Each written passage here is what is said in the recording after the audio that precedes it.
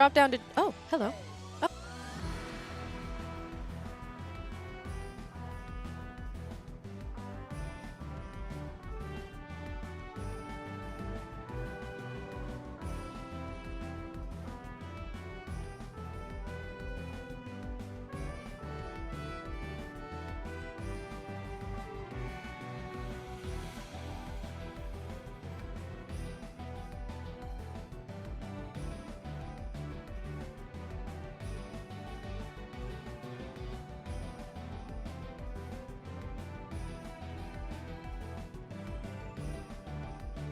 That's oh my god, hello.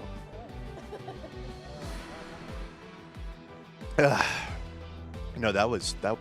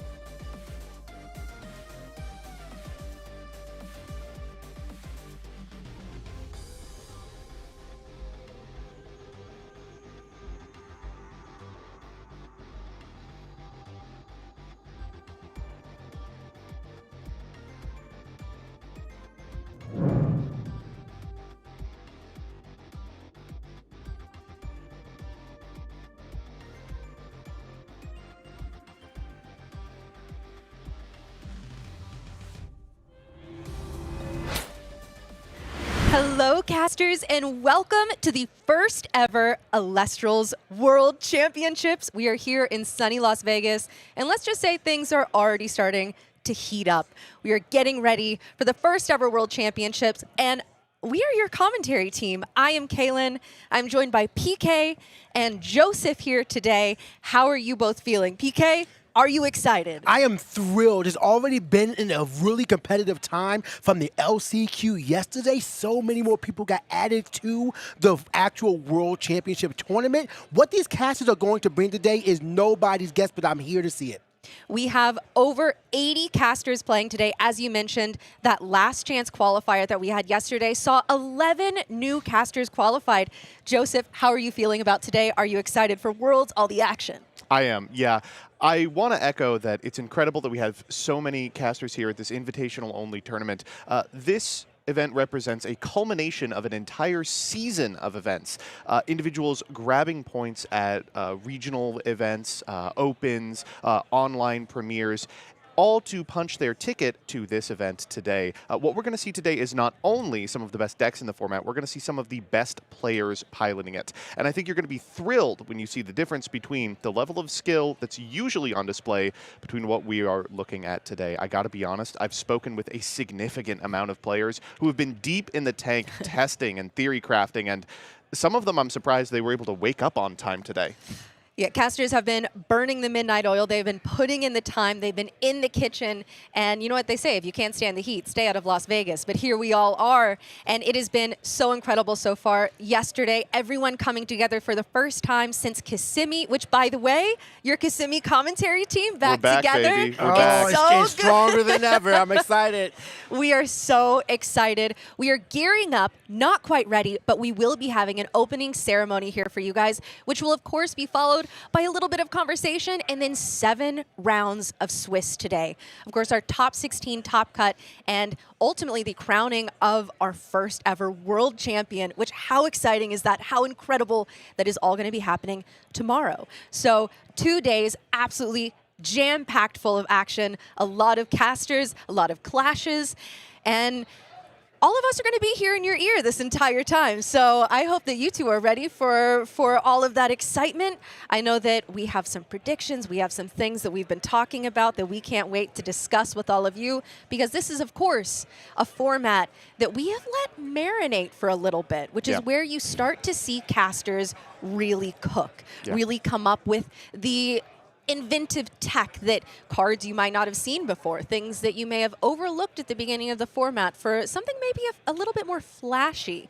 But here we are, it's been allowed to marinate. PK, how are you feeling about the evolution of this live stream format as we are here getting ready for Worlds? The important thing about the live stream format is not only did we go through the evolution of players understanding the format and finding new strategies more and more, but we have had several ban lists going throughout it as well. So much so that the format and available cards have changed dramatically. Lavalith is no longer an option for players. We've lost Hurricane. We've lost so many different cards. Don't get me started on the January ban list there. So it's to a point now where players are starting to reach the creme de la creme, trying to understand what exactly is going to work. The problem for casters today is that there are still so many recipes out there that are just pristine. They are delicious. Like, so there's a lot of things that we've seen, a lot of solar, we've seen a lot of fish, we've seen a lot of lunar, we've seen a lot of earth, we've seen a lot of fire. We know frost is out there as well. I don't know if there's going to be a consensus, and I cannot wait to see what decks convert to that top 16 slot. Now, Joseph, you mentioned, as you were talking about here, this is the culmination of this first season, Elestrals' first competitive season. We have had so many regionals. We've had 2 in-person events at this point, as well as all of the online premieres, everything like that. How are you feeling? As this is sort of the conclusion of this first ever year, how are you feeling about Elestrals, the state of things, and this being a celebration of all of that? I'll be honest, I am legitimately floored that an organization like this could exist. This went from first production to having in-person open events with like 500 people at them in just a few short years. It's fantastic that it launched with an opportunity for individuals to use the cards that they'd collected in these online premieres, which, if you haven't had an opportunity to check out, are a fantastic way to flaunt your collection, either through the online premieres, which of course can earn you points to come to the World Tournament, or through the casual nights that are hosted every Tuesday to get people a little more acclimated to the formats. But to see the rollout then extend to local game stores and OTSs, to see people meeting in person in order not only to punch their ticket to Worlds, but also to form the bonds and friendships that are the reason why I think we all enjoy card games so much, has been nothing short of stellar. Ooh. And as a result, individuals were able to rack up points at store regionals, at OTS championship events, and at the open events that you mentioned. Kissimmee, Dallas were absolutely fantastic. I was so privileged to be able to cast those events with you all, and so excited to be back once again. Of course, the ultimate prize is to walk away with the World Championship here today, and while it is much smaller than those open events, the concentration of individual stamina and intelligence and just playmaking ability is so much higher. It is going to be a shorter tournament than we had at those, but every round is going to be a round that theoretically could be the final round of Worlds. I'm super, super excited to be casting. I'm super excited to see what people are playing. PK, you mentioned a number of decks that you're excited for. The Solars, the Water. I think we're all anticipating a lot of Aphoros, a lot of Novacore. I want to ask you, Kay, is there anything a little more off the wall that you would like to see or are expecting? Well, without getting too much into our actual predictions, you all might notice a theme, possibly a little bit of a spoiler here, but I think that all of our commentary team here, we are anticipating, or at least manifesting, a little bit of Lunar. Me personally, as you mentioned, this being an event that any round, any game could be a final clash in terms of the skill level of our players. And for me, what that says is that means we're going to be looking at high skill intensity decks. And what personifies that better than the Hermes archetype?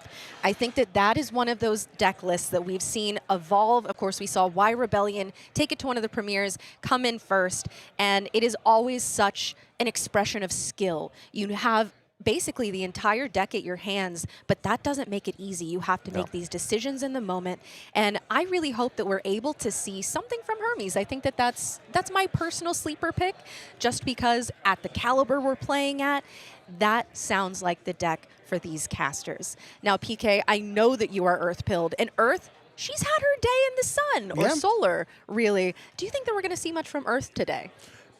I think that there's a lot of potential for Earth, and that's what's most exciting. One of the most recent champions, Brulok, won with all the best Dionysus cards. We had Waspivy, we had Latagon, we had Centaur, all in the same list, and it won a premier tournament. So there's a lot of power and spice to come out from an Earth deck. So what that can happen there is anyone's guess, and who's going to know what they're going to really push forward, because the way Earth likes to play in this format with the strategy is very aggressive tempo in a way. You know, I'm going to make sure that every card is going to net me some sort of result, so I always get at least 1+ advantage every single turn. With that said, who has the right recipe? Because I've heard, this is one of our commentator privileges, when competitors know we're not competing, they want to talk about their decks. And the amount of aggro I've heard in terms of their element, I've heard lunar aggro, I've heard earth aggro, I've heard solar aggro. So what they're going to be playing is anyone's true guess, but I imagine we're not going to have games last long. Yes, exactly. And what that tells me is our casters are here to fight. They are fighting for that win. Now, Joseph, I saw you perk up there. What came to your mind in that moment? I was thinking, wow, PK, you really are Earth-pilled? Because if Kay had asked me, do you think Earth is going to make a splash this weekend, I would have just said no. I would have said, Earthquake will probably see play. Listen, you two. Calm down. See, this is why we're separated. Don't start this fight. We'll be met mid-match by Dionysus. As you can see, some of us are already enraged. But we won't leave you dazed for long. We are moments away from going to the opening ceremony. We've already got the progenitor of the game, A-Drive, on stage, who is, it appears, throwing packs of the unreleased Sunstrike set into the audience. He's really enjoyed himself here. Yeah, he was Santa Claus when we first got here. I was seeing pictures of day 0, essentially. You get a just pack. giving out packs. And people were getting some amazing pulls from Santa Claus there. Ooh. That's good. Yeah, So, we can use I mean, that. it was an amazing time for Sunstripe. But, hey, I think time is coming up. I am excited to hear what this opening ceremony is about. I know. One thing that I can tell you for sure is that every opening ceremony, A-Drive has hit us with some exciting news, some hype moments. I don't know what that's going to be. Of course, like we said, we're right on the horizon of Sunstrike. We're not quite there yet. We're still celebrating Lifestream. We're still in this format as we see him throwing more packs into the audience. We're dodging them. We have to actively dodge them. Yeah, listen, unless... Look, he's got one. Wait a minute. For us. We're Here we go. Will it happen? Oh my we gosh. got one. Let's go. That was And unbelievable. we've got one. We got a Sunstrike. The new Sunstrike, which I have to say, the product is gorgeous. And you know what? I'm sure we're going to hear more about that because we are ready to get over to A-Drive and get into our opening ceremony.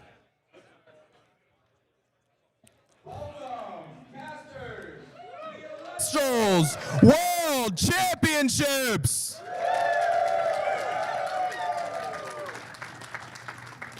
This is honestly crazy, guys. Like, I just want to first take a moment and thank every single one of you in this room for making the trip far and wide to come out here to Las Vegas to celebrate Elestrals, to clash for victory, and ascend to immortality.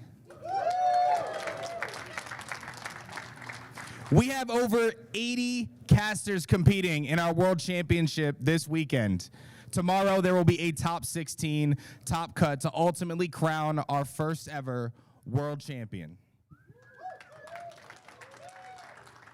The vibes have been immaculate. We've had Sunstrike to open. We've had a ton of fun. We've got some reveals. We've got all sorts of cool stuff going on. So again, a big thank you to everybody here and everybody watching at home who couldn't make it. Hopefully we'll catch you at the next one. This weekend, we are going to be rocking all sorts of activities you guys can do here on site. We've got side events. Did anyone here have a chance to do the Pandora's Box draft? We got Sunstrike draft as well, base set, or Pandora's Box sealed. Sunstrike draft, base set draft, lots of really cool side events. We've got our gunslingers, myself and Shady Penguin are taking challenges. You can use the app to queue up against us. So make sure you guys go onto the app, make sure you secure a slot. You'll be able to challenge myself and Shady Penguin. We've got our spirit challengers as well. So you got plenty to do this weekend. It's gonna be a blast. Not to mention our first ever giant card side event, which is going to be so cool. We got a little early preview here of my man, Stellar Dionysus, and that'll be the first ever giant card side event that we do, the 1 of 1, and that's going to be really epic. How sick is that art? So cool. It actually has the 1 of 1 on the art, so when you win it, whoever that is, you're going to get something truly unique and truly special. Tomorrow, there is another giant card side event for Stellar Aphrodite 1 of 1. So that is pretty sweet. So we got a lot of great stuff for you guys to do this weekend.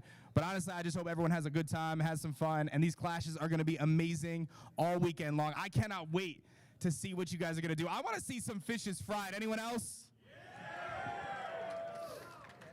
All right, let's switch things up, though. We've got some Sunstrike reveals. You guys got the early access here, right? You guys got to open a lot of packs this weekend. We saw a lot of really cool cards pulled, right? But there were some really special ones that I think you guys really enjoyed. I'm talking about full art textured Pantera and full art Lumavale. How sick were those cards?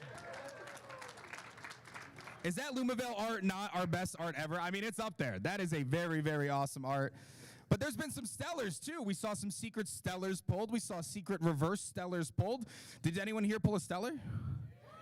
That's actually quite a few hands raised. That's not too bad. Listen, we got Stellar Cockeright, Champion of Aries, and Stellar Snowwaddle, Champion of Hera, both pulled yesterday. We're going to pull those up here as well. 2 epic, epic Stellars that you guys can pull. Again, only 99 copies of these cards ever made. Absolutely beautiful.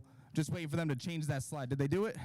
They did change it. Cool. So very awesome Stellars. But listen, guys, there's a few Stellars that haven't been found yet. There's a few. A couple dragons, maybe. There's a couple secret ones that haven't been found yet. So we're gonna see if we can pull it right here. But there's another Stellar that really got people riled up. None other than Stellar Twilix. Believe it or not, there's someone in this room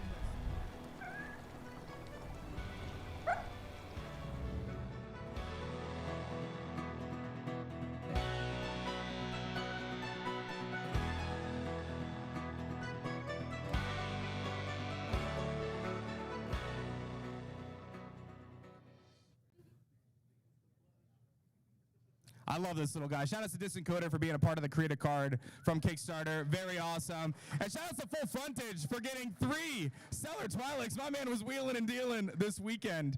But listen, you know how Elestrals likes to do it. We're here a little bit early celebrating Sunstrike. We're going to give a nice send-off here to Lifestream, celebrate Lifestream in a big way. I thought it'd be fun if we all did a uniform pack opening for Sunstrike. Let's see if we can pull one of those secret Stellars left. So my team, Mr. Shady Penguin, my assistant, KG, they're going to hand out some Sunstrike packs, you guys. We got the rest of the squad here. So just raise your hand if you're looking for a Sunstrike pack. Don't open it yet. Let's hold off. Let's all be able to open it together and see if we can find one of these secret Stellar rares.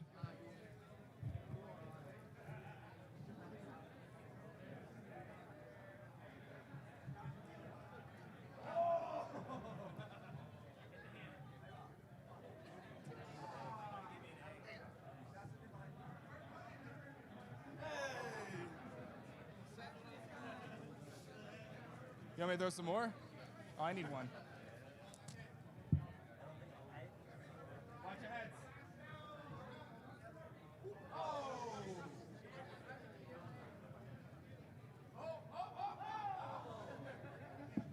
I hope that wasn't the Stellar.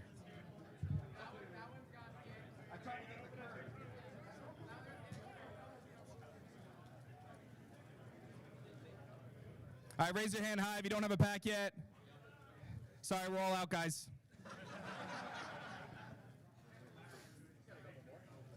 We're going to do Frostfall instead. Oh, by the way, for all the people here, we do still have, I believe we still have a few Reverse Stellar bundles at the shop.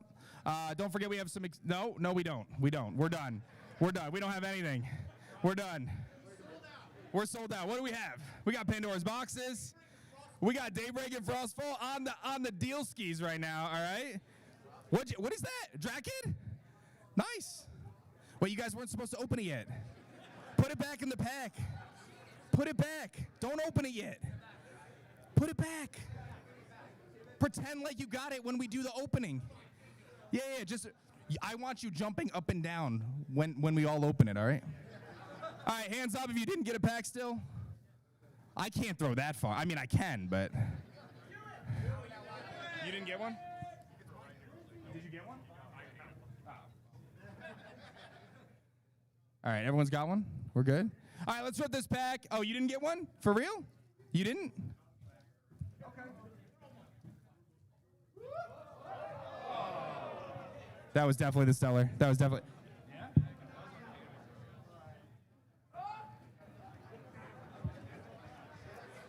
I hope we got that extra insurance coverage. All right, let's rip this pack, everybody. Let's do it. If you got something sick, jump up and down.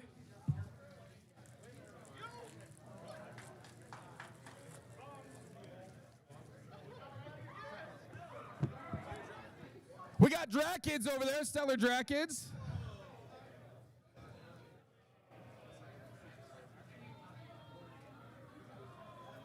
Any serialized?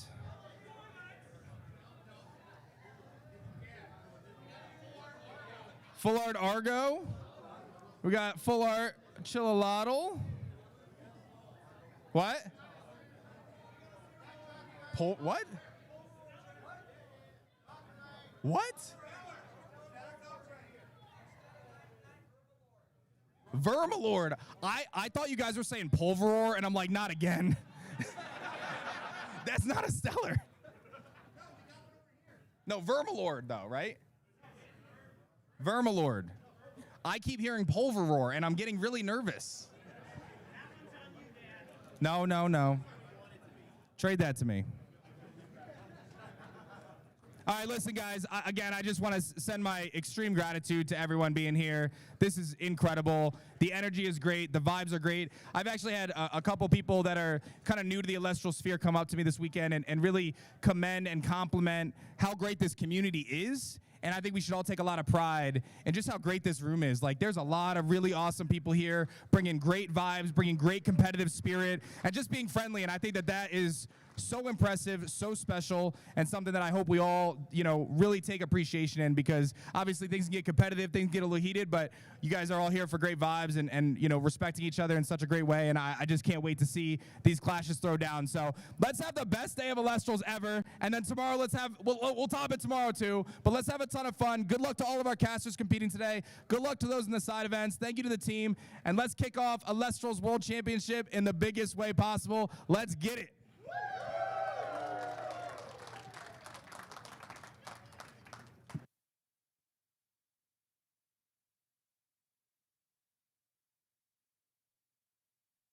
What an opening ceremony. The fact that we already had a stellar pulled, the Vermalord, which I know has been, listen, PK, talk about your pulls. Talk about Sunstrike. Let's go. You want to... Well, I'm excited what I got. I did get a Chill Lotto, which I only had one so far, so now I got a second one. And of course, I pulled my boy Hollow Taratlus. Come on. You got this in one pack? No. Yeah, wait a minute. No, I got an extra pack from Santa Claus, remember? Oh, all right. Okay, all right, so yeah. clearly one of us had a little bit of an advantage. Joseph, did you pull anything? I got a bag of wins back in the bag. That's pretty good. Yeah, Yeah. it is good. I'm actually, we have had advanced access of Sunstrike because it's available at this event in particular for people who have purchased a certain upgrade to their badge. And as a result, I have been doing my best to try and assemble a full set of Sunstrike. I am 4 cards off, and Bag of Winds is one of them. So I'm excited to be making progress. It is cool always when the opening ceremony includes a literal opening. Yeah. It's always a little fun. New twist on an opening ceremony. Yeah. No, and I could not be more excited for Sunstrike. But like Dan said, this is a nice send-off for Lifestream format for the cards in that, which were, in my opinion, kind of the turning point for Elestrals, where it ceased to be like the best assemblage of cards, best in slot for each individual card slot in a deck, to like realized linear strategies. And it's been fantastic watching people tinker with these builds that have a really consistent, powerful through line, and the resultant like swingy gameplay that it enables. I am excited to watch some of that gameplay, and I'm excited to watch some of those casters today. Kay, would you like to talk about what they are playing for? Yes. So our prizing is incredible for this Worlds event, is a celebration of Elestrals. Of course, we have over 1,900 packs of Sunstrike, which is what we were talking about, that is going to be awarded for top 32 prizing. And then, of course, after that, it just gets better and better until you eventually get to the champion, who not only do they get an invite to the next world, securing their slot already, but they also get the gorgeous playmat that top 16 gets, and top 3 gets the beautiful top 3 playmat, each of them third, second, and the champion having their own little flares to indicate which one you placed. And that is not all, because the champion is also going to be able to create a card for the future of Elestrals, which I think is just so cool, allowing the top player to be able to influence the game itself. Now, PK, I know that a lot of these prizings, as we've announced them, you've been so excited about it.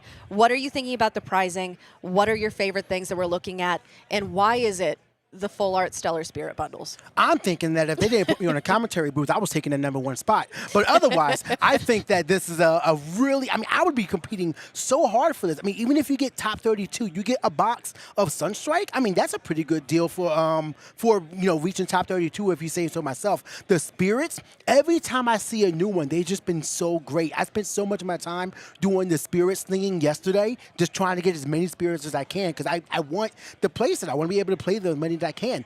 Even the Kissimmee ones, I was seeing them around here in Dallas as well. Like, they have not missed for these in-person spirit bundles so far. The designs have always been incredible. But those playmats, I mean, you give me well, let me say that. If I earn one of those playmats, I am playing it everywhere I go. I think the Voltempest one is a beautiful design.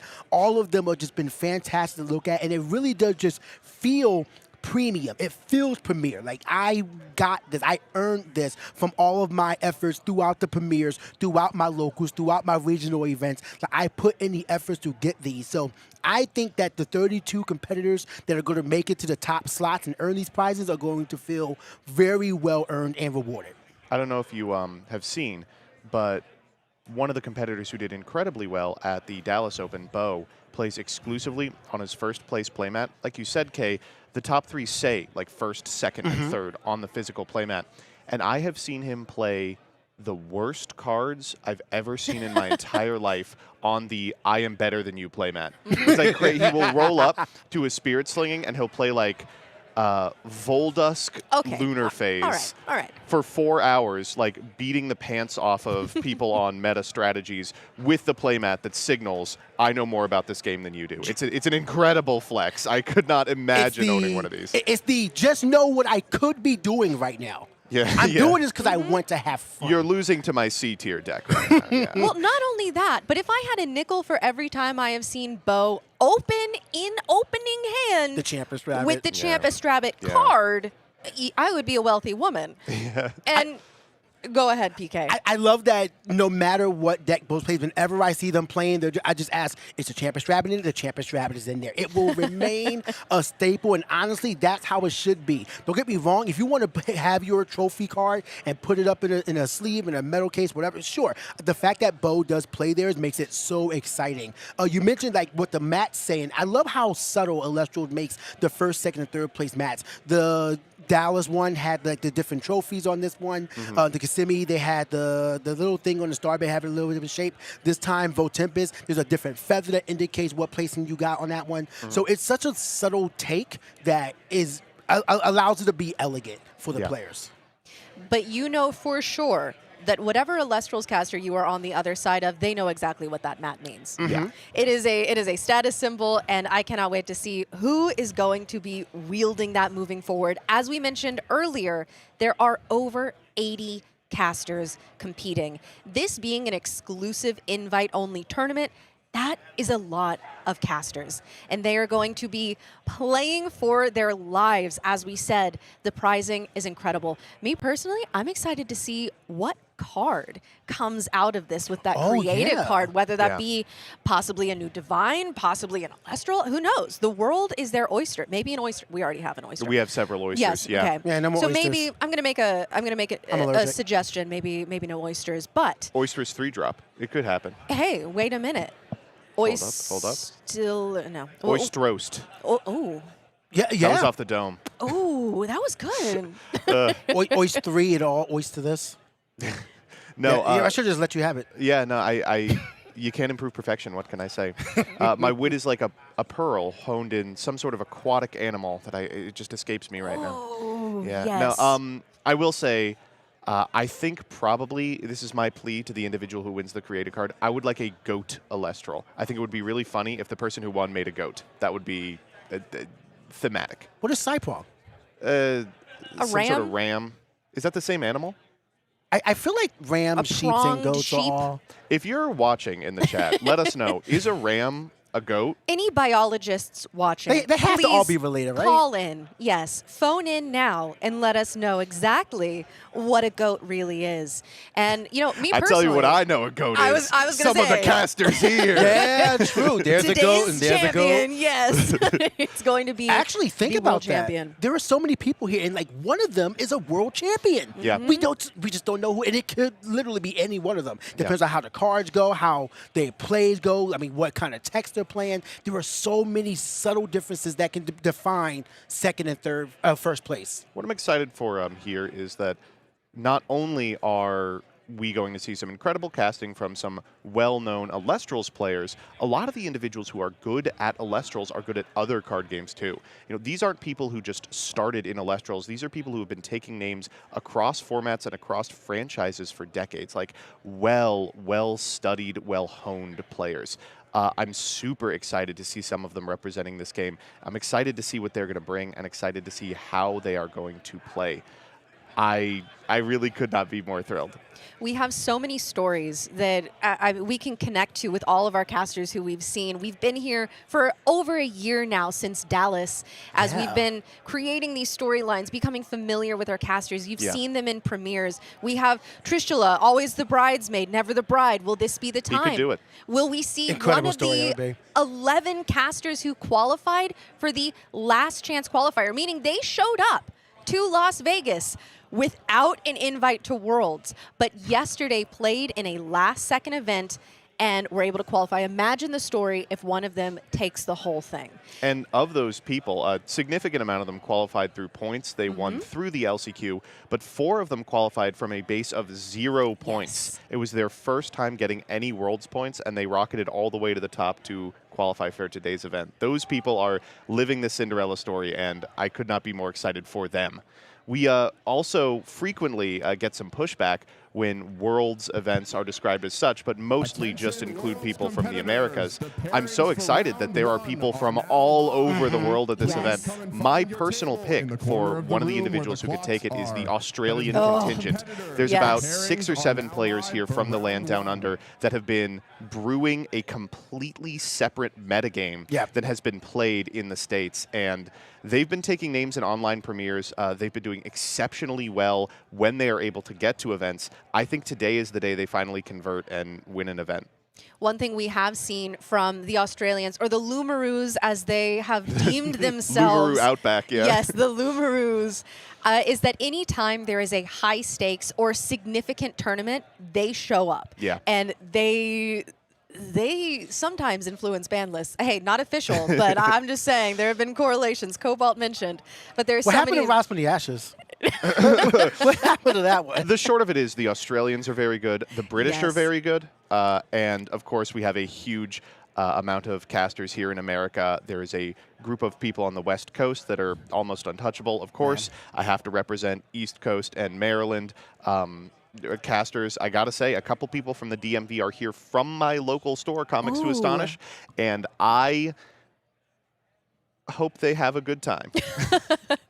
Listen, we all have casters who we love. As I've said, we have spent over a year in this season preparing for this moment, getting to know our casters, seeing them play, seeing the decks that they've chosen, see them evolve as casters as well, and just improving. And I have loved every moment of it, being here on the mic, being able to watch and cheer for all of our casters here. And there's so many people who it's like, you know, I would love to see this person win, and I personally can't wait to see how that's going to go. Yeah. As you mentioned, people from all over the world, we are on some insane sleep schedules. I assure you, there have been messages in. And that's just the Americans. Exactly. There have been people in the Elestrals Discord saying, "Hey, you know what? If anyone else can't sleep, we're running games in the lobby." I said see that. It is a community out here, and one thing that Elestrals casters love to do is play Elestrals, and that's what we've been seeing a lot of. And, you know, we've seen so many Stellars pulled already, and this is just the first day. Round 1 has not even started. They actually just paired the first round. Individuals are sitting down for the first games of our World Tournament. Still going to be a little bit before we're able to set up our feature match, but rest assured, it's going to be 2 incredible people. If you've been watching the premieres, you're probably familiar with commentary starting a little later into the tournament, just so we can ensure that the top tables are being represented, but any table here could be a top table. The casters that are being represented at this event, the casters that are sitting down and slinging spells, are unbelievably talented. Yes, we are going to be here with you through all 7 rounds of Swiss today. And we have a little bit of data here for you as well. We have one of the possibly most represented decks in the Lifestream format overall, which is Fish. Yeah. And I know a lot of casters have been working on different brews of Fish. Now, PK, I know that you've followed this storyline as we see our different brews here. Are there any that you are drawn to? Are there any that you feel really, really work in this format? So personally, I am a fan of the Kerberos line. I think that the Kerberos line does a lot, just uniqueness that can really overpower everything else. I'm kind of surprised that we don't see Draking here at all because it is searchable just like any of these other ones, and it can take a lot of Elestrals that you can then utilize for yourself. So I'm shocked that that didn't even crack the top 6. But I mean, just look at the different, like they all have a different ground game. Like they're all low level, they're trying to dig into the win play, but what their win con is so different. We have Zephrog, Joblin, which is insane for advantage, and especially with High Tide in your list if you choose to play that. Caprigo and Lakagon, you already know those two are very powerful, although I think Caprigo was a little bit underexplored and something that casters should be diving a bit more into. We could see more of a lot of that in this World Championship tournament. Kerberos, we already know, is a huge threat, and I've seen some tech with Kerberos as well to try to keep that one alive. So even after you get the disenchant, you can keep the body around, which is very nice. And of course, Whale Lance being a huge threat to them all, just sniping whatever you want. Like, there's your Aetherals, there goes all of your Aetherals, or however you choose to play it. So the fact that that fish is so powerful but is still having such a different top end really can change how games end. The beginning, kind of just back and forth, tete-a-tete, but at the end, who knows what could be happening. Now, Joseph, talk to me about this most represented fish Yeah, list here, I will. the Whale Lance. I know you've got opinions. Yeah, I'm thrilled to see this in the top slot. So, like PK said, the fundamental way that Fish Nexus plays is you're always going to be casting an Aphros or an Aphros champion of Aphrodite, and then using Aphrodite to find the other one. This sets up a combo that allows you to draw a number of cards off the Nexus effect of Aphros and play super ignorantly with your back row for the remainder of the match. This is probably the simplest deck to master in the format, and for people who think that they are going to run out of brain power after 7 long rounds, I think it's a fantastic pick. Not surprised to see it so well represented, but I am surprised to see Waylance as the #1 2-drop of choice. Like PK said, all of these decks revolve around the same fundamental premise, but they have difficulty getting over large Elestrals, so select different 2-drops in order to close out the game. Waylance is a Water and Frost Elestral, which, if it hits an opponent's Elestral, sends all named copies of that Water Elestral to the yard. And that's a huge problem for Aphoros, which, of course, plays 6 copies of Aphoros, and then 3 Magnaros, which is functionally useless with no Aphoros in the deck. But you'll see the Argo represented there because the Waylance deck does one other thing. By equipping an opponent's Elestral with Necklace of Aphrodite, they can utilize the powerful effect of that card to give it the name of every Water Elestral in the game. Yes. Meaning, if a Waylance connects against an Elestral that has a Necklace of Aphrodite equipped, it will mill every single Water Elestral in the deck at once. And in a format where you expect fish mirrors, that might as well read win the game. Have you seen that happen yet? That's the thing, is I do not see it happen really at all. That's why I'm so surprised to see Waylance so high. Like you, PK, I think the Kerberos list is just so much better. Has much better coverage versus the other decks in the format, the Hermes, the Solar. I like playing Waylance in the board of fish, but I just can't imagine that being my A game for the entire event. I hope we get to see it on camera. I hope against hope we get to see someone mill every single Water Elestral. It would be a huge sight to just see them pick up their deck, just find every single Water Elestral, just drop it to the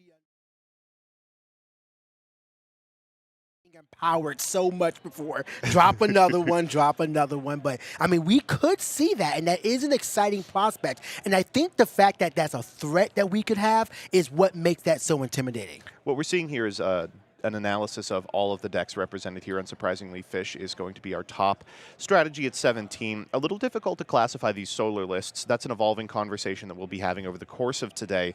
But if you look at Outback Sunset, this is the Solar list splashing a small lunar package for Pharaohgeist, and Celestleo Foretell, the more traditional Solar Brew. That clocks in at 13, which would put it safely in 2nd place. After that, we've got the Dionysus deck, Latagon Days in Rage. I think this strategy is probably the one PK is stumping for, and Hermes, the one that he was just mentioning.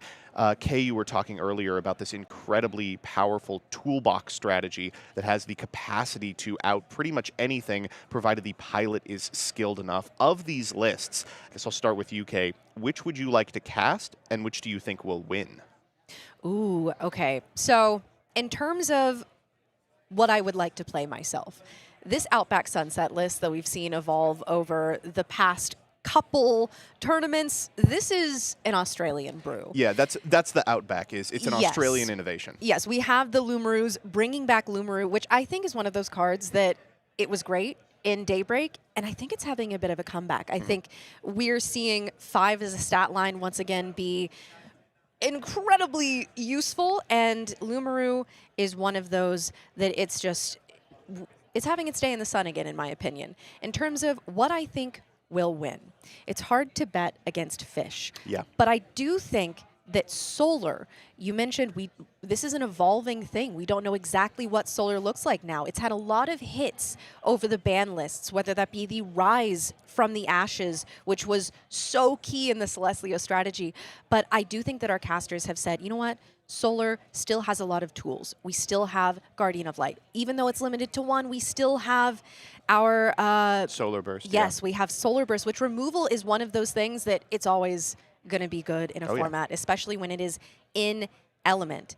Now, PK, I know that this Champions of Dionysus list that has been evolving, we saw Brewlock playing something very similar. I know that that's exciting to you, but out of all of these, I like the question. What would you want to cast, and what do you think will win? Cast is in playing or cast is in commentating over? Either. Okay. So I would like to see Outback Sunset. I think that in terms of deck originality, that is one of the most unique ones. You both mentioned that Lumaru was seeing a resurgence. I think that casters are starting to realize that mill 3, even if you're not a mill strategy, can really net you a lot of results. So, I mean, who knows what can really be there? And with the 5 stat, I mean, we already know that you're playing Temple of the Sun, so now Lumaru is a 6, and you have the threat of a Nova Core at any time. So I think Lumaru is having a lot of advantage just because of what it can do and the little bit of disruption it can provide to your opponent. Who doesn't love seeing Lumaru mill a Gorgon's Gaze, Poison Tip Arrow, and a key piece for your strategy? Or their strategy. But in terms of what I would want to commentate over, I think the most exciting prospect comes down to Hermes, because as you both said, Hermes players, they are skilled, because that deck is not for the weak of heart. You need to understand what cards are left, what cards are there, what there in your underworld, what resources you have, what the game state is like, and what you need to pull out next, how often to pull out your carry-on champions of Hermes to try to pop an Elestral on field. It's a lot of brain power you need to exude, one that may not be able to carry you throughout 7 rounds and top cut, Joseph, as you said. So I think that one will be the most exciting, because I want to see what kind of thoughts that our players are going to have today. In terms of what I'm pulling for, listen, just give me Earth, baby. I figured. It's very simple. Do you count Hermes as an Earth strategy? There's a Spinosect in it. You know, that's a very good question. I'm going to say no. As much as I know Spinosect and Spine Nymph are great Elestrals, by the way. Not enough Earth for you, I guess. It's not enough Earth focus. Like, I like Hermes. I love what they do. Don't get me wrong. Aviolith, Champion of Hermes, is a very scary card. But it's a win It's card. a win, yeah. Yes. Like, it's not vertical, so I don't want it. I will say I do want to echo what you're saying about Hermes. That deck changes dramatically, not only based on the skill of the player, but based on the individual deck build. Decisions as subtle as playing a second carry-off can really change how a caster manages their points of interaction. And I think we'll have the unique opportunity to have more insight into casting Hermes, because we will know the deck lists, but they will not. Listen, all through today, we are going to see if these Hermes casters are going to be able to carry on, or if they will simply carry off. That's You're sitting right. on that one, huh? Yeah, I've been waiting. I've been waiting for the opportunity. And for those of you watching at home, I will say Hermes is one of those archetypes that you need to keep an eye on, not just today, but also as Sunstrike comes out.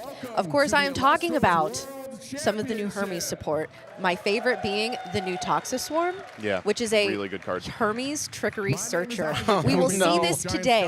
The only thing that Hermes does not have at its fingertips is access to Hermes Trickery, which is a counter rune within the Hermes strategy. So we'll see. We have that piece missing, but we're going to be getting that soon. And as we are saying this, I'm hearing them starting to announce round 1, which means we're getting ever closer to getting this World Championship started. I cannot wait. I am so excited. Our casters, I know that they are just jittery. They are full of nerves. Positively vibrating. Yes, we can feel it from across the room. I think the best part is the hush that is falling over everybody. Once everyone started getting settled and we're getting into our tournament mode, our game faces on, which is like, all right, the time is here. We've all been playing for the past year and a half, however long it's going to be. And what's exciting is that not only does it come to the culmination of worlds from the last circuit, this is all going to lead us into Sunstrike. As you mentioned, Hermes is going to get a huge buff thanks to support from here. We have so many cards coming out from Wind. Stratamoth is going to be a huge threat in Sunstrike. So this world, and everyone is bringing the best of the best strategies, whatever they've been sitting on, they're going to be trying to cook and say, no, you guys did not realize that this card is absolutely insane. Those strategies could affect the upcoming format. Organized players getting a revamp in the next season. There's so much. Like, even though last season is culminating, it's truly just the beginning. One of the really shocking things about getting Lifestream early is getting Sunstrike early rather, is that while everyone is playing Lifestream decks for the event at trade night, while doing spell slinging, I've seen so many people supplementing their existing Lifestream decks with Sunstrike cards. I've seen people building Sunstrike decks at the event proper, and by the end of Sunday, I expect everyone will just have Sunstrike available. They will be playing each other with decks from the new format, and so we'll get this weird little hybrid push-pull of decks that are powerful now being souped up by new stuff in the upcoming set. Of course, our champion being the first caster who's going to be qualified for the next Worlds. As you mentioned, there is already forward momentum. We are already looking to the future and saying, what is next in the world of Elestrals? And I cannot wait for Sunstrike. I know that we have plenty of premieres coming up for you. I can't wait to see what our casters cook on. We were actually talking about this, and there was an interview that we had yesterday with Dan and Shady, and one of the questions was, what are you looking forward to playing in Sunstrike? And Shady said there are like 11 decks that I am looking to play. Shady came to the trade night, and we were hanging out just a little bit, and he mentioned, no joke, like 7 or 8 strategies he was like 80% of the way done with. And he's like, yeah, I'm looking to finish off this and this and this and this. And I was like, do you want to play a fish mirror or something? Best I can do is fish. Yeah. What are y'all looking to play in Sunstrike? You guys got your eyes on like 1 or 2 decks? Well, obviously we're going to play Stratamoth, but Brontiglow. Brontiglow is my pet deck for the current format. I think it is really well positioned against the top 2 strategies. The downside is that it's not very good. I think that you may see some of it today just because it occupies such a good space in the metagame. And post-Sunstrike, every deck is going to be on a Divine Root, which means that the deck that has the ability to cast Thunderstorm is in a much better position. Moreover, a significant amount of the cards available for Hera really soup that deck up a significant amount. If you don't want to go all the way in on Hera because it requires so much of an investment with respect to Hera's individual Elestrals, you can play Electropossum. Like a cool... I got to announce that one. The card's great. It's like a cool new Hydrake, Nobby style Elestral that really puts a bit of aggro into a deck that otherwise has to kind of sit and wait for a 2-card combo. I was playing it at Spell Slinging yesterday. I thought it felt amazing, but of course it was against like the Spell Slinging precons, so my vision could be clouded on that. What about y'all?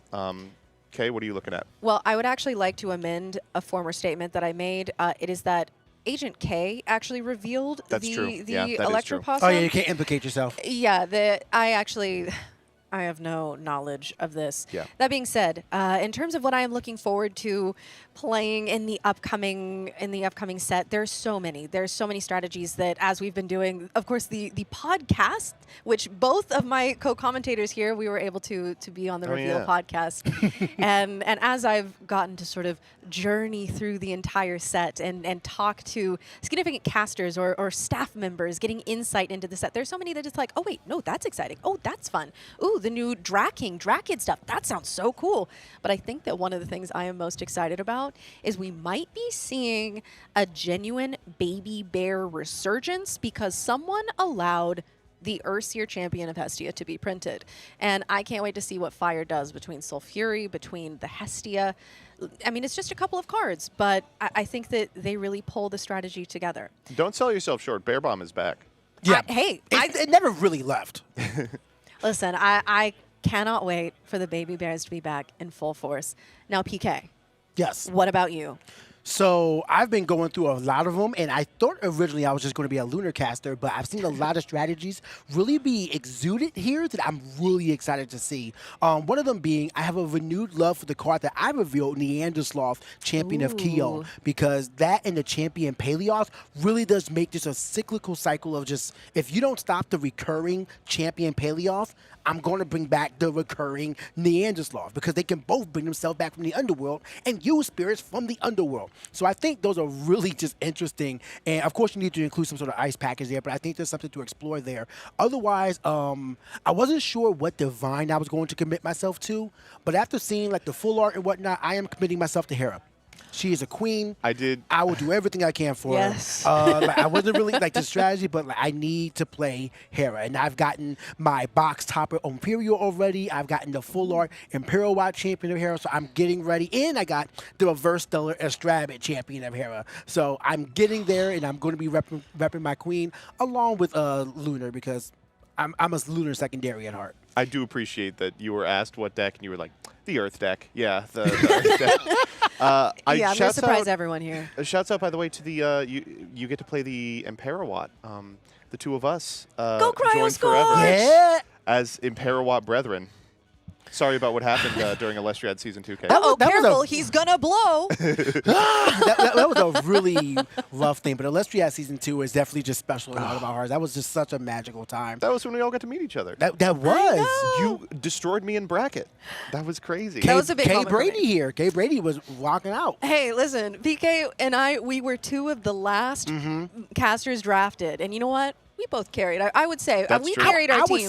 would say this series came down to us. We were both going in, 3-3? Like, we showed up and show out. We I did was the 4 darn and thing. 3. I'll never forget. It was like the day before our match. I think it was Swole. Was like, hey, dude, you're playing Kay tomorrow. And I was like, yeah, I know she doesn't play the game like as much. I feel pretty confident. And he was like, you need to prepare. I was like, are you for real? He's like, yeah, like you are gonna, it's gonna be an uphill battle. She's been in the lab, and I got clapped. I am not ashamed to say. I mean, you started off 4-0. Kay did. So, like, definitely should have been respected. It was kind of the opposite, but I mean, it was a whole experience that I would definitely recommend you all going to the Elestrals YouTube channel to check out. The entire playlist is there, and I promise you, it is a journey. It's like you won't believe how well it goes. But so many good matches, so many interesting strategies, and if you are new to Elestrals, it's only set in the Frostfall format, so we only had 2 sets to really operate with. So it's a simpler way, but still so many different strategies that were employed then. Oh, hunting for lava liths. I remember. Yeah, That so was much so has changed. fun. Yeah, just full suite of earthquakes, full suite of resting on your laurels. There 3 were, Viscerous for me. It was no man's land. It How many was Viscerous just, did you have? I had none. So that was the thing. crazy part. Oh, you know what? You did that on purpose. Actually, hey, can we get the Vesuvatuga behind me because now I'm a little squeaky mad. Hold on. Rather than reopen old wounds, let's make some new ones here today. We've got 2 incredible casters setting up right now. I could not be more thrilled to see them on the main stage. One of whom I know has brought a deck that is really fantastic. Unfortunately, I don't think I will be able to be a part of that. Instead, I believe that PK and Kay, you will be casting this first match between Julian and Sir Tractor. This is an insane round 1. Both This of could these, be finals. Like, this literally could be finals. These are premier champions. I feel like this has been a finals before. Both of these casters have won multiple premieres at this point, I think. Look at their accolades. They're both 2-time Premier champions. Oh, yeah, they there we have go. so many Premier top 4s, top 8s. We got a Premier runner-up. Like, these two, they clash. They know what they're doing. I cannot wait to see what strategies they brought up. I cannot wait to see how they play versus each other, how they go around each other's strategies. Like, this is going to be a slugfest. One thing I want to say, so yesterday when we were here, Julian, known for being a Locagon lover, truly has it tattooed on his body, showed up yesterday with one of the little Aphrodite hearts in his hair, literally made out of hair. I am so sad that today he's rocking the hat, but I do understand. And hey, that might be an indication of what we might be seeing from Julian today. I know that Locagon has had some hits. She's taken some hits. She has taken some hits. But, Julian hasn't. In the very final premier event, He was able to get top 16 playing. This is going to shock you, Fish. So I imagine that's what we're going to see out of him today, but I would not be surprised to see a super cynical pivot to a deck like Solar that really enables a player of his caliber to flex his ability to outplay his opponent.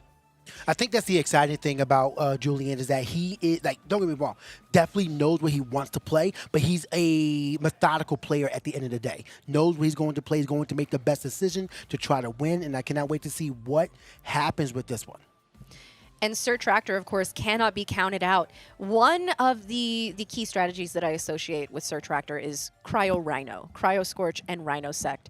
And I think that Sir Tractor is actually one of those casters who had one of the shortest rounds of all time that I've ever seen played in a Premier, because he just came in and cleaned up in minutes. And these are both casters capable of that exact kind of skill, and I cannot wait to see what they have brewed up. And, you know, this is just round one, and we are off to the races already. Either of these casters could be the ultimate champion today. I think what's exciting here is that, I mean, look at how happy they are just to be here. They're all both just smiling. They're talking with each other. And, I mean, those headphones are real. I mean, trust me, they got stress tested. They asked me to project my voice, and I did. Yeah, they had PK yell over here. And they were saying, like, you're not going to see much, and I'm not going to be yelling about everything. So, I mean, they'll hear my pop-off if they do amazing play, which, you know, should encourage them to continue on with their fantastic play here. But both Julian and Sir Tractor, they look calm, they look ready to go, they look excited. Again, 80 plus competitors here in this World Championship bracket, like insane. These players have really showed up and showed out. The production is insane. I mean, everything just looks fantastic. I cannot wait to see how this one turns out, but I am excited. So we mentioned that Julian might have pivoted to Solar. Sir Tractor, they have been an anomaly. I feel like there's never been any sort of deck type that he prefers to stick with. So do you have any inkling or idea of what we're going to see from Sir Tractor? I know Sir Tractor loves Frost. I know that that is one of the elements that he has been comfortable with. I don't know if that's what we're seeing, because Frost is not super represented today. Hey, you know what? Maybe we're going to see the Whale Lance version of Fish, because there's Frost in there. Possibly. But maybe we will see some sort of Frost brew here, or something completely new. Julian being one of those casters, as we mentioned, likely on Fish, but also, I want to say, one of the most prolific players of heal control, which is a strategy that we haven't seen in a long time, but that does speak to the kind of gameplay and the kind of mind that Julian has. This ability to sit and wait out a game, understand exact spirit deficits and math, and say, this is where we are, this is where we need to be. And I think that that will show today. And Sir Tractor, an explosive player, a caster who will come out aggressive, very much inclined to aggro decks. And we have actually been informed that Julian is going to be starting us out first today, having won the dice roll, and I can't wait to get into this round one. Casters at home, it is almost time for our final event of the circuit to culminate. So if you guys are excited to be witnessing these matches, make sure you guys engage with us on socials using the hashtag #PlayElestrals. The cards are being drawn. The deck lists are already locked in. It is time to see the first round of Elestrals World Championships 2026. We're here. I know. I'm honestly, it hasn't felt real until this moment. Yeah, I'm getting goosebumps right now. It's sinking in. It's the first ever World Championships, and this is the first round of those World Champions. And it's a double mulligan. Oh, and we are starting off. But you know what? It. I see wind from Sir Tractor, and I see water from Julian, and playing on those new stellar marble spirits, I will say. Yeah, they are. Elestrals has a tendency of having cards that look so much better in person than they ever will in any form of video format. picture format, whatever. So, I mean, those cards look incredible to have in They're hand. stunning. They feel great as well.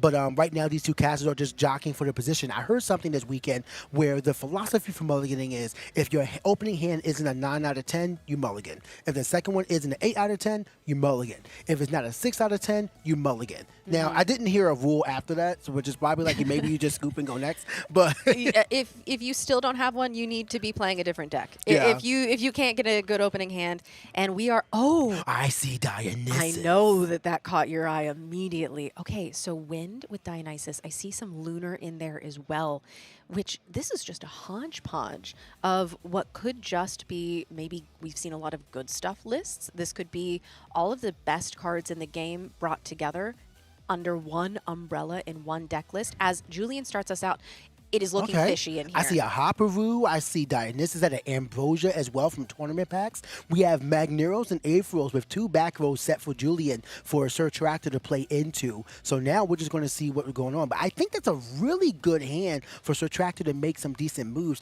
as we have Hermes. Hermes with Dionysus. This is almost reminiscent. You know what? Hermes and Titan is an archetype that we saw from Cards and Coffee TCG in the past couple tournaments. I wonder if that's what we're seeing. So we have the carry-off coming in, which means that it is effectively an earthquake, going to be starting to pick apart this fish board, which I will say, Julian, not having had access to the Aphrodite in the first turn means that Sir Tractor has an opportunity to shut this engine down and shut it down now. You mentioned earlier when we were talking about deck lists, like here's a question for Julian. How many carry-offs are in Sir Tractor's list? Do we have 1? Do we have 2? And if there's a second one, that means you're still not out the woods yet. You really got to play carefully. Sir Tractor looking for advantage. And now, thanks to what we see on camera, we know that both Dionysus Madness and Dionysus is in hand. So you could play both of them. But we have Poison Tip Arrow meeting the Hopperoo. Can still attack directly, still get a damage in for 1, and still get a foretell of an ad, which looks like it's all going to go through. We see another Hopperoo, Spinosect, and Poison Tipped Arrow. So one of those Earth cards gets added to the hand, and the other 2 get stacked however they want. I feel like Hopperoo comes to hand, and we may stack the Poison Tipped Arrow, but yeah, Hopperoo comes to hand. But Spinosect, I mean, you kind of don't want to see that in your opening hand. No, you want to see that with Hermes. That's a card that you want to be searching out. Now, I have to say, I know that you love Hopperoo. I think that Hopperoo is really well positioned in this format. Yes. We see casters going very low on spirits. There are a lot of very costly strategies. Even these sort of slower gameplay where it is more 5s, you do see casters going neck and neck, and sometimes being able to attack the spirit deck directly is going to be the difference maker between winning and losing. I love Hopperoo in this meta. Absolutely, it can be. And it all depends on how you're going to execute. As we have an Eddie going into an open board, Magneros goes to defense and attack. I'm not sure. I think that was just a style point of I'm gonna move. Which actually, you know what? This tells me Sir Tractor was successful in his attempt to shut down the engine here because we were not able to see another fish hit the board. No, not at all. And now we have Sir Tractor. We know that Hopperoo is in hand, so you can't just run that one out again. And we know Madness is most likely set, so that can protect your Hopperoo if you play the Dionysus as well, which means that you can now switch a position. So Hopperoo could run over the Eddie next turn, but right now we're going to say another card face down and get more advantage. I want to talk more about Hopperoo and why that's so good. It's such a simple card as we see the Spinosect inset. So right now that second card is likely Poison Tip Arrow. Not much of a choice there from Hopperoo, but Spinosect with Hermes in hand means that we have the in-deck bouncing just waiting to be played out. So Julian needs to be aware of that as he goes to the next turn. Hopperoo is such a simple card, which just does direct. It's 3-4 damage, but it gets you 1 card in hand, and it sets you up for your next draw. One thing I want to say that we're seeing right now, Rock in a Hard Place, we saw a bleed of Curubus in the hand. So this is the fish brew with Curubus, which I think is one of the strongest ones because of that 9 stat line and the removal ability of Curubus. Sir Tractor, head in hands, knows exactly what's happening right now. Wow, and I think he knows, he most likely targeted the new set, which is likely the Poison Tip Arrow. So now he's going to say, I need to keep this so Curubus can't just stay on the field. But then you get the disenchant, you pop the Hermes, you stop the Spinosect in hand from freely doing what you want to do. Like, you got to shut another Hermes. So really good play, and Sir Tractor would likely set up the Poison Tip Arrow right now, unless maybe he just wants to rely on the Dionysus Madness. You cannot let this Curubus sit. No. And even though we know there is removal, there's non-targeting removal in the Spinosect that we've been seeing come up with the Hopperoo. Oh! Oh my goodness. The necklace of Aphrodite coming out, being able to be a Nexus bank, which means that that is just removal and healing for the Kuribus. Yeah, that is crazy. And not using the poison tip arrow on the cast, looking to do something else. Lost the Hermes, the necklace of Harmonia just being a way to keep Kuribus on the field. I mean, and we are going to use the madness. That's not great right there. It does save you the spirit, but you do have the Dionysus in hand. You could have swapped Kuribus to defense and be a lot able to run over it, the 2 defense that Kuribus has. So, I mean, not the ideal spot, but it does save you the spirits on that one. So, let's see what Surtractor has in hand to really try to move up. And if we can just get a bounce to the Kuribus thanks to Spinosect and another Hermes, then we're good. But Julian does have 2 face down. We do know that we saw Spynymph get taken with that Hopperoo. So not only do we have Spynymph coming out, being able to search out another Hermes, so it's not over yet. Right. We, with Hermes, have access to, who knows, another carry-off if Surtractor is running 2. Like you said, that Spinosect that we've been seeing be foretold for so many turns. And there is the Spynymph coming out. Let's see if we have a Gorgon's Gaze to stop the search of the Hermes. Looks like the search is good, which means if Hermes has Hermes, Hermes has a way. So even though it looks a little rough right now, we cannot count either of these casters out because that's what we've been talking about all morning is Hermes is a toolbox. And as long as you have access to your Divine Rune in Hermes, you have access to your entire deck. And Ambrosia coming out here is game-changing. I was going to say it. Look at the spirit counts, but thanks to Surtractor having that Ambrosia in hand, which we saw from the opening hand, is going to allow him to fix up that spirit map to get back what he needs to. Because we've seen Wind, we've seen Earth, we've seen Lunar all be dropped. So now we're bringing back 3 Wind. We know what the focus is now, and we're going to try to go for the board clearing. But you got to make sure you can get around those back row. We've seen Necklace of Harmonia, so who's to say that Argo doesn't exist? That is true. We do know that these fish lists like to play Argo. That is one of those cards that has been added. We see the Disenchant from the Hermes, which was almost fully loaded there. And I think that that makes sense. Going for removal of the Kuribus this turn and then leaving an opportunity next turn to get probably that Aviolith for more healing to keep us in this game. Surtractor really thinking on the search here, I think. Yeah, this is a really difficult spot because you do need the healing as well, but you also need to manage like the board presence because you got destroyed in the last turn, honestly. So you got to figure out what is most pertinent to get you to the next turn. And it looks like we are valuing board presence, which I think is the right decision. But let's see how it plays out as Spinosect is going to come out after Hermes milled another Spinosect to the underworld. So now if this goes through, we do get it bounced to Kuribus. But if Julian let this all go through just to stop the actual problem card with the Gorgon's Gaze, then Surtractor is in a world of trouble. Yes, and as we know from Fish, we can build a wide board in 1 turn. So even if Surtractor is able to completely clear this board this turn, uncontested by the 2 back row that Julian has set, Julian has a way to come back with a stat that can meet this Spinosect with that 5 attack.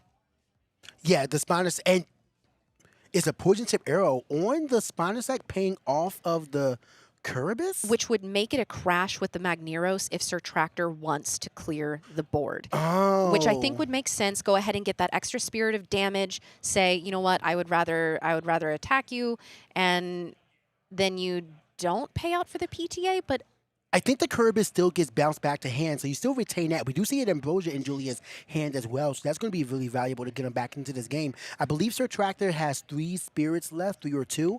Meanwhile, Julian does have a bit more to him. I think there was another Aphros being drawn, so we don't really have much to do in terms of advantage, but let's say that other face down is an Aphrodite. We are back into this game in a major way. I would be shocked if that was an Aphrodite because I think that we would have seen her earlier, even if it was just to get another guy in hand, go and search another Eddie, for example.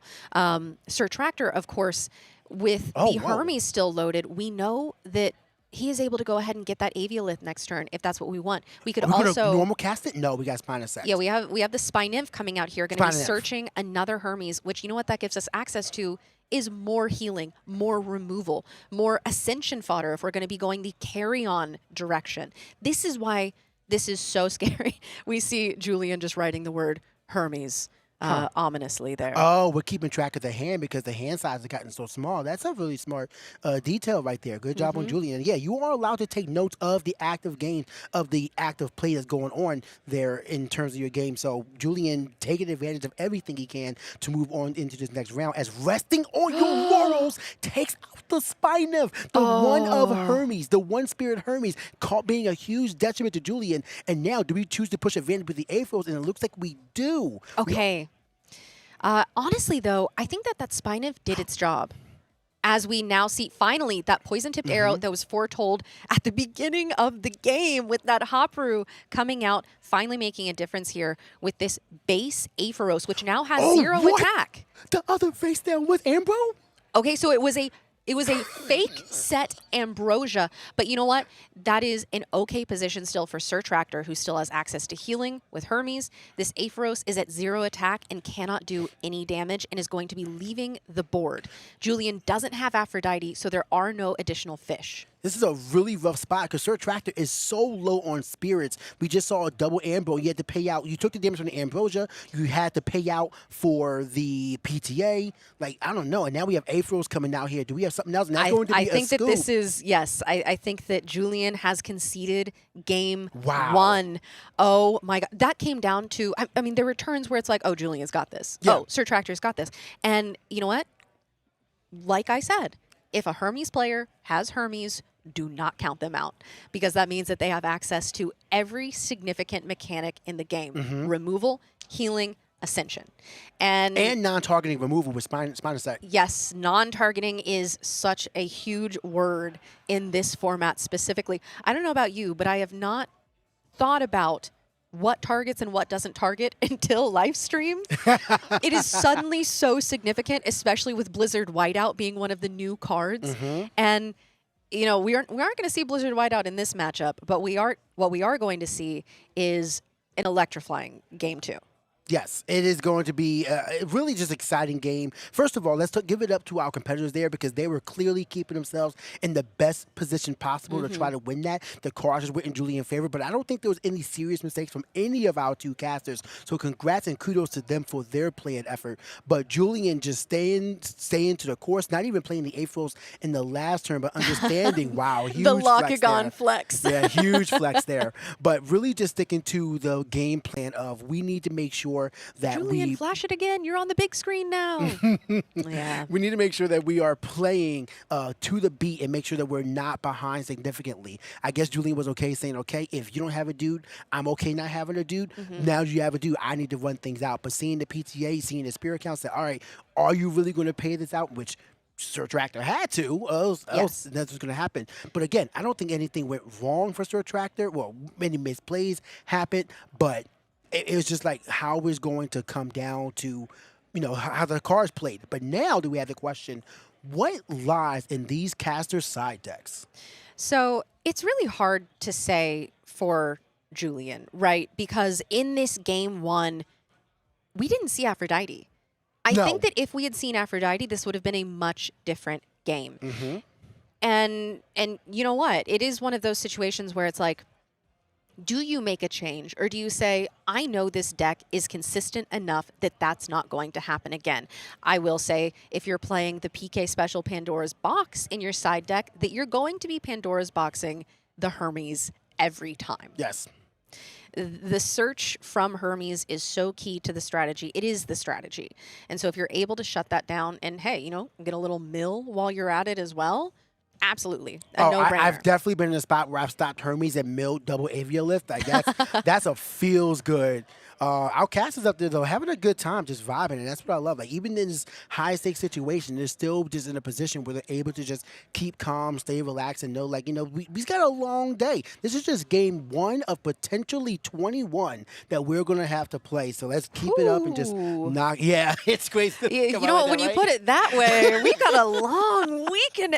I'm sorry, is it round 1 only? It's only round 1. Goodness gracious. Long time. And we are on the West Coast, baby. So shout out to everybody on the East, because I know it's like 1, maybe near 2 o'clock for you right now. And it is going to be just a long time, but we are here for it. So get your popcorn, get some snacks. Like, once this game comes back, we are going to be into it. But I'm interested to know like what these two casters side. Like, we can get a little peek into Sir Tractor's side right now, but I just want to know what they're planning for. You mentioned Pandora's Box. You have a Oh, let's go. Hey, listen, that we talked was- about Pandora's Box, and there it was. and the full arts as well. We got Yes. I think there was double Magneros as well. Yeah, I saw a foamy. Yeah, double Magneros, foamy, double Pandora's Box. Honestly, that's like I said earlier, that's a 9 out of 10.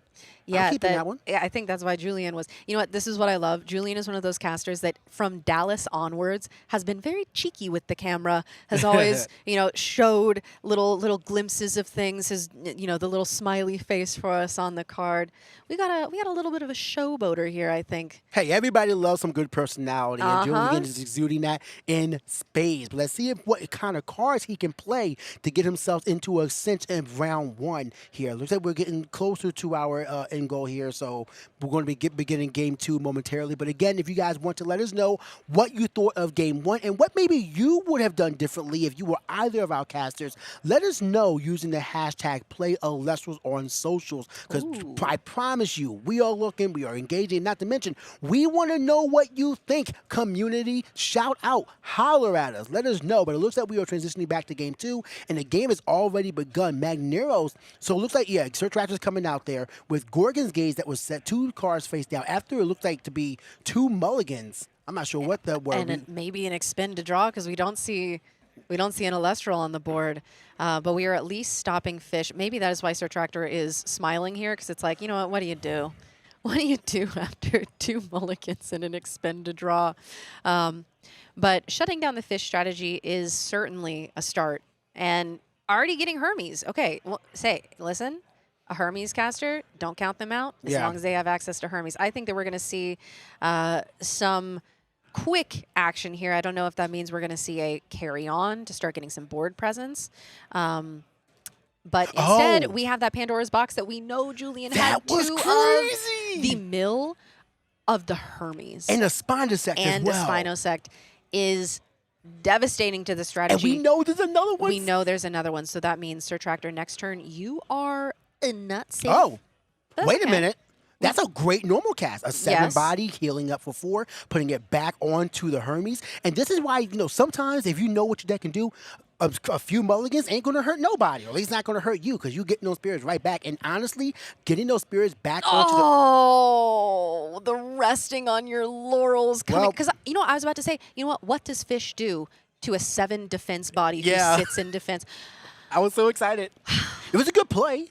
But honestly, just the laurels, like you're seeing the one-ofs, and I mean, it's a power card for a reason. Sir So- Tractor is just laughing. You Yeah. just and have to there's laugh. the other Magneros, and now we have 2 Aetheros on board by effect. We're searching out the champ Aetheros, and now we know that base Aetheros is lurking sooner than later. So One thing I will say is we see, so the effect of Champ Aviolith allows you to either heal to your Spirit deck or to your Hermes. Sir Tractor, knowing the other Hermes was milled, said, I have to prioritize my Hermes here, and I need to heal to my Divine Rune. Of course, we know that the next one is probably going to be Pandora's Box. for sure. But hey, now you have a Hermes with 4 spirits left on it. Yeah, so the first 2 Hermes effects, bit of a whiff.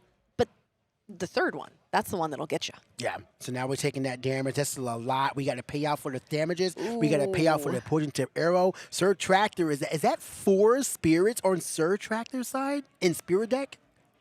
We are running low on both sides, it seems. This here. next Pandora's Box is going to hurt. Yeah, and we know it is imminent, because there's no way that Julian allows this effect to go off. That gives you access to healing. It gives you access to anything. And you know what?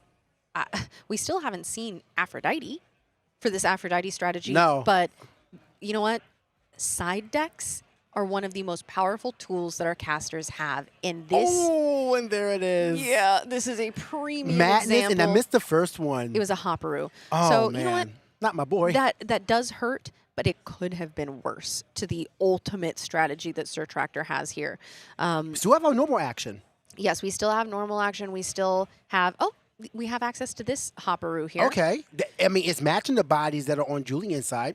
So we are at least able to do some direct spirit damage, which when you're this low on spirits, Oh no! is Oh not. no! Oh, that is I mean, you get the other hop through, but those two Omni Rooms are not. You need strategy pieces right now. Yes. But hey, you know what? We know that the next Hermes effect, Rock in a hard place. it's gonna. Oh. Sure, why not? I mean, in the truest sense right now. You gotta let the Hopperoo go. Yeah, that was the easiest snap decision. Of course. Are you gonna let the 4 spirit Hermes go, or a little Hopperoo that you know you're gonna be? And able now to you have play Sir another? Tractor about to lose his last 3 spirits. I think that's going to be the center of the game. We could have Ambrosia in hand, which could give a reset after we pay off of the Hermes. Let's see what Sir Tractor gets. Well, you know, we could get the Aviolith off of the Hermes, and Julian is low enough on spirits that if we see that other Hopperoo come out, you know, that is significant. Yeah, well, it looks like we are going to mill Aviolith. One is already spent. So, I mean, we got another one back. It goes back to the Spirit deck, so we're getting back up there. But now, what do we do with our normal action for the turn? But getting 4 spirits back into the Spirit deck is very helpful right now. We need a body that's bigger than 3. Save me, third Hopperoo, save me, or We're not even really- doing anything, and now we have an Argo pulled. Ooh. And we're going for a Galaxy. And the Galaxy It's getting Champion. worse every turn for Sir Tractor. Oh, yeah, you're just bleeding spirits every single turn. Those Pandora's boxes were devastating. Yeah. I mean, double Pandora's box opening, and there is a concession by Sir Tractor. Okay, we're going to a game 3 here. So No, that was a game 2. Julian oh, okay. did. Julian took game 1. Yeah, Julian did take game. So our winner of round 1 is Julian. Fantastic play right there. But that game 2 was devastating. Go back to what you just said earlier, Kay. The side deck is sometimes a caster's most devastating weapon in a clash. And man, that doubled Pandora's box, doubled Magneros. You kept, not only did you maintain presence and card advantage, but you kept your opponent off the same. Like I've never seen Hermes just fail twice like that.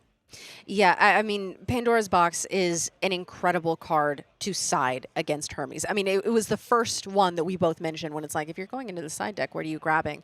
And that really just goes to show. And you know what? We're going to be here in a little bit hearing from the winner of round 1. Oh, we're going to be chatting a little bit with Julian, getting some insight into what the choices behind this deck and how he's feeling about the outlook of his Worlds run. Yeah, I mean, I'm sure that game 1 filled him with a lot of confidence. Definitely the luck of the draw with double Pandora's boxes versus Hermes. I wonder how many he put in there, which I don't expect him to divulge. We did get a lot of information about both of our casters' decks, but more so, not so much from Sir Tractor. We just saw kind of a standard Hermes. We know that 1 carry-off exists. Is there a second? We know that 2 spiders exist. How many actually are there? We saw the Hermes get milled. I mean, it was kind of a rough spot for Sir Tractor, but that was a lot of information from both. I cannot wait to see how Julian felt about what he saw. Cannot wait to see how he felt about his play. So cannot wait to get him on the mic and really discuss round 1 with him. And this, I think, is an indication. I mean, we were talking about Hermes earlier. It's like, is it going to be able to go the distance? It is one of those decks that, again, is so skill-intensive, and we have the best of the best casting here today. But the deck itself, is it going to go the distance? Will it carry on or will it carry off, you know?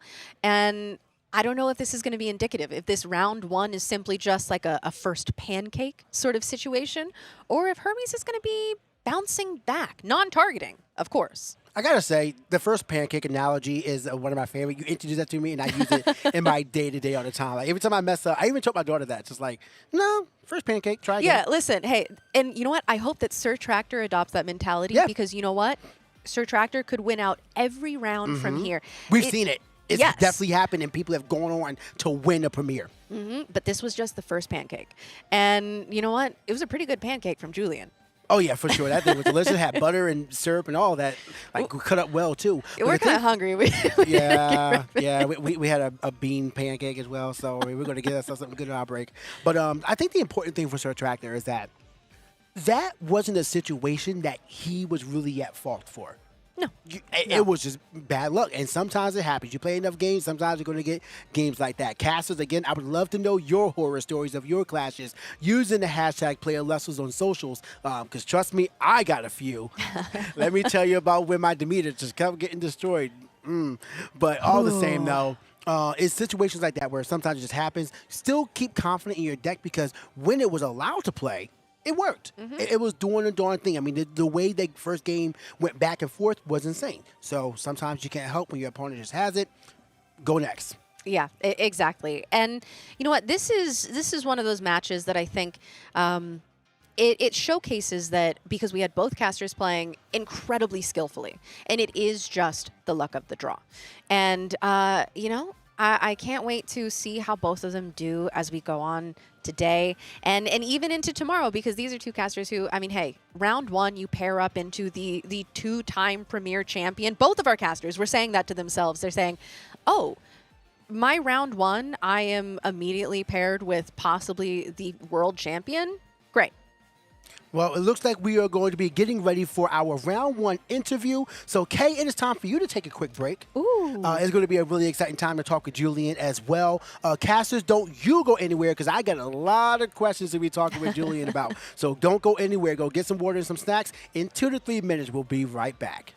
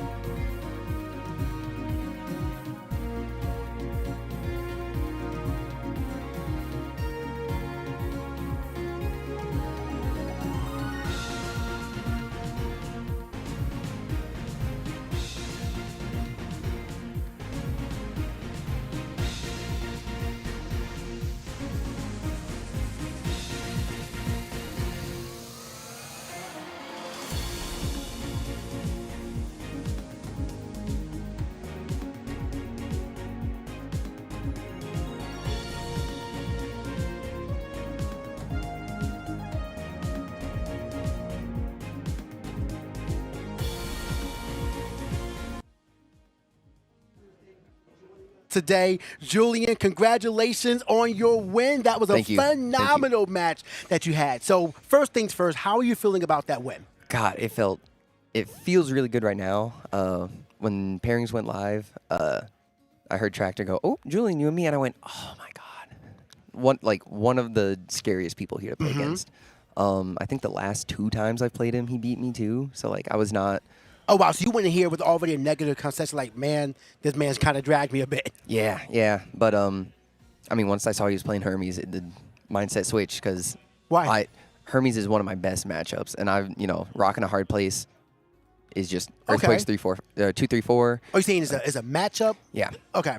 And then their removal is so expensive that, like, killing a Aphros that I special cast, I didn't even normal cast it. Like, I'm so fine with that. Yeah, I mean, it was a really phenomenal game. We saw it kind of go one-sided. I mean, we were saying on the mic that game 1, the first play was Magnero's Aphros, and then suddenly we saw carry-off being spent on one of the fish. So, I mean, at that moment, how were you just like, oh, this is going to be fine? Or did you have some second, like, is there a second carry-off, anything like that?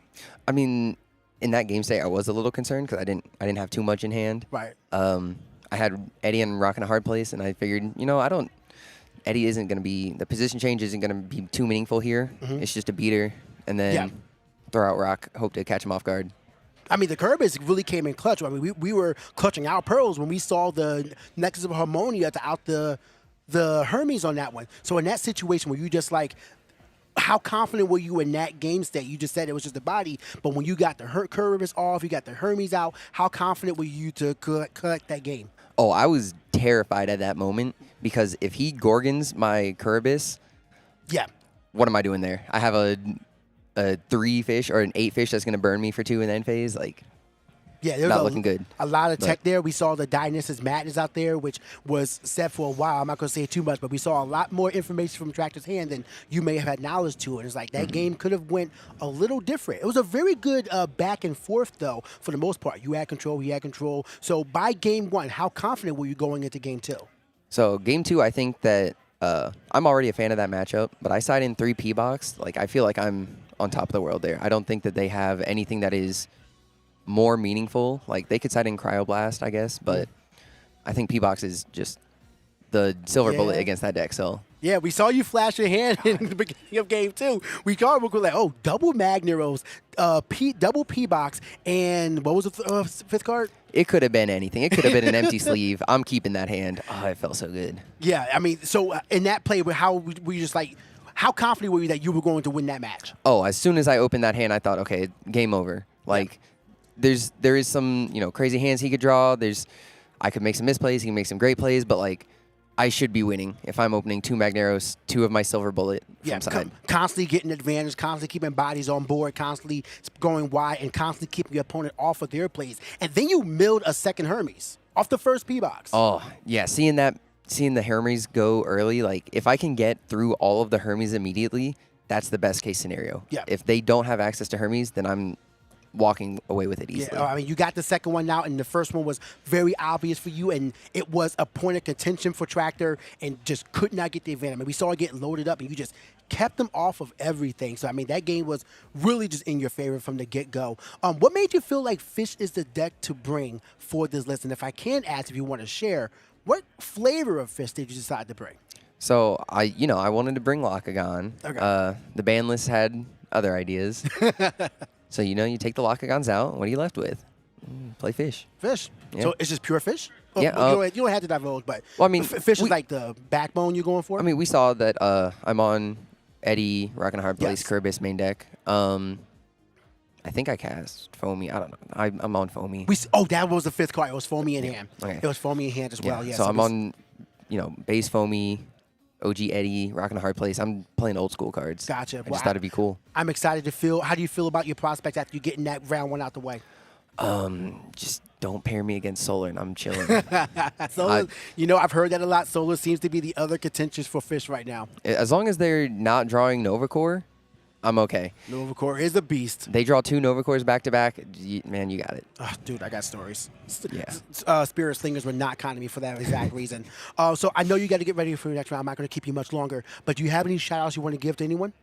Shout out to everybody from Atlanta, the Atlanta Ash Rabbits, best testing team. Oh, don't have the jersey on Oh, today. yeah, Wore jersey that for on. media day. But shout out to everybody from Atlanta. You know, best practice partners I could hope for.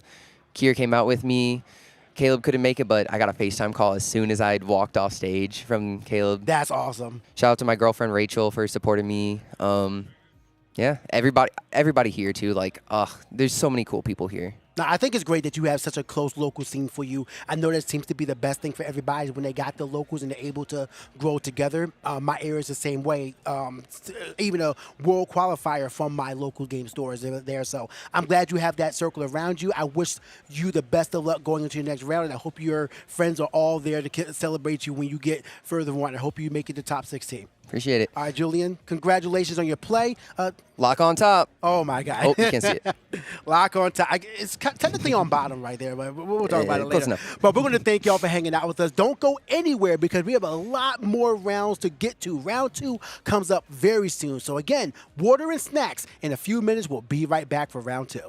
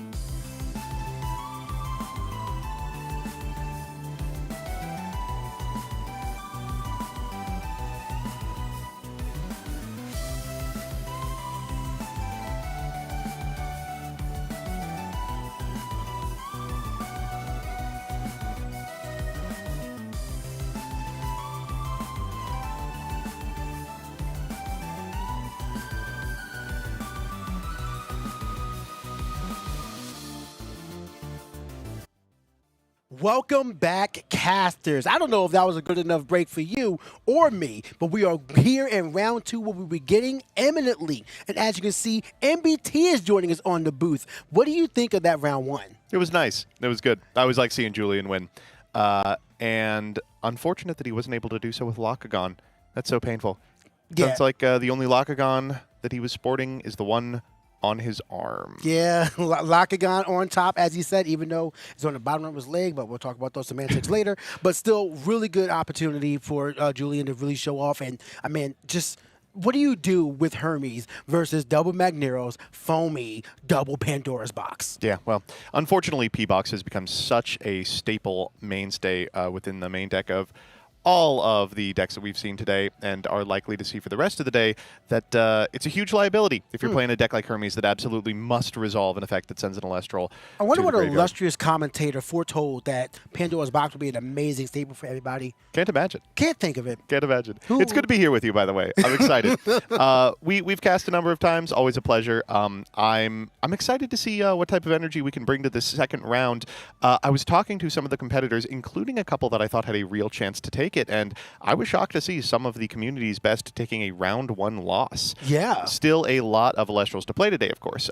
7 rounds, and with a small enough field, you might be able to even sneak in the top 16 with good breakers at 4-3, but obviously the fewer rounds you lose, the better. Yeah. Frightening for these players who are in top cut contention to be taking L's this early. Yeah, I mean, I got to talk to Shuri and Swolax. Swolax said that he got O2'd on Solar Mill. Rough. Which seeing Solar Mill in Worlds competition is really exciting. Imagine spending like 45 hours prepping the fish mirror just to get hum-bursted out of a game. Like, could not be me. What can you do? But I mean, it's kind of a situation where it's going to be perfect for that because your opponent is thinking, I'm just going to be freely be able to do whatever I want. And every time you do now with Solar Mill out, Royal Lotto and Humburst, you're just going to be like, yeah, you're getting punished for trying. So you got to consider these things when you're going into a Worlds format. No, but I'm fresh-faced. I'm excited to cast. I was able to take the last round off, and as a result, I got to play some of these side events. I did a little spirit slinging. Fun. Played against some of the new cards available in Sunstrike. Which Sunstrike is scary, ain't it? It is a scary, scary set, and it's got a lot of powerful strategies that I think are totally unexplored that are going to be broken in the coming months. If you want to be part of that, of course, you can head over to the Elestrals shop where you can pre-order Sunstrike today.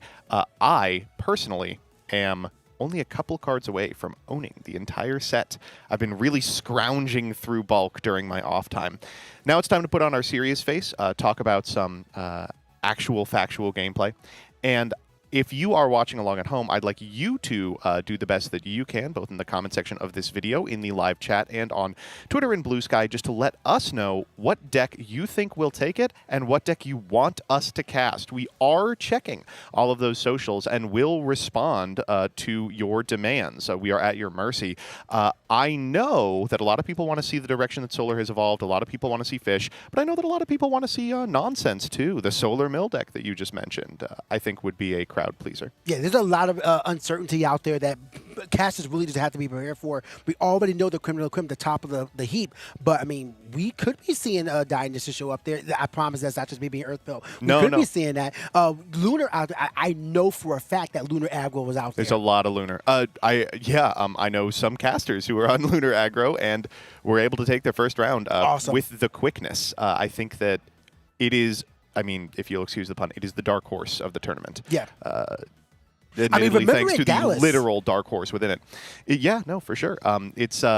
It's been powerful since Moonrise. I wouldn't be shocked to see it being played still. We're just setting up our second round now. We are getting a couple of casters for you, getting them into their position so that we can let you know what they're playing. We're going to do our best to keep that information from you until we get over there, though, both to build suspense and also because we don't want them hearing what the other person is on. Of course. Very, very important to keep the matchups obfuscated for as long as possible, especially in a format this tightly knit. Everybody knows everybody. Everybody is going to know what everybody is playing by the end of round probably 3 or 4. And keeping the element of surprise as long as possible is instrumental to your ability to continue to catch people off guard. To that note, it is important to note for everybody that in top 16, it will be open deck list. So everybody in the top 16 will have complete knowledge of what everyone will be playing, both main and side deck. So all that knowledge from people having to play on stream, and no, that advantage will not be there for anybody in top 16. Everybody's list will be available to everybody to understand. That's going to be horrifying, by the way. Yeah, and of course. I know that a lot of people, especially at these high-level events, will bracket out their top 16 match the night before and just will go straight from the venue to a hotel room where they will play that match hundreds and hundreds of times just so they can ensure that they absolutely know how it will play out before they do so. It's really, really horrifying stuff. It goes back to what we were saying in round one, where we don't know in Sir Tractor's list how many champ carrier offs they're playing. Right. Now, if you know there's only one, you get rid of the one, and your entire game plan can change because now you know there's no major destruction removal threat in the back. You hit a fortuitous P box, and then you just get to play totally ignorantly for the rest of the game. Exactly. It's really, really going to be exciting. Now they have to do a little guesswork, and that guesswork matters a lot because obviously, with respect to a deck like Hermes, what the individual is playing matters a great deal when determining what line of play that you'll commit to. But decks like Solar are so malleable. They're so flexible. They're not set in stone yet. And without an understanding of, are they playing the Ethereal package with Lustragons, maybe? Are they playing Lunar Spirit so they can make Farrageist off of a Rise from the Shadows? Are they on Lumaroos?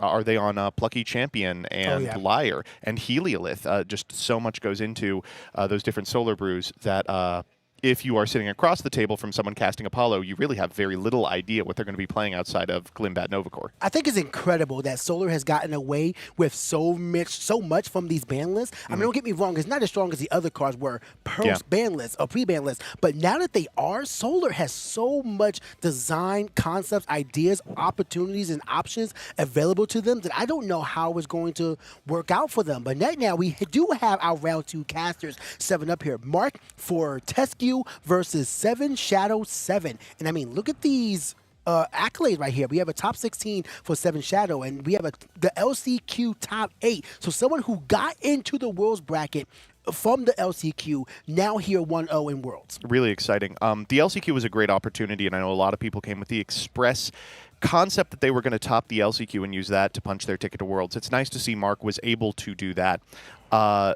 A lot of Cinderella stories available from that LCQ. I'm super happy to see one at least coming to fruition after the first round.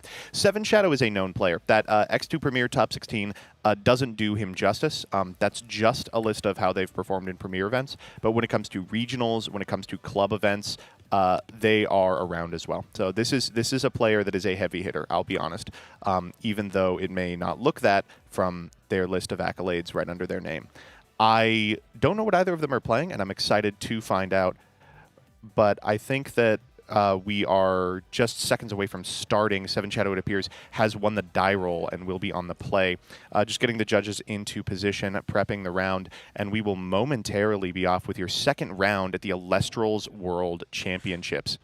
Yeah, round 2 is already going. The fist bump is going, so it looks like our casters are ready to go. Let's transition to the game screen. Round 2 is on your screen, and I cannot wait to see the reveal of the strategies that our casters have for us in round 2. As we have Tarat is being played out. Oh, show me. New spirits, baby. Yeah, let's go. And we have a Cyprong. Oh, they said PK's on camera. We have to play the Dionysus deck.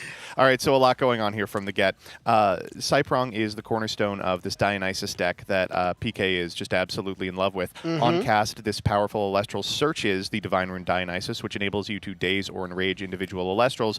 And when Cyprong is, I believe, dazed, then it is able to destroy an Elestral with, I think, a 5 stat. 5 or more if you're a 1 or 2 cost. Right. So your 3 costs are safe, but yes, it is a really decent way for removal because if you're a 5, you get destroyed. If you're a 4, well, I'll get over you with my Falloy Forest. So we'll see what happens there. But look at the hand from Mark right there. We saw Dense Fog. A lot of information from a lot of Solar there. We got is that a cow? I can't really tell. It looks like a Pharaohgeist. What we're seeing here, of course, is a Solar deck, but this beautiful P-Box coming down. Main decks, P-Box is insane. I think pretty frequent at this event you're going to see. Okay, that's pretty rough. Hit some pluckies there. This Solar deck, of course, can be played a number of different ways, but the way that Mark is playing it is with a significant amount of Lunar Spirits, and that might bode pretty well for him, because even if the Plucky is destroyed, he'll be able to still expand the board just by keeping it there. Down comes Cyanectar, the other really powerful Elestral in this Dionysus strategy on cast, is able to search a poisoned card from your deck to your hand. Usually Poison-Tipped Arrow, but not necessarily. Oh. For instance, here we're getting a Poison-Tipped Arrow Artemis, which is an Invoke rune that decreases the attack of an Elestral. And suppresses. Yeah. So it could be a situation where we're setting up for a Wasp Spivey main deck, thanks to PTA Artemis's Arrow being in main deck. Because now, if you get base Side Nectar out there, you can get to Wasp Spivey very easily. So Seven Shadows setting up for a really good play there. 2 back row for both of our casters here. But board presence, well, while in Seven's favor, can't get over the 4 defensive Plucky, as we have PTA lowering the defense of the Plucky as well. So we're going to try to get over that and get control of this game right now, as another back row is set by 7. Does Mark does not stop it. The Plucky is destroyed. We're all out of Divine Searches for Mark now, thanks to Pandora's Box, and we get in for 1 with Cyprong. This is kind of interesting. While I appreciate the position that Seven Shadows in, when you're playing this Dionysus deck, you do kind of have to press the issue every single turn. But, I mean, just think about the card economy of that. That Plucky ate a Pandora's Box, then it ate the search off of the Cyanectar. Obviously, that was a free card, but it puts Seven Shadow at a huge disadvantage when it comes to the individual cards that are available. Here we've got a Soul Bell, which at present walls the entire board just with a big butt. Not from that PTA. Forcing out a PTA, but if you're Mark, that's a fantastic card to get PTA'd. You're PTAing the Soul Bell. This is a free cast off Apollo. That's fine. Yeah, especially when you have Nebulio just waiting in hand. Your advantage is still waiting. We're playing defensively right now. We're getting rid of the offensive pieces. Cryoblast to snipe out the Cyanectar. I like that. We probably would have seen the Cyanectar turn into a Wasp Ivy, so I think we can probably conclude that that's no longer in the deck. Yeah, or sure. isn't in the deck. But here, this Dionysus strategy is just down to a single Elestral, and that's kind of the weakness of this deck, while a bunch of other decks like Fish can go wide, Solar can go tall or wide, provided you're playing the Soul Bells. Dionysus doesn't have a lot of free guys, and we just see an expend to draw here just to try and make up the difference. The Cyprong is kind of a threat, but Mark's got 16 in Spirit Deck, already up by 4, can spend some time just developing a board and expending. We do have the Dionysus in hand, so if things get really dicey, you can just start dazing Elestrals to try to put up a defense, but you have an expend to draw for Mark already. Big. Not choosing to play enormous. the Nebulio in hand.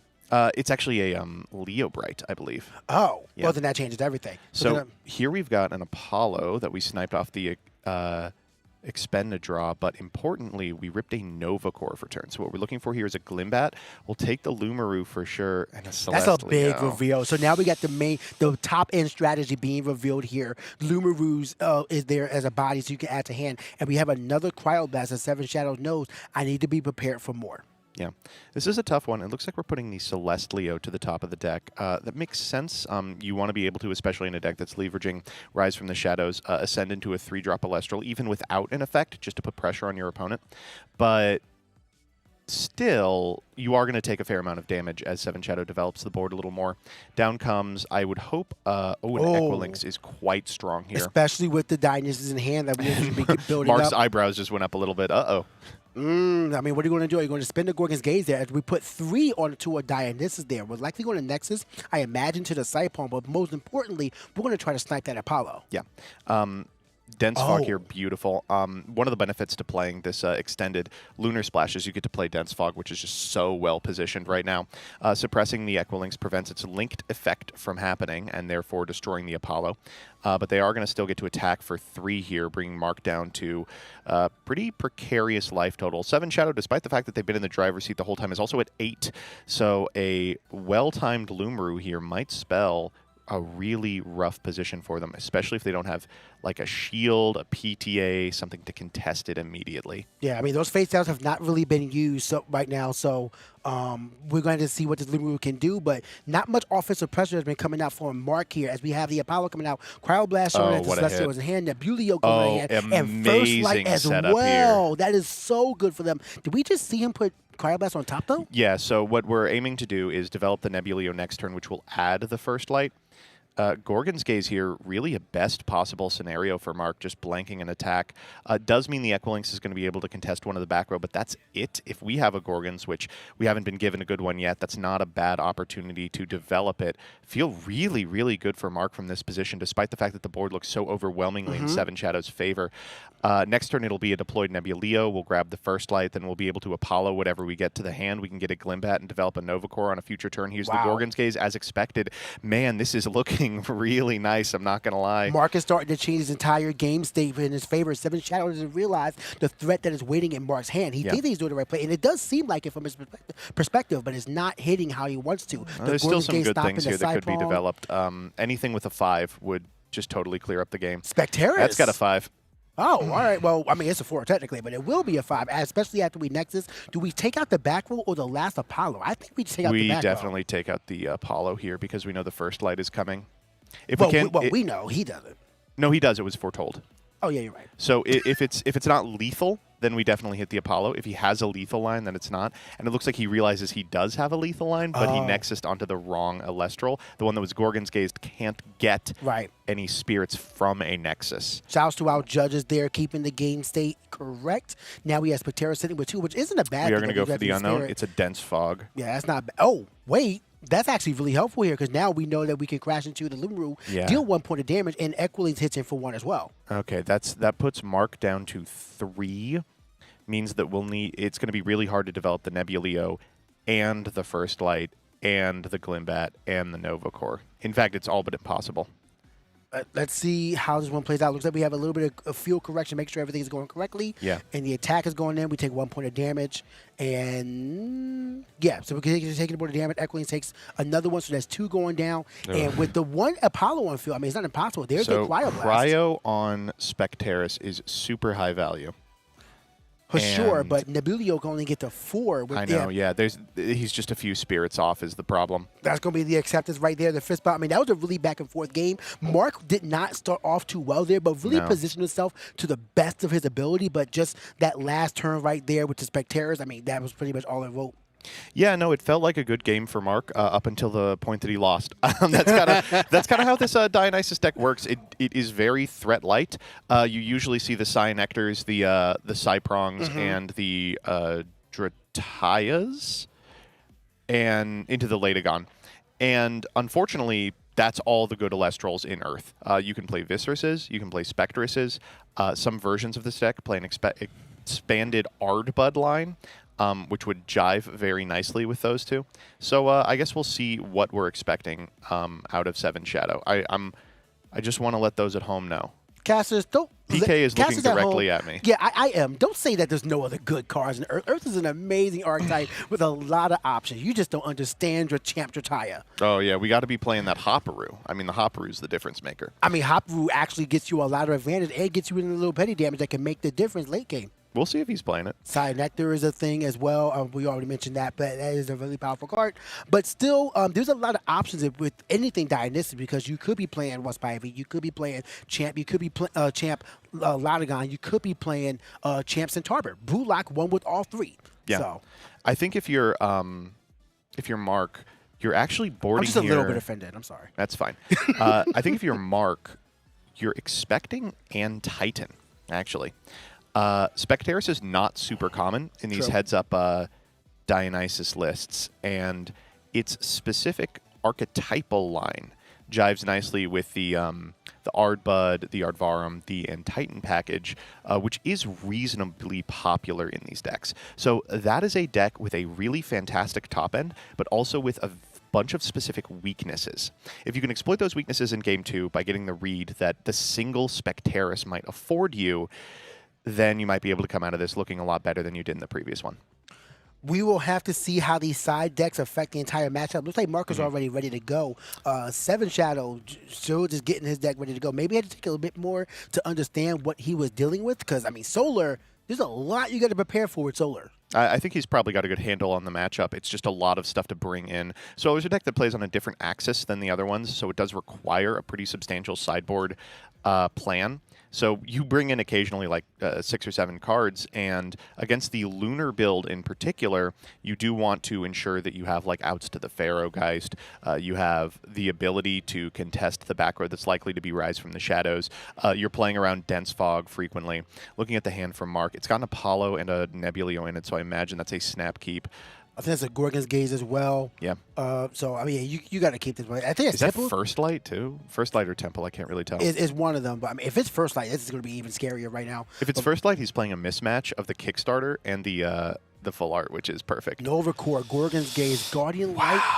Wow. That's a good one. So That's a great top 4 to stack. no gets off the Nebuleo here, but you do get to slam the Apollo, and you can take the Soul Bell, go wide, or you can take the Nova Core and put yourself in a fantastic position. I think there's an argument to not even Apolloing, just drawing the Nova Core and then trying to develop it on a future turn. Oh. We are going to go for it here. We'll go for the Apollo. We will reveal off the top. A big surprise, the Nova Core Whoa, and how'd the they Soul get Bell. there? And the Gorgon's Gaze. Wow, so now we're going to take the we'll be able Nova to Core. grab the Nova Core, special cast the Soul Bell, stack the Gorgon's Gaze. That's about as good as it gets. Unbelievable stack. That is so good for Mark.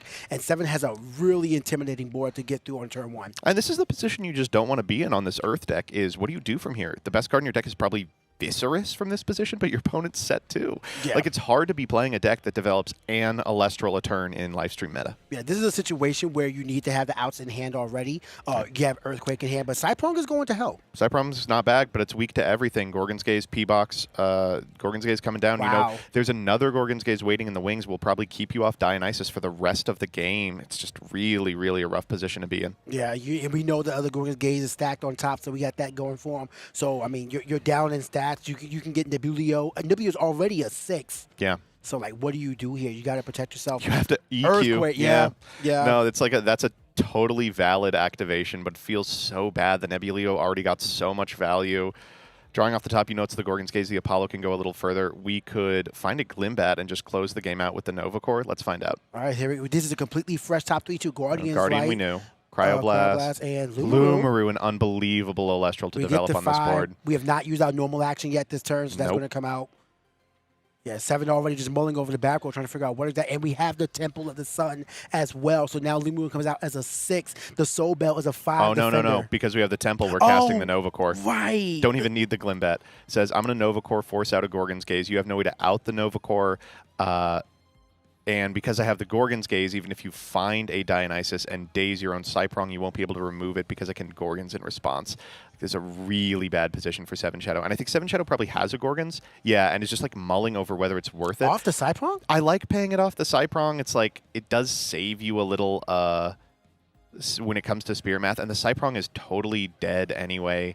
I don't know. It's a hard call to make, but you're already in a position where every one of your spirits is so absolutely important to preserve. I mean, the important thing in this matchup right now is the spirit difference. 17-9 in Shadow's favor, so you have a lot of options you can go here. This is actually kind of a weird one. Yeah, so what's going on here is we're paying off the Cyprong not in order to potentially obfuscate the attack, but instead to confound the Nova Core activation, which does not target. So if the Cyprong is off field by the time the Nova Core tries to resolve, then it will have to destroy a different Elestral here, the Soul Bell. But unfortunately, it doesn't quite work like that. The Cyprong remains on field until it is... The chain is over. The chain is done resolving.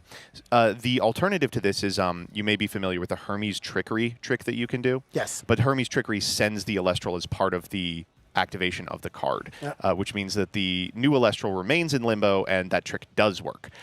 The important thing here is maybe go try to pass your Rules Helper exam. It is very interesting to be like, Elestrals is a very simple game, but there's a ton of complexity under the hood. Oh my and God. this is a situation, especially at Worlds, in which knowing that complexity matters so much. Grabbing a Corvus Shine. Stacking a second Lumaru and having Cryoblast. Oh, no, stacking a Cryoblast. Yeah. And the Lumaru. Cryoblast contests the Cyanectar in a world where it doesn't go out this turn and beats any future Cyanectar as well. Going for the Lumaru, that's going to be met with a PTA. Not surprising, no Wasp Ivy Ascend means that the Cyanectar is currently at 5, which beats the entire board, which is why we stacked the Cryoblast.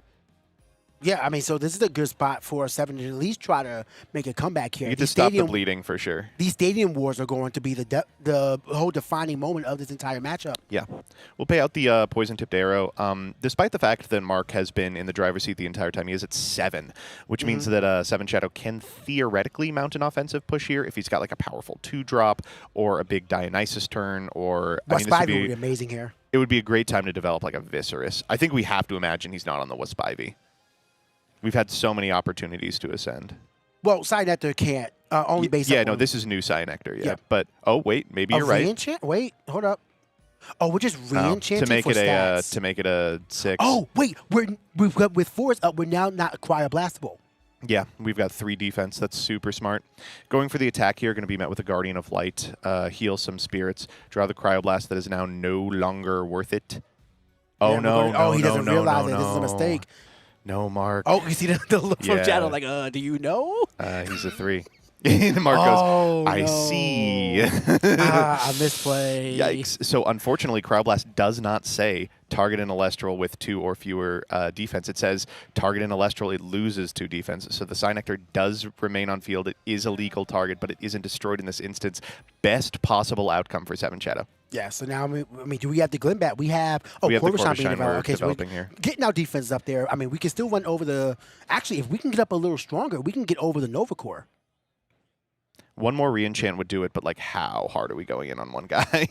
I mean, especially 1 drop. This is the time you want to ascend if you can, but definitely want to build wider a bit and just take out the 2 pieces beside Nova Core. So the big deal for the Corvishine here is we get that fat shuffle.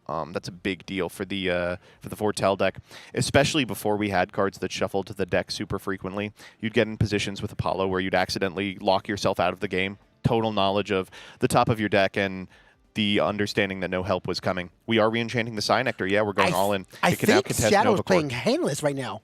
Like he's hellbent, yeah. Wow. So I mean, we're getting out the Nova Core. That's important. It gets a big body off the field. Yeah.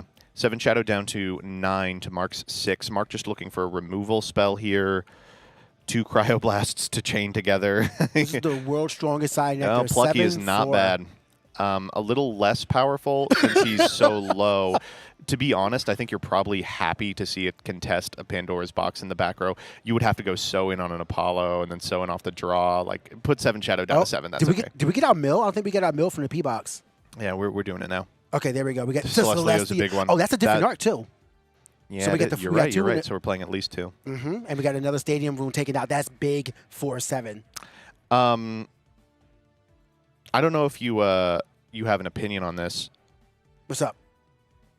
How do you feel about splitting arts? Technically, it is not the best thing you should be doing because it causes situations like this where it's visible how many you're playing. Yeah. But it also tilts opponents. So how do you feel about it? I'm keeping my arts one and the same. Especially Spirit Arts. I get confused. I don't know why. It's just all right. Here's that fantastic Apollo. Lock myself out of the game. Nova Core. That's a good one. Gorgon's Gaze. All reactive stuff. None of that is going to do it. You probably have to take the Plucky to shuffle the deck. What if Mark is already only on 2 stadiums? That Nova Core is dead. Yeah. Because the other one got milled. Yeah. So let's see what happens. I mean, if 7 Shadow brought in the Foloi Forest from the side, I mean, it's paying off dividends for him right now. But there's nothing you can do from this position, right? Like, no. You need a Solar Burst. You need an Earthquake. You know, there's not too many opportunities. Thank the gods that Solar Burst was limited to 1 that card. We're expending the draw here to try and unlock ourselves. Yeah, I think it really is just... We may not have an Apollo left in deck, but like Plucky to draw may have been madness to force the madness attack. Here, unbelievable. Forcing one of these to attack. I don't know if I would pay off the side there. We're just making sure that our spirit count remains high. We've still got enough to re-enchant on our own turn, and we don't have another guy to develop. Here, putting the Plucky in attack will put Mark down to 2, which means the Gorgon's Gaze that he just expended to draw becomes uncastable. The Cyanectar can walk over the last Elestral, and there's nothing in the deck that can contest the Cyanectar from 2. I think this is really, really fantastic play from 7 Shadow, especially with the understanding of the top 3 cards. There's a scoop from Mark and a quick 2-0 from 7 Shadow. 2 games that it looked like he was about to lose control of. He actually just walked with the set with so patient and pressured play. It is not every day that you see Solar get dismantled like that. Yeah, no, that was a masterclass in Dionysory.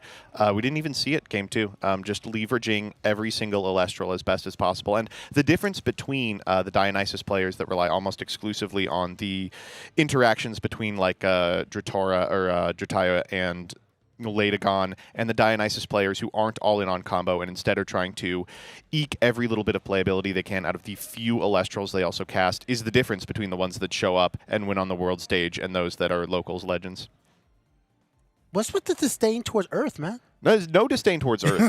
The individual Earth Elestrals are incredibly powerful and have a lot of different applications, but the downside is there's just very few of them that are at the level necessary to see play. So when you get a Cyprong, when you get an Equilinx, when you get even a Cyanectar that has an on-summon and nothing else, you have to fight for it. Yeah. And I mean, if you go back and watch that that match, that second game, Seven Shadow cast a Cyprong that was negated, and then re-enchanted a Cyanectar three times. That's that was the whole game. That was like amazing. That's incredible that they were able to walk with it. Yeah, I mean, I think the back row, not only just the back row, but just like expertly understanding the game situation. Yeah. I think the Feloy Forest did come in from the side. That was a key play by Seven Shadow because, I mean, it took out the best piece from them. And then we milled the other Temple of the Sun with P-Box. I mean, you're out of your research. We didn't see a single Glimbat by Mark. No. We didn't see a lot, really. We didn't see any first light shenanigans. Celestial didn't do anything. It wasn't even a threat. Like, it was just a weird game for Solar. But that deck is so expensive, you know? Oh, very much so. Especially if you're playing... It was, what, 17-9?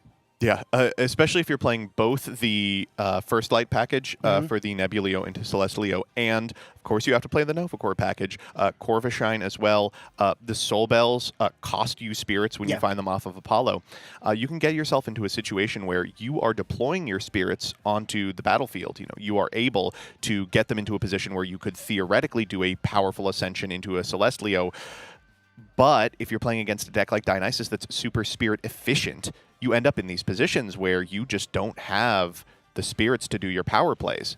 And they don't have power plays. They just have, like, I will summon Viscerus and attack. Like, what do you do about that? Yeah, I mean, and that's one of those situations where I think that might have been, like, the difference, or where the two decks met at, where, like, they could not get out their power plays. It was always low to the ground. And to that point, do you think that the Soul Bells was actually a bit detrimental to Mark's strategy in the end? Well, it didn't do anything. Exactly. It sat on the field. There was a turn in which it like walled a Cyprong, but that's nothing. Right. That's just like in the grand scheme. No, that could have been anything else. You could have taken the damage and it would have done the exact same thing. But that's the thing is like when you're in Solar, you have the capacity to go wide. You have the capacity for these explosive turns. When you're in Earth, every single Elestral has to matter as much as possible.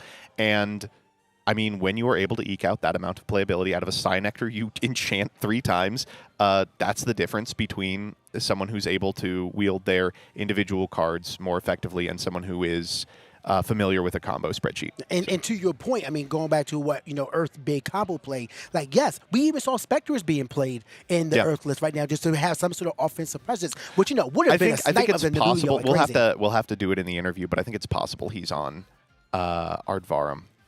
We'll have to check. We don't actually know. We didn't see Drataya. No. We didn't see Ardvarum.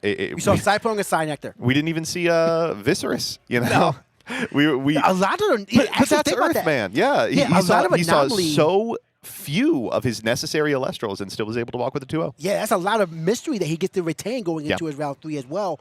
So I wonder how. As long as his opponents don't watch the stream, because we are going to tell him. I mean, are we? I'm going to say, okay, so what were you on? That's the first question out of my mouth. I asked that question, and he's like, I ain't going to tell you everything. But you saw Curvis. Yeah. Yeah. I mean, it's just one of those situations where, I mean, what can you really do? And that's like the great part about Elestrals. Sometimes games can be as high-tech as a Hermes list or anything like that. Sometimes, we're just going to kind of beat face. Yeah. Just trade guys, go low, see what happens in the end. Yeah. It's a weird-paced game. Yeah, super weird-paced game, but super rewarding. I will say, despite the fact that Solar and Fish seem so much higher than everything else when it comes to win rate, there are decks that reward patient, reserved, min-maxing play. Right. And this is one of them. Super happy we got to cast it. Super happy you were on for the Earth win. Yeah, thank you. It was really great to see what Earth can do, and I can't wait to see what our interviewer does in the rest of the round, or our winner does in the rest of the round. And also, in the interview, you're going to be talking to them in just a little bit. It's time for me to take my break, so I will see you guys later on. Joseph, great job with the interview. I can't wait. I always love just talking with you We'll about be this whole back. thing. We'll will see be each back. other, yeah. It's not over yet for any of us, including the casters and you. Don't go anywhere. In just a few minutes, you'll have your interview with 7 Shadow 7 and MBT, and after that, round 3 begins.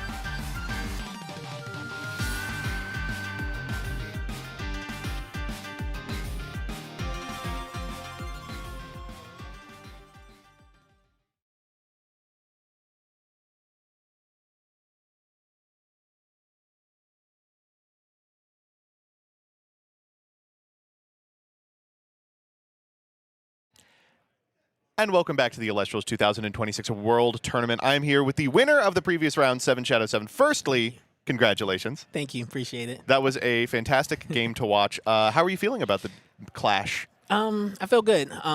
In practicing, I kept telling myself I should be good against Solar. Running a Earth deck, as long as normally I get equal links out, it's normally a safe bet.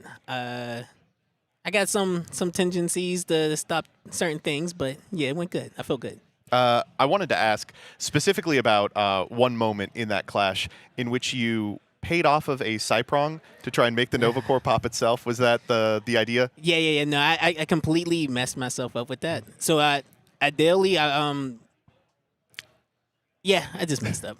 Well, you got him back a couple of seconds later. We got to see the cryoblast play. Yes. And we were watching you like try very hard not to react to it. Yeah, I seen it and immediately was like, thank God I put the extra spirits on there. So yes. Yeah. So you actually saw very few Elestrals over the course of those 2 games. I think maybe like 5 of them total made it onto your board. I guess that's sort of how Dionysus plays, but were you concerned that you were just going to like keeping the opening hand that you were going to get run over? Truth be told, I literally started with Cyprong and then all runes, and I told myself, you probably shouldn't keep this. But I had like Earthquake and 2 Gorgons and I think a PTA, and I was just like, you know what?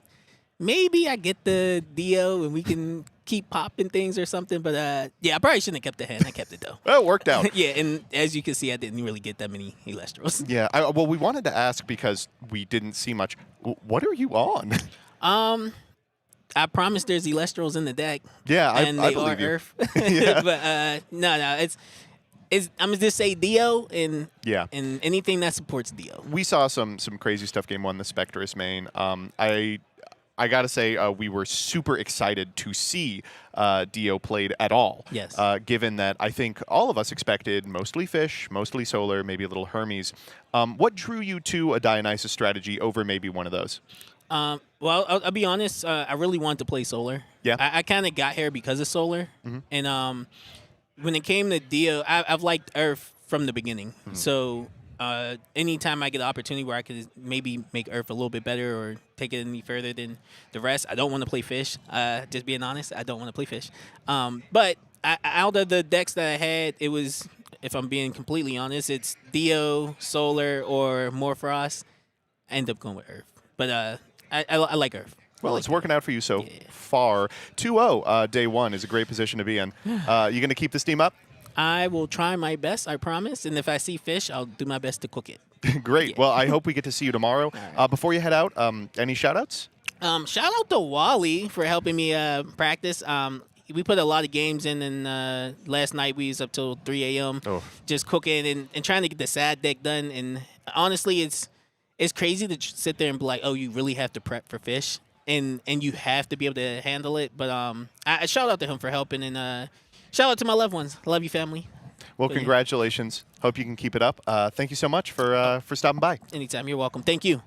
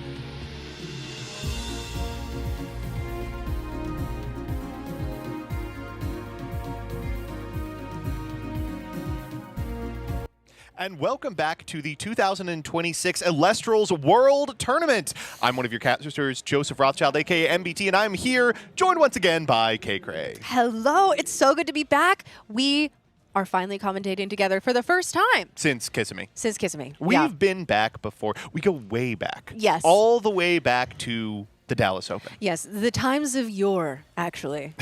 Well, I'm happy to be sitting here with you again and happy to be commentating some of the best and brightest in the Elestrals community. We just saw, I don't know if you got to catch it, a really fantastic game between Dionysus and Solar, and both builds were pretty exciting.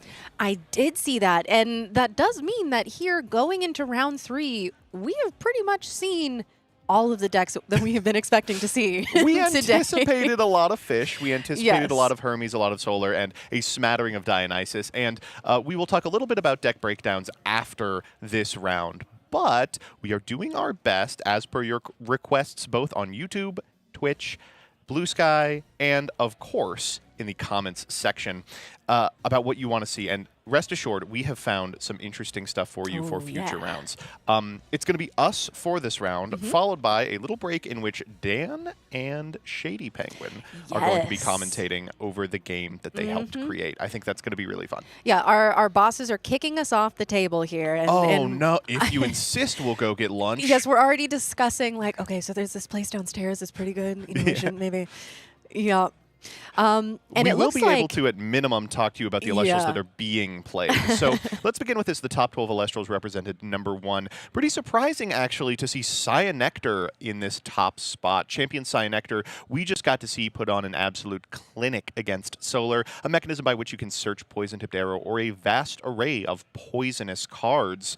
I will say the second one is not super shocking. Galaxy Champion of Poseidon features heavily in the Fish deck, but it's also just a generally good way to beat almost every Elestral in the format. The Celestleo Nebuleo alongside Novacore, Glimbat, and Plucky, just a consequence of the fact that this deck is so absolutely everywhere. And there he is, years in. Lo, how the mighty have fallen, in a disgusting 8th place Astrabbit. You know, Astrabbit has gone through such a journey in specifically the Lifestream format. It has been so over. And as of recently, we've been a little bit back. It's a little back. We're it's a little bit back. And, you know, you mentioned the Cyanectar. This has been one of those Elestrals that has just stayed in that top spot the entirety of Lifestream. And it makes sense. It's a 4/1 that searches one of the most potent counter runes in the game.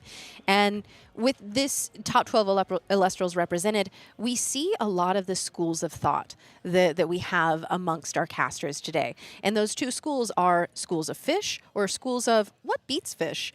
And a lot of people have landed on Solar, and that is certainly what has been represented here. And, you know, I want to see the lists that are playing the Astrabbit and in what way they are using it. Some individuals are jamming the Astrabbit into their good decks. I've seen people experiment with it in Aphros because the number one problem with Fish is that you weren't drawing enough cards. But I think the actual truth of the matter is that the most popular decks by a large margin are Solar and Fish. And Cyanectar, Galaxy, and Astrabbit are in every other deck.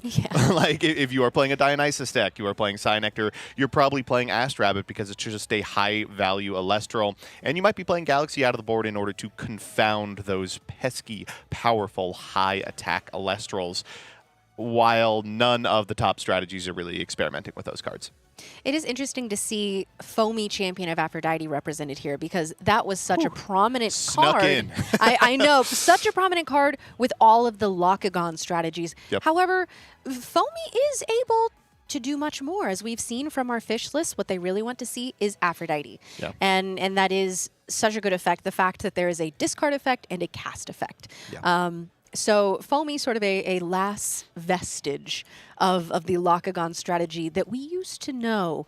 I would be curious to see, because as we know, some of our casters are in fact playing Locagon today. What does that really look like, realistically? I'm not sure. It depends on your build. Of course, there is one Locagon you can only play a singular copy of. but you can load up on the other. I like Foamy Champion of Aphrodite, but I will admit it's kind of slow. It demands your normal cast in order to find Aphrodite and doesn't immediately get value off it the way something like an Aphoros would. And as a result, you've seen some casters experiment with base Foamy, just as something to do with your champion Foamy after you cast it. It is the card that enables all of the cool 2-drops that we've seen, Waylance, Capergal, Oistillery, really, really awesome stuff. But it is also kind of a weird, cloggy mess, which is why I think we see it played a little lower than everything else on this list. I do want to say I am just thrilled that it appears some people are playing Celestleo and Nebuleo, but not Novacore. There's one player who was like, I'm playing Nebuleo and Celestleo. I'm not messing with Novacore. That is genuinely funny because I don't know about you, but I feel that Novacore is the best thing that Solar is doing right now. So you know what? Good shout, actually. Yeah, whatever. We have someone playing one fewer Novacore than they should be, I suppose, or you none see at the all. same disparity with the Aphoros Magnaros and base Aphoros, which one person is playing Magnaros Aphoros, but that makes sense. Sometimes you can play Magnaros and Aphoros in a deck that just needs to go wide.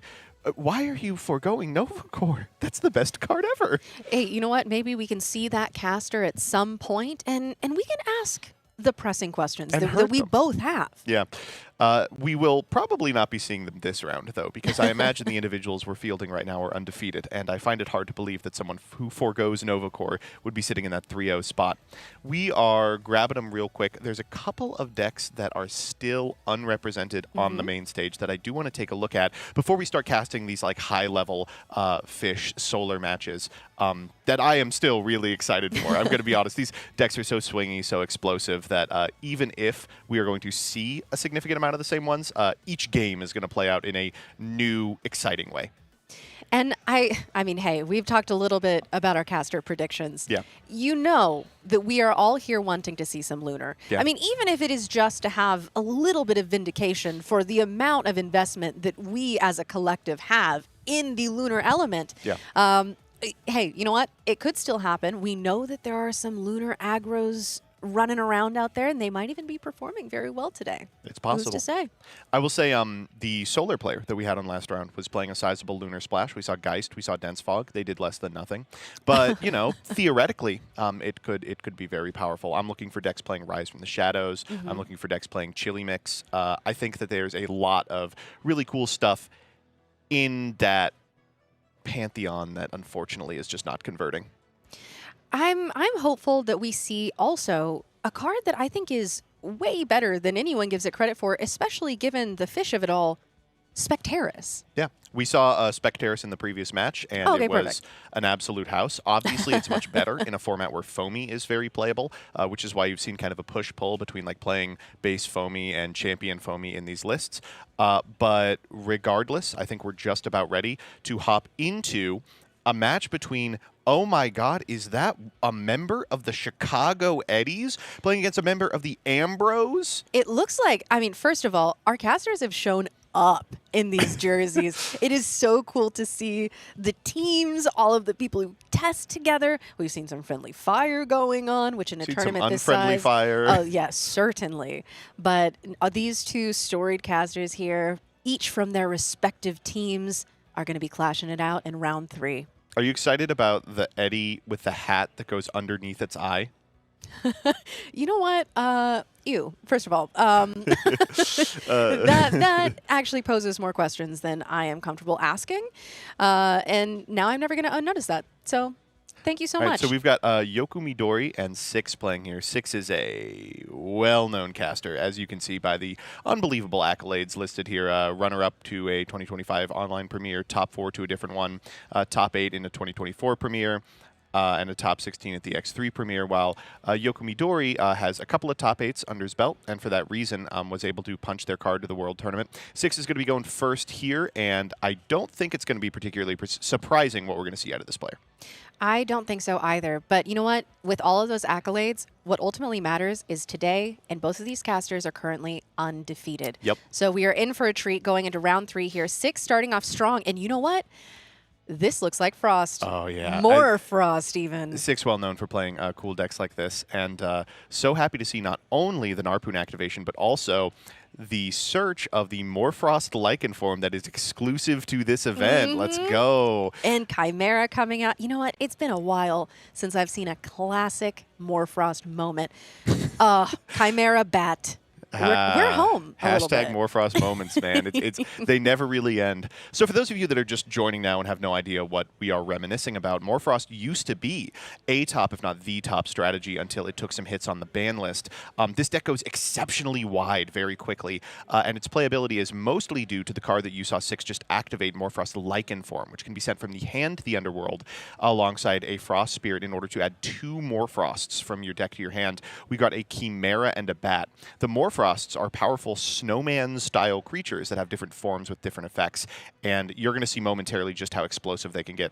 We are seeing Yoku Midori inversely on another deck playing a card exclusive to this event. Cyanectar Champion of Dionysus in that beautiful marble frame. If you were watching last round, you don't need us to tell you this card's broken. Yeah, already searching out that Poison-Tipped Arrow, setting a second back row as well. Poison-Tipped Arrow, one of those cards that which actually, here we go. We have a titled form of Poison-Tipped Arrow, which is what I was just about to say. One thing that makes Cyanectar so good is not only can you search out the counter rune, but you can search out the invoke titled Poison-Tipped Arrow. And this is a suppression mechanic. Yeah. And picked it up also a perfect answer, by the way. This Cryoblast coming down on the Cyanectar. Yep. Quick work of the 4-1.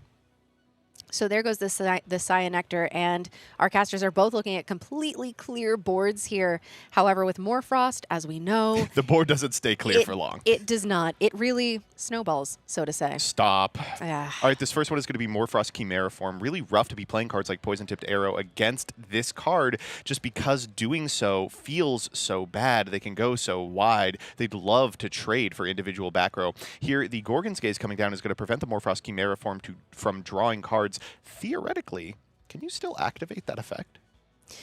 So it depends on when it happens in the chain. Yeah. I know that there's some funkiness with, like, okay, if you get Bat, and then you can still bring something back because that's technically a different thing. But the Morfrost itself, you don't get the draw effect here.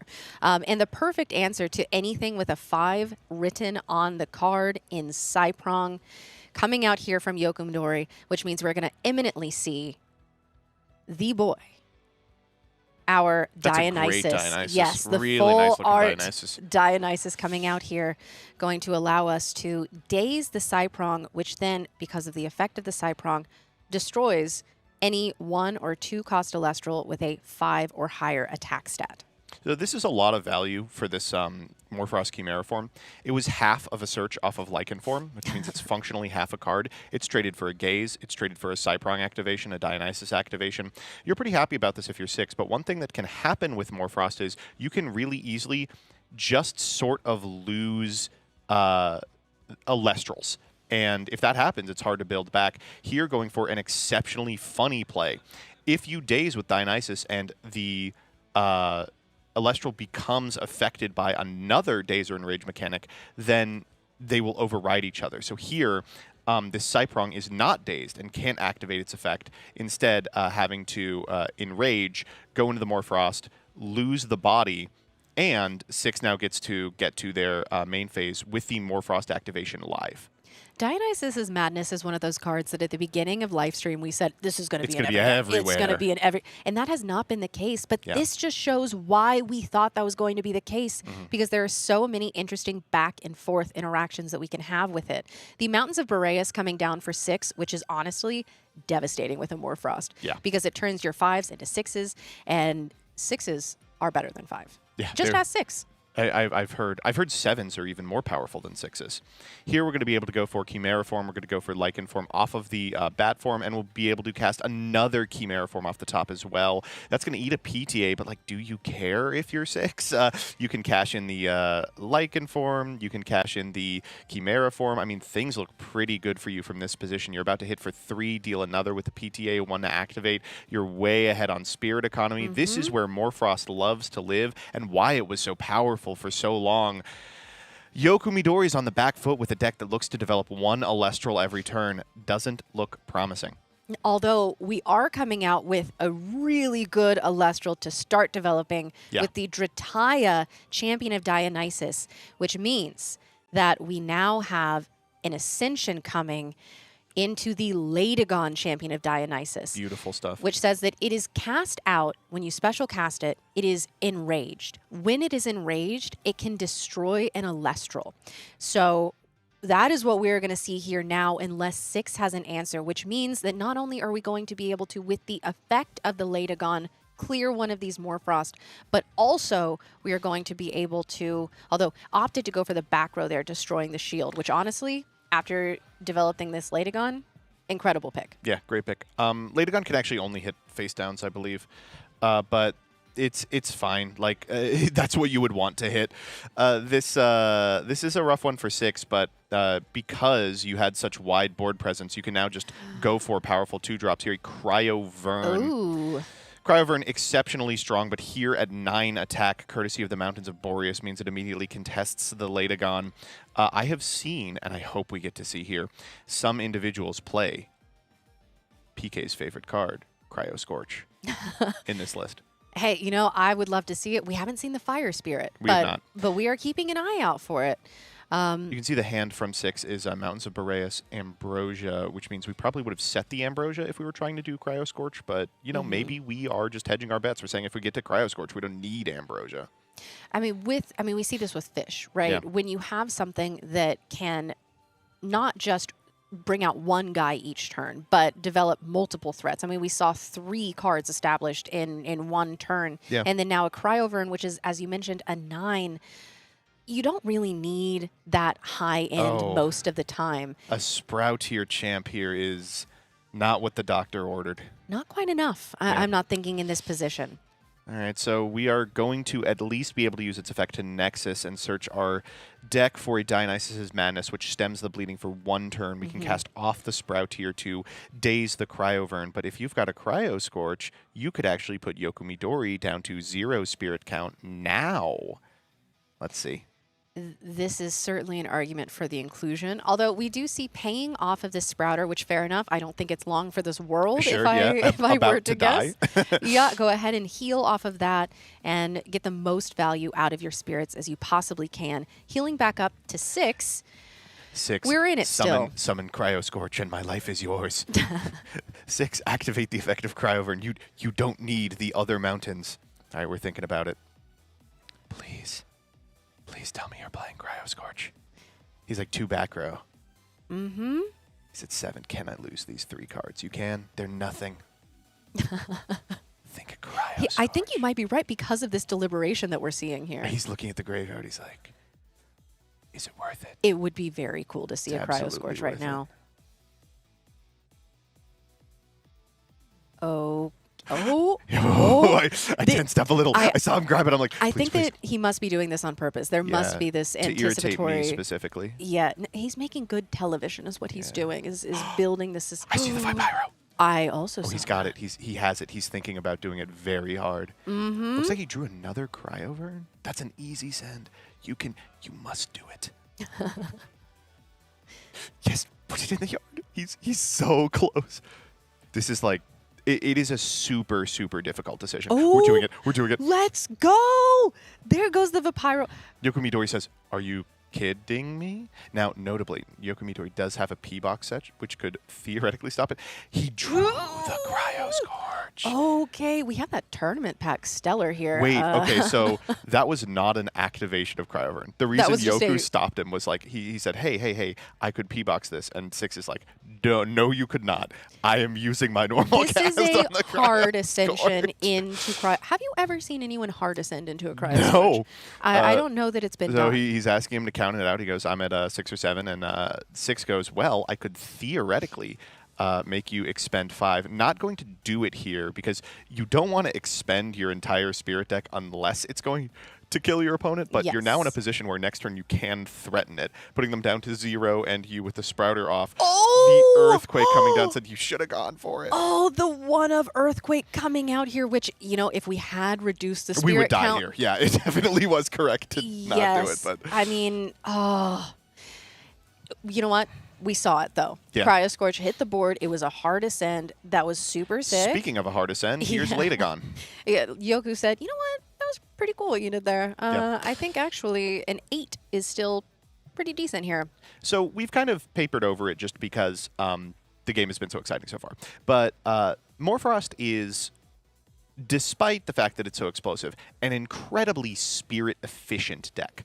Like, all of the individual Morfrosts are cheap. They're all threats. They all demand removal. I mean, we saw like 5 spirits of investment to kill 1 Chimera form over the course of 2 turns, which means you get to take a couple of turns doing what 6 is doing now, playing from the back foot, just expending to draw until you get to a position where you win. Going for the Ambro here to box out an explosive turn from Yoku Midori, not too outside the realm of possibility. You go back up to, what, 9 here? You're totally safe. You've got enough spirits to get back into the game. All it's going to take is a Chimera or a Cryoling or any number of powerful Frost Elestrals. I did not see what we drew off of the top there for 6. Yeah, me neither. Hopefully it is some body of some kind, as you mentioned, especially under the mountains here. There are a lot of things that can answer this current threat. Yeah. And even in, well, it seems that we actually have no bodies. Ambro down here as well. Oh, we expended to draw that turn. Yeah, okay. So Ambrosia coming out here, and we're going to be healing back up and just getting back all Earth Spirits, which I think makes sense here. Yeah. With that Zaptor, this is telling me, hey, maybe this is one of the people who's playing as Strabbit. This Dionysus deck frequently plays Rabbit. It's, again, just a deck that has so few threats that any Elestral that can get you value is probably worth it. These new Morfrost decks post-ban list are in on Indus form, which does just so little from this position that it would be a rough draw. They're in on Brummalinks, and they're in on the powerful Frost-specific runes, things like Blizzard Whiteout and sometimes Ice Age. The downside of that position is when your opponent establishes the board and gets a bunch of big guys outside of Cryovern, there isn't a lot you can do to out them. So Kione is a pretty good pickup. It looks like Kione Scorp form. So we could Kione for Bat, Scorp form the Latagon. We'd go down pretty substantially, but we would equalize the board state. We do have Cryoblast in hand as well, which looking at this Cyanectar makes quick work of the Cyanectar. Yes, that would help us here, certainly. Theoretically, we can get the entire board clear and get a powerful push off the back of more Frosts. The downside is if that back row matters at all, it's a huge problem. Going for the Kione here, I imagine we're adding the Bat back. Oh, actually thumbing the Lichen form to the top. Okay. I guess just getting all of our options, saying, okay, what would be best here? Do I just want a 5-body here, which becomes a 6 under Mountains? Or do I want to start the engine again? We could just cast Chimera, pitch the Scorp, and try to draw into hard removal for Latagon.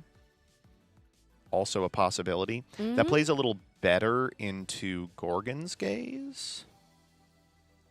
We already saw Yoku Gorgon's Gaze, a Chimera form, earlier in this game, actually. Oh, you know what also might be? We don't have the Frost Spirits. If we're at 5 and I saw a Zaptor in there, it's very possible we can't use the removal option. Going for the Latagon here, we're pitching Chimera form. No response. We could pay out at end step. Yeah, if there is a Gorgon's set, I think that we will see that activated after the payout here. Oh, considering the PTA. PTA. That's a toughie. We're paying off the Latagon. Because we're so down on spirits, we would go to 2 at the end of this sequence. But we can now play the Cryoblast off the Morfrost to deal with the Cyanectar. And suddenly, after all this, we are at parity. Yoku Hellbent drawing 1 card off the top, 6 Hellbent, and Yoku draws the literal best card in the deck, Yes. Cyprong. Cyprong with a 4/4 stat line. Not only is the effect good, but honestly a solid stat line at this point, especially when you just need to be poking for damage and limiting the options that 6 has to answer your threats moving forward. Now, I imagine there's no way in the known universe we will be activating that Dionysus. Yeah. Oh my god, but that's we just binned the Zaptor. We just been to the Zaptor. You've got to be kidding me. The misenchanted He Astrabbit just coming gave out. up on the Astrabbit Dream to draw it off the top. How many times has that happened? But you know what? That's a 6 defense stat Astrabbit. Yeah, but which... that puts it in range of Dionysus Cyprong days. Oh, no. Oh. What a rough situation. By dazing the Cyprong, we can't get in for the last spirit. So it would have to be Dionysus for 1 and a 1-drop off the top. But it looks like we might have just drawn Drataya. Oh, man. That would be so heartbreaking if that's how this happened. We did just draw Drataya. Yeah, that was, in fact. Dude, what an end Okay, here comes the game. Dionysus. Ooh, 6 just nodding his head in acceptance Going for the daze here. on the Cyprong. Going for the eat on the Astrabbit. Mm-hmm. Oh, we may have just enraged the Astrabbit. Yeah. So I believe it's the attack stat for the Cyprong effect. Oh, it is. Yeah, okay, all right. So the Astrabbit is not long for this world. No, it is going to be forced to attack into this Cyprong next turn, sacrificing itself unless 6 can miraculously Draw something to ascend, yeah. Yeah, that's really our only option I here. mean, it looks like we drew something. I see a word. Looks like a Brummelinx. I think, which, you know what? It's not bad here. Especially under that Mountains of Boreas, it actually would be... It's going to be our last spirit, but it's not terrible. But, you know, Yeah. if we get that, deal 1 Oh, with the we're Astrabbit. not. Oh, wait. We are going for it here. Mm-hmm. It says you're at 2. It better be Gorgon's Gaze. I will grab Blizzard Whiteout, which Yeah. is not really going to do anything from this position. We could theoretically cast it off the mountain. All right. Here's the end game. Rabbit to attack. Oh, this Set is the Blizzard really, Whiteout. This has is come so down to frustrating. the end. Okay, so because of the enrage on the Astrabbit, we see that moving to attack here. The Brummeling has to swinging be. in. Oh my God, we did It it. connects, and then Oh, we swing for wow. 1 with the Astrabbit, putting Yoku Midori down to 1 We know spirit. the card in hand is Drataya. That doesn't do it. No. He'll draw for turn. Do we see Ambrosia off the top? And he scoops it up. How did 6 walk with that? Oh my gosh. Down. That's, to wow. Final. Listen, I'm so glad that we could see Frost in action. Oh, man. Listen, they were saying that she was washed, that Frost had melted and has Keone no become longer water and serves. fish. But, you know, Wow. That's incredible. it just goes to show that the Morfrost engine, despite the ban list, despite the limits, it still got it. Yeah, wow, that was that was unbelievable. Huge shouts out to 6 who played that end game miraculously. Look, you just did a big breath. Yeah, looking up take at a the deep breath. Take a sky. deep breath. You did it, buddy. I can't believe you walked out of that. That looked like an unwinnable situation. And Yeah. was able to turn it around from a position where almost nothing in the deck still did it. Yeah, wow. From drawing the Cryo Vern off the top, or the Cryo Scorch rather off the top, to topping just terrible cards for 2 consistent turns into the Brummeling's top deck. Woo. Yeah, that was incredible. And it just goes to show, I mean, that could have been either of these casters' game. It went down to the wire, down to the final spirits. And it all comes down to our side decks at this point. Yeah, Ambro out of 6 could have totally turned that on its head. A lack of an Ambro could have prevented Dionysus from getting back into it. It's just unbelievable on what a nice knife's edge that match turned. So looking at these matchups, are there any side deck cards that stand out to you specifically that you would be reaching for at this point? So the huge downside for 6 is that he is, for all intents and purposes, playing a rogue deck. This is not a strategy people are particularly prepared for with respect to sideboard plans. But the downside is the cards that are good against 6's deck are also really good against Solar. Feloy Forest is the #1 card I would expect to see, usually there to get into battles over Temple of the Sun for Novacore. Here is going to do amazing work against Mountains of Boreas. What's more, you can bring in the tools that you have to prevent fish from going wide, to prevent Morfrost from going wide. So it is kind of weird insofar as Frost is a cool deck that has strengths of the other top 2 decks, but does not reach as high heights, and as a result is susceptible to all of those decks' weaknesses. So I Well. think for 6, the hope is that his opponent overboards, sees the wrong half, and he's able to exploit that weakness. For his opponent, I think he's Ooh.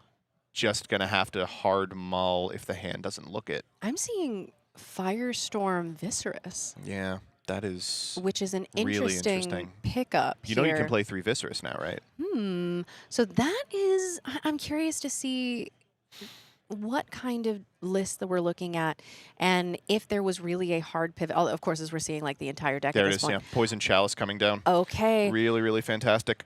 Stops cards that draw, and you know who draws? Morphos Chimera. So I've heard.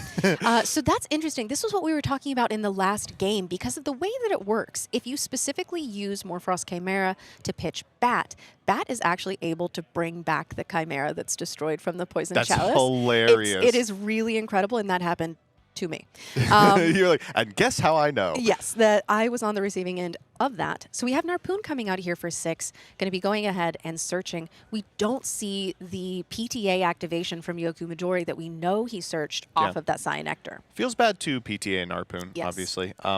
You know what else feels bad is 6's grip. I think it is Rabbit, Rabbit, Rabbit. So like Rabbit, Rabbit, Rabbit Narpoon is a miserable keep Yeah. because you want to develop the Narpoon, but obviously you want to develop the rabbits. So yeah, no. especially against this Cyanectar deck going second because the rabbits just aren't going to stick around. Yeah, it is. I Did think he not want kept to pull 2 that and out of drew the 1 off hat. the top. Yeah.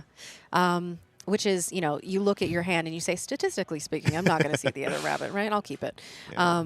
But instead, we are, in fact, seeing a lot of rabbits. But with the Morphos Lichen form, that does allow us to go and get future turns. It allows us to set up our hand, even if it's like, okay, so this half of my hand, not so great. Wow, you got to be happy if you're 6 here. Dazing the Narpoon so that it can't get over the Cyanectar. You go, yeah, that's fine. I have no problem with that. We could hard ascend to the Latagon here. It looks like we have opened it, but instead we're going to go for the Viscerus. Firestorm Vis. That is actually tournament pack base Viscerus. Oh, true. Love, love, love this art. It is going to go over the Narpoon. It's a 5 here. If you're 6, this game is about to get away from you. Yeah, that better be back row. Uh-oh. Oh, nope. So It's we are, in not. fact, seeing a parade. All right, so next Vis comes Viscerus. out. Are we going to? Is he 1/1-1ing? That's the important part here. The very cool thing that we see with the Dionysus lists is that when you cast out the Viscerus in defense, you can actually enrage it to actually move it to attack and Yeah. sort of ignore the, well, here's the stipulation for casting it. It's kind of like a base set alter tricks, but actually good. Yes, a little cheaper. You don't have to have a bank set up. Yeah. Or, you know. PTA, the new Viscerus, is kind of rough. But you have to because your hand is full of Ast Rabbits, and if you allow them to establish 2 Visceruses, there's nothing you can do about it. No, this is protecting what you've got and what you have to work with. And I think It's the 4th Ast Rabbit. No way. We do see that Madness coming It's a back. good grip. This is a hard turn.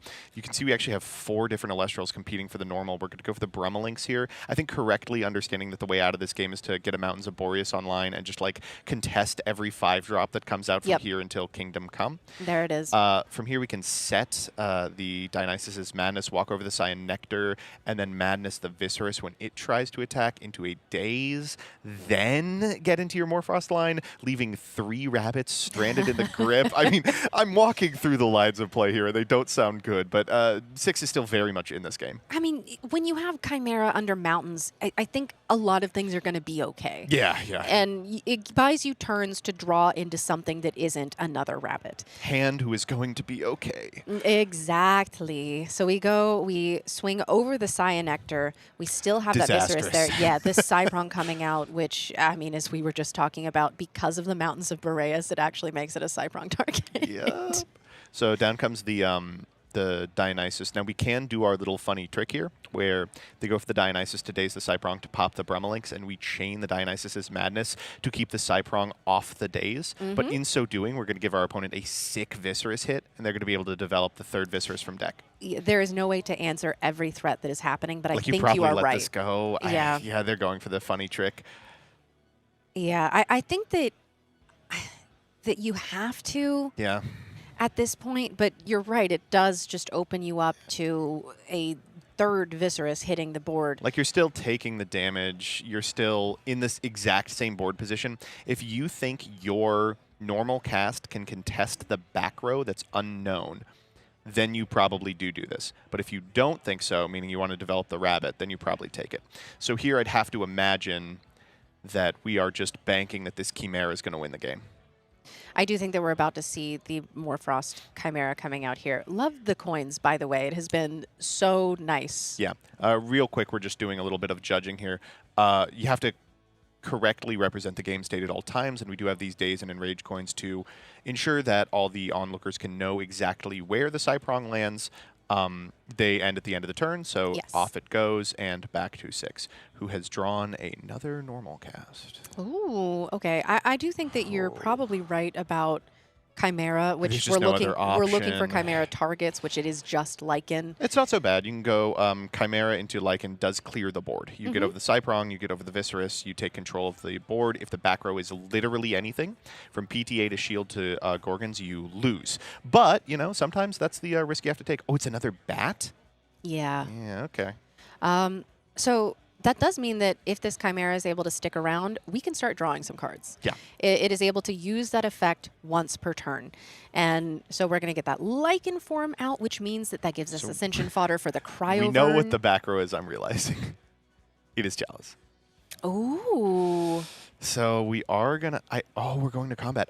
I was going to say, I think this is actually an ample opportunity to do the thing. To show Because you can, the effect. it might be that 6 doesn't know it, but if you Morfrost pitch the bat, Poison Chalice, summon back the Morfrost, you can then pitch the second bat. Yeah. Like, this would have been a perfect situation for that to happen.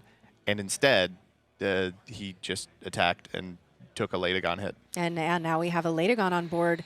And there is not too much here that deals with that, except for, like we saw last time, if we're able to get that Cryovern on board, it does naturally contest the Latagon in terms of stats under Mountains of Boreas. So we're going to be taking some water damage here, probably knowing... Cryoburn. Hey, speaking of, I think that we're going to be going Rabbit, though, this turn. This is rough. That is the only option. PTA could come down. Wow, I really have to wonder if that's like a lack of game knowledge or something. This is a good Rabbit, though.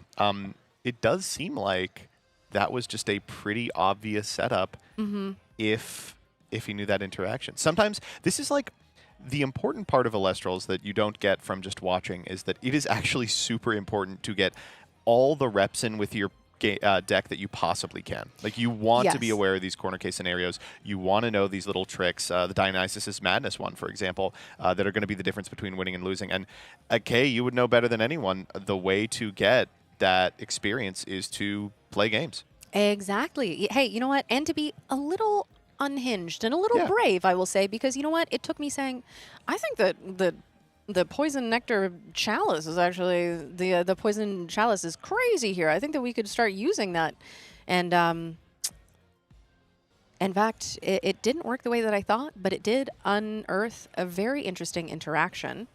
And we are now in an interesting position. So we are... This is as bad as it gets. Yeah, going to be... Dionysus' Madness, targeting the Ash Rabbit, forces the Ash Rabbit to attack. The Latagon deals 1. We deal another 2 on our following turn. 6 going from 8 to 7 to 5, even without Yokumidori committing to the board. This game feels pretty over.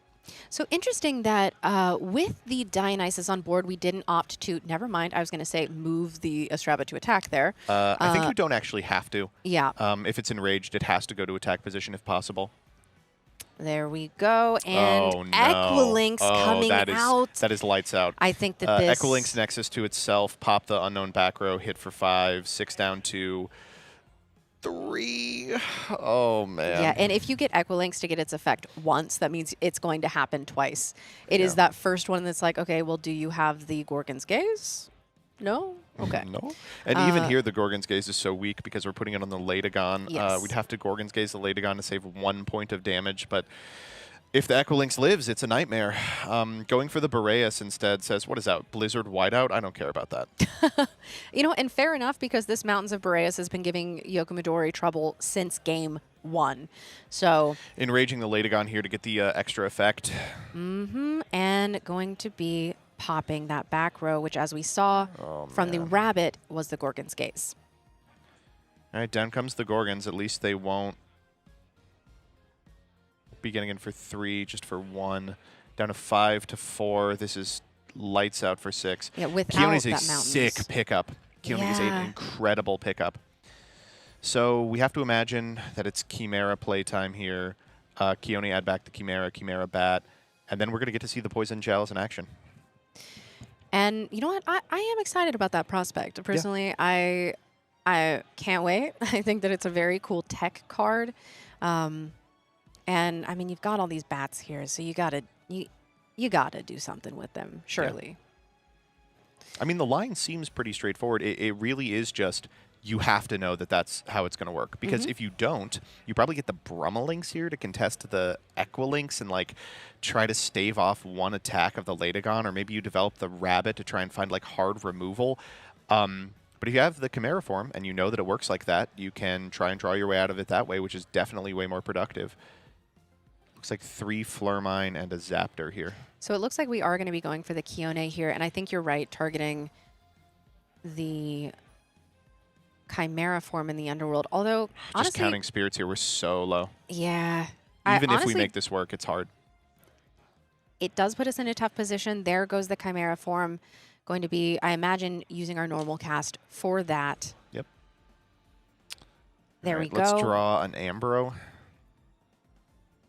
Okay, pitching bat. Oh, we see Yoku Midori leaning forward. Look, oh, Yoku actually, I bet, does know this interaction because he's looking at the graveyard being like, oh, What are you going to bring if you back? don't have a good hit here, it behooves me to let you resolve this because I don't want you getting back the Chimera and hitting the other bat in hand. Yeah, exactly. Now he's going to do it.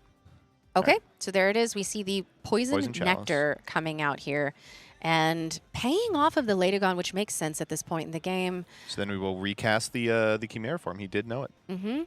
Okay, so that, hey, you know what? We've been talking about this interaction from the beginning of this game. Cool to see it happen. And here goes the second bat. And no surprise out of Yoku means probably Yoku was prepared for this eventuality as well. Says at least here the back row can trade for a card, right? Like you put yourself in a losing position here, right? You cast the Lichen form in defense. With You draw a the card. It Zaptor has to be underneath. Ambrosia. It isn't Ambrosia. You lose. You lose right here. It's over. You're dead. There's nothing you can do from this position. It is. Walk over the Equilinks. Latagon attacks. You have a 0 spear attack. It's Yep, there we scoop 'em go. up. Okay, but we go to game 3. We move on to game 3, and this just goes to show both of these decks have been performing today, and I imagine performing much in the way that we've seen them in the winning games in this round.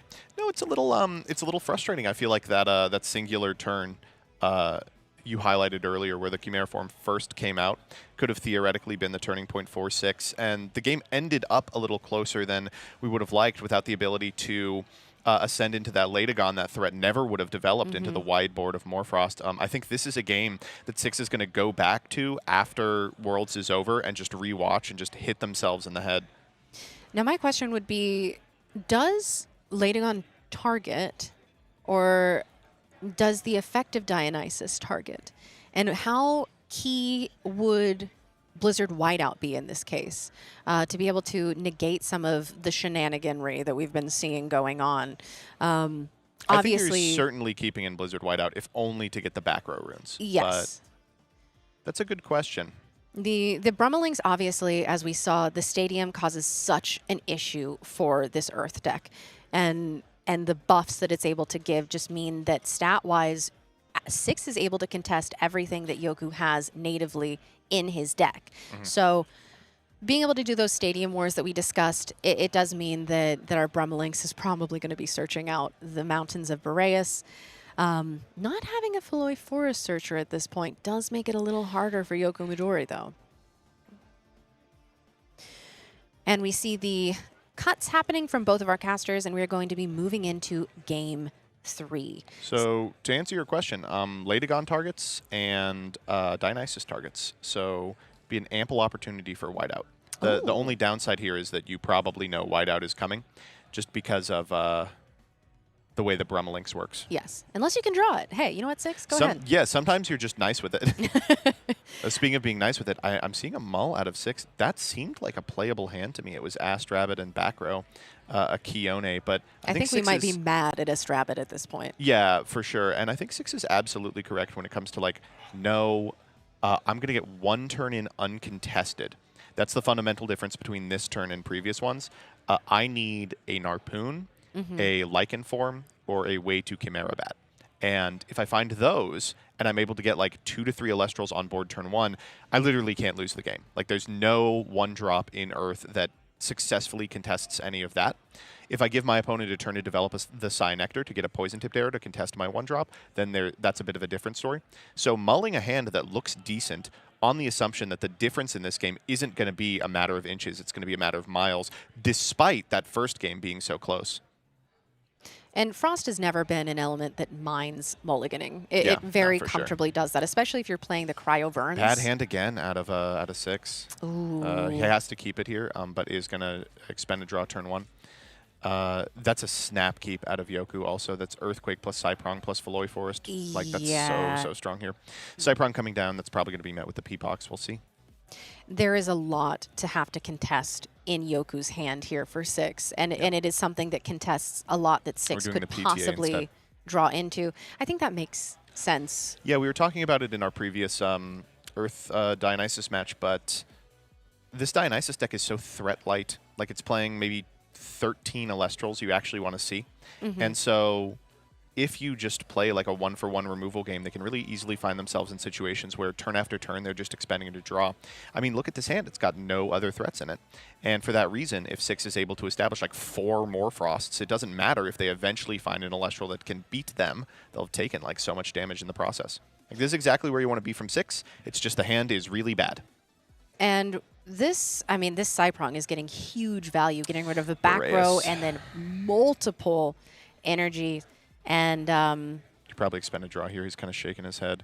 We are going to try and develop the Scorpion form, but with nothing to trigger it. It's really, really rough. It could just be Ascension fodder for Cryovern if we can protect it into the next turn, if we can see the Cryovern. However, Fiending for the PTA, I really do like here. Yeah. We can Boreas to force an additional point of damage. That'll trade for the Feloy Forest. And getting the Scorpion Graveyard gives us a good Kione, which is another card that's in our hand.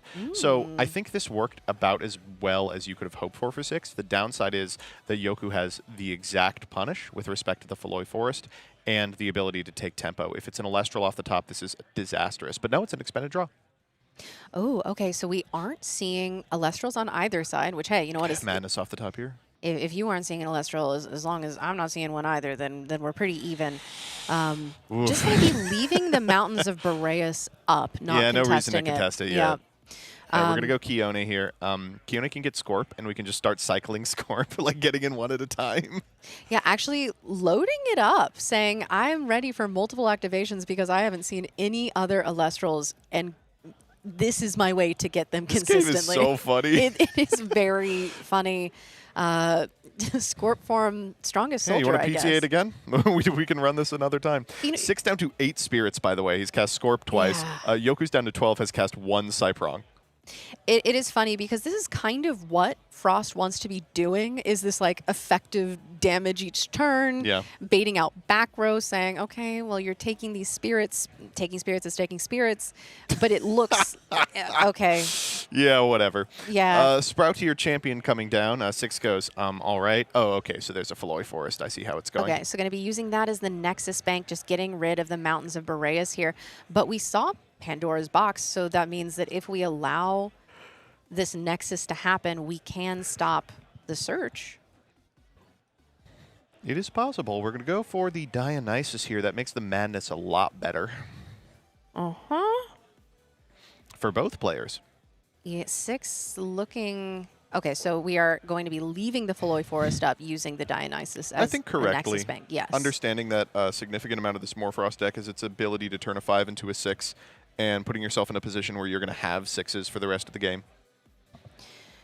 And, I mean, unfortunately... Ooh, pretty weak P-Box, but I get it. I think that either you use it now or there might not be an opportunity to get any value out of this card, depending on how this game goes. Okay, but... Good to see the Barabib go. Excuse me? Look, he's giggling. He said, oh, I don't know. Is this the boss? Are we... Will the boss be making an appearance here today? Are we There's no way. So we're taking it. We're going 1. We're going to 5. Like, that's so miserable. Look at those 2 cryoblasts just rotting in the hand. He's like, why couldn't you have drawn the Cyanectar half of your deck? Something that is a good target for anything. We're anything going to go for the madness here. We will turn the Sprout to your days. What if we move it? We're not moving it. No, I think. Now, the crazy thing is that Yoku can contest this with another madness. Which it looks like he's thinking about. Kind of telegraphing that he has it by taking a second to think here. I mean, if you've got 3 back row set and you're playing Earth, one of them is madness at this point. We are going to go for the madness. There it is. Okay. He says, I'm not going to be dazed. I'm getting mad. There we go. We have the coins representing the game state. Love to see it. And going to be swinging over this Morfrost. We still have Kione. We can get back to Scorp a 3rd time. Oh, there's Chimera. I mean, that's Oh. the card that'll do it. Six's face is saying, oh, kind of too late. I've got 4 spirits left. I mean, we can go Chimera. We can Kione back the Scorp. We can draw a card. If that's an Ambro, we are capital B back in the game. But Yeah. it's really the only thing that works. I mean, No PTA is also great. yes, so there goes the Kione. I think we are going to be getting back this Scorp because that's the only other Elestral that we've seen this game. And You're there going for goes the effect. Well, Gorgons? Poison Oh. again, but that's so good for 6. Well, unfortunately, because it wasn't the bat, that means that we can't do the funny thing. Yeah. And it just actually just straight up does work. dies. Yeah. Yeah. 6 down to 3. Yoku is in a commanding position. I think just has to cast anyone or even re-enchant and win from this position.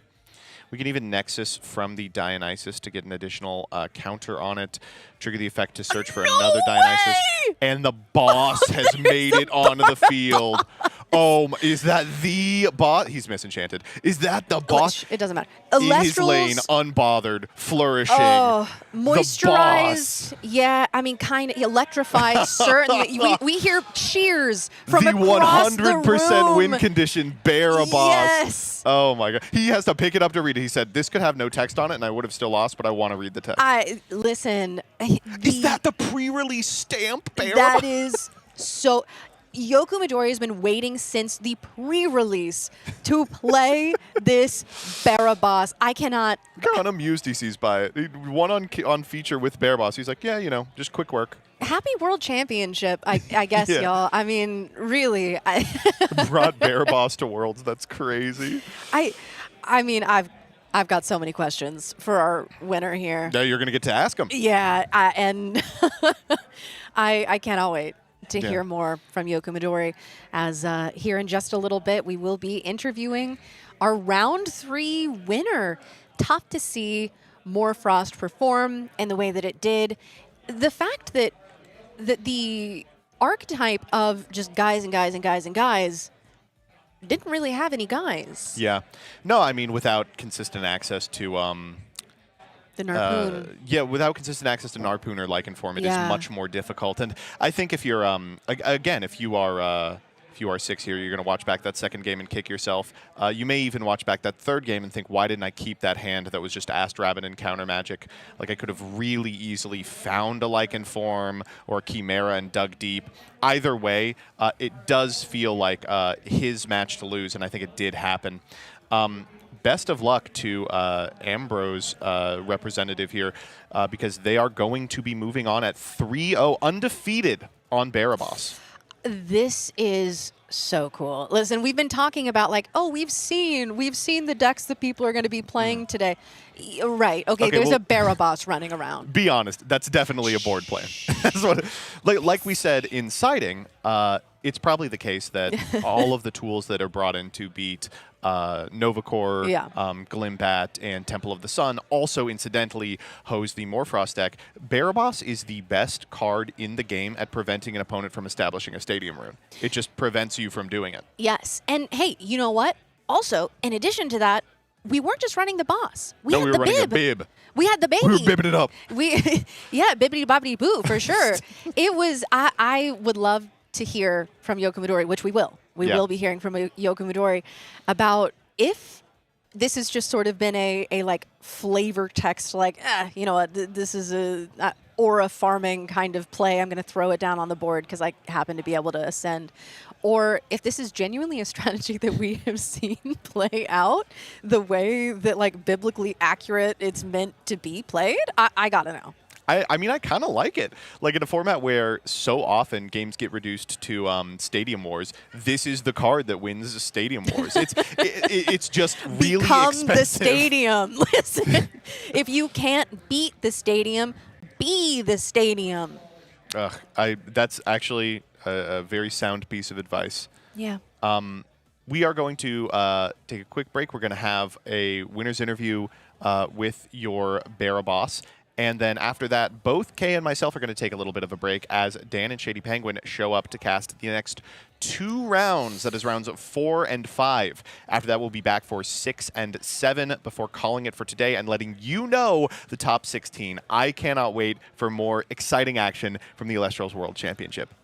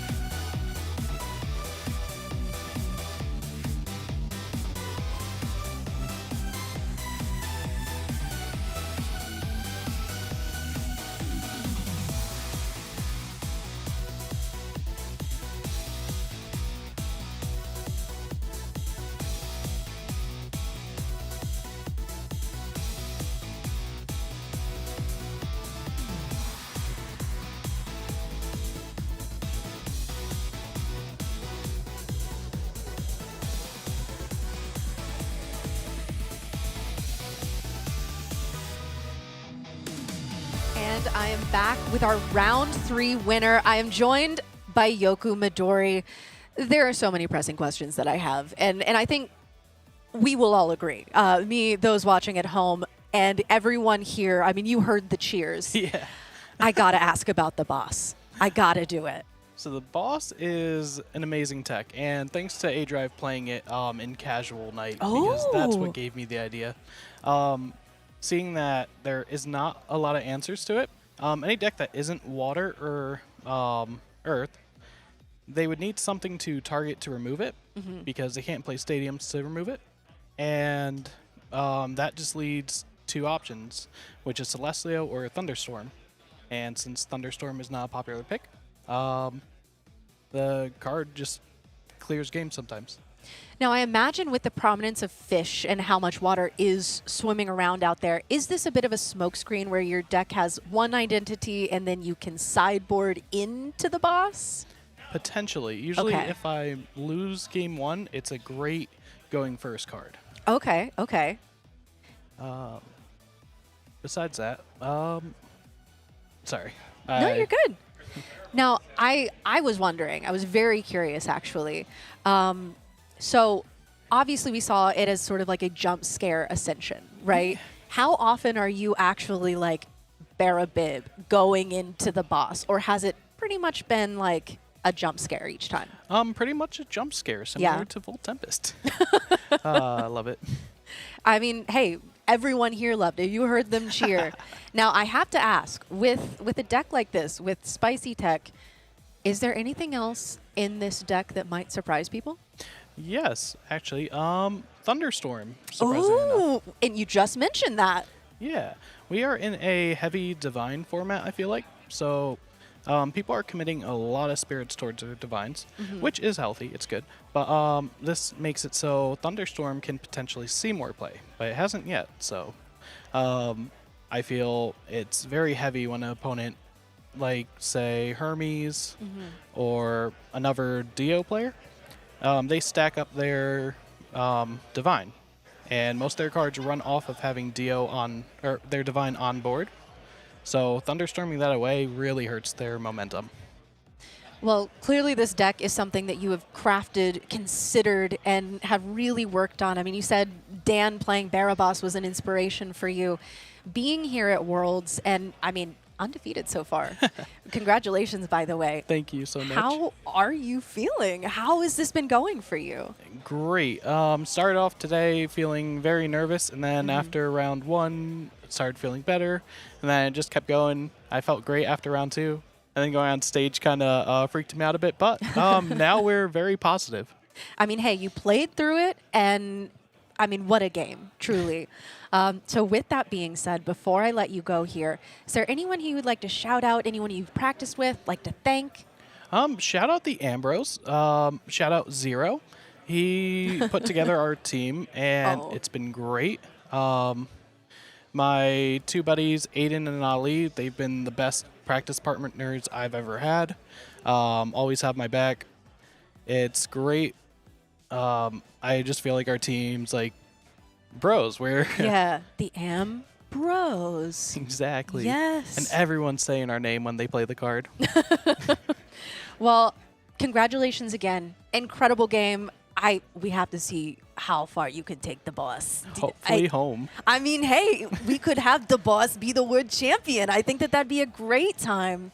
And thank you so much for sitting here. Thank you so much for chatting with me and giving us a little insight into the secret tech of this list that you've crafted. And with that being said, I will let you get back. I know you have a long day ahead of you, a long day tomorrow, hopefully. And we will be right back after a break. Thank you so much for having me.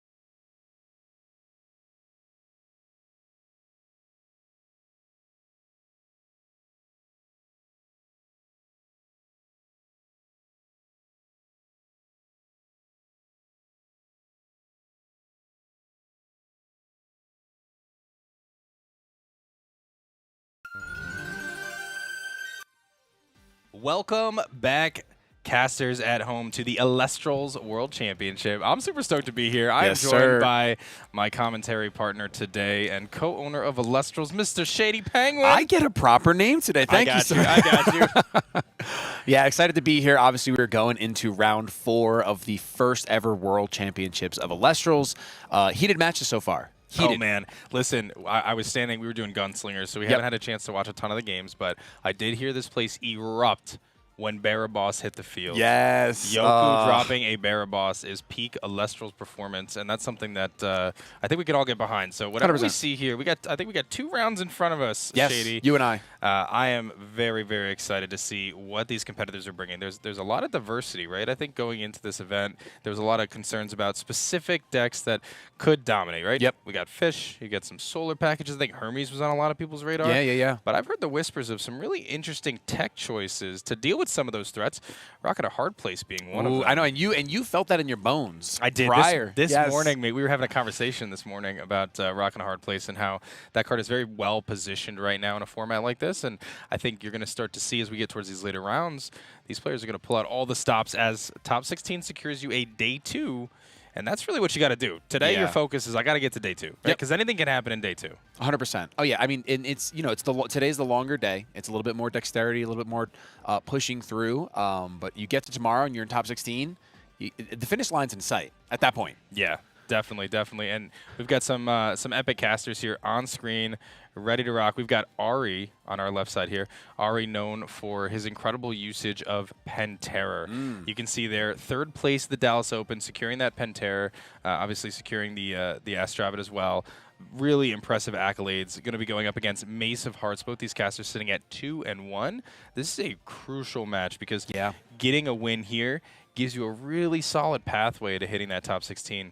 A loss here, it's going to be hard to bounce back from that. Yeah, losing here obviously means you pretty much have to win out and cross your fingers at that point, right? It's not quite an early. I mean, we also don't know what round they got their losses, right? That's true. It could have been just the last round in round 3, and now they're kind of coming off of a tailspin, which would honestly be kind of brutal. I think it's always better, while maybe not for the actual scoring of your points, losing early but then winning 2 more. Like say you lose round 1, come back, win the next 2, you kind of can go on a heater. Yeah. Which could be the case. Of course, it always matters about where those losses come from, right? Yep. The losses that come later in the tournament, for those new at home, the later you lose in a tournament, if you're on a win streak, generally it's more favorable because the other person had a good record too. So it plays into your tiebreakers.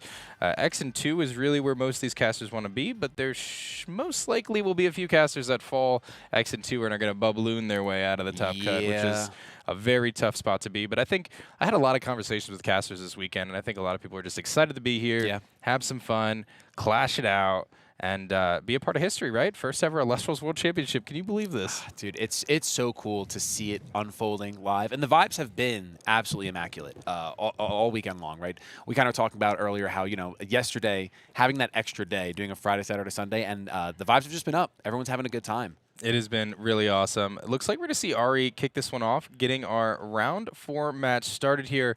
Cyan Nectar. Cyan Nectar, probably one of the best opening game starting Elestrals to cast because it gives you the reliable poison-tipped arrow, meaning that Mace knows that whatever he casts out is in jeopardy. It's not going to stick, and it makes your decision really difficult. What makes this play even crazier is if Ari happens to be on Dionysus, you could get a second one here. Looks like that's not the play, but that's real spicy when that happens. Yeah, and it's one of those things where if the PTA is set, the poison-tipped arrow is set, you kind of have to go into it and see if Ari wants to play it, which he actually opts to gaze here. I love that, yeah. So Magnaros hits the field, obviously has the ability to search out the Aphros. That would have put 2 5s on the field. I love the tokens. Love seeing that. Suppressed Magnaros. Good usage there, but that's going to shut down that search effect, and it's going to nullify that Magnaros.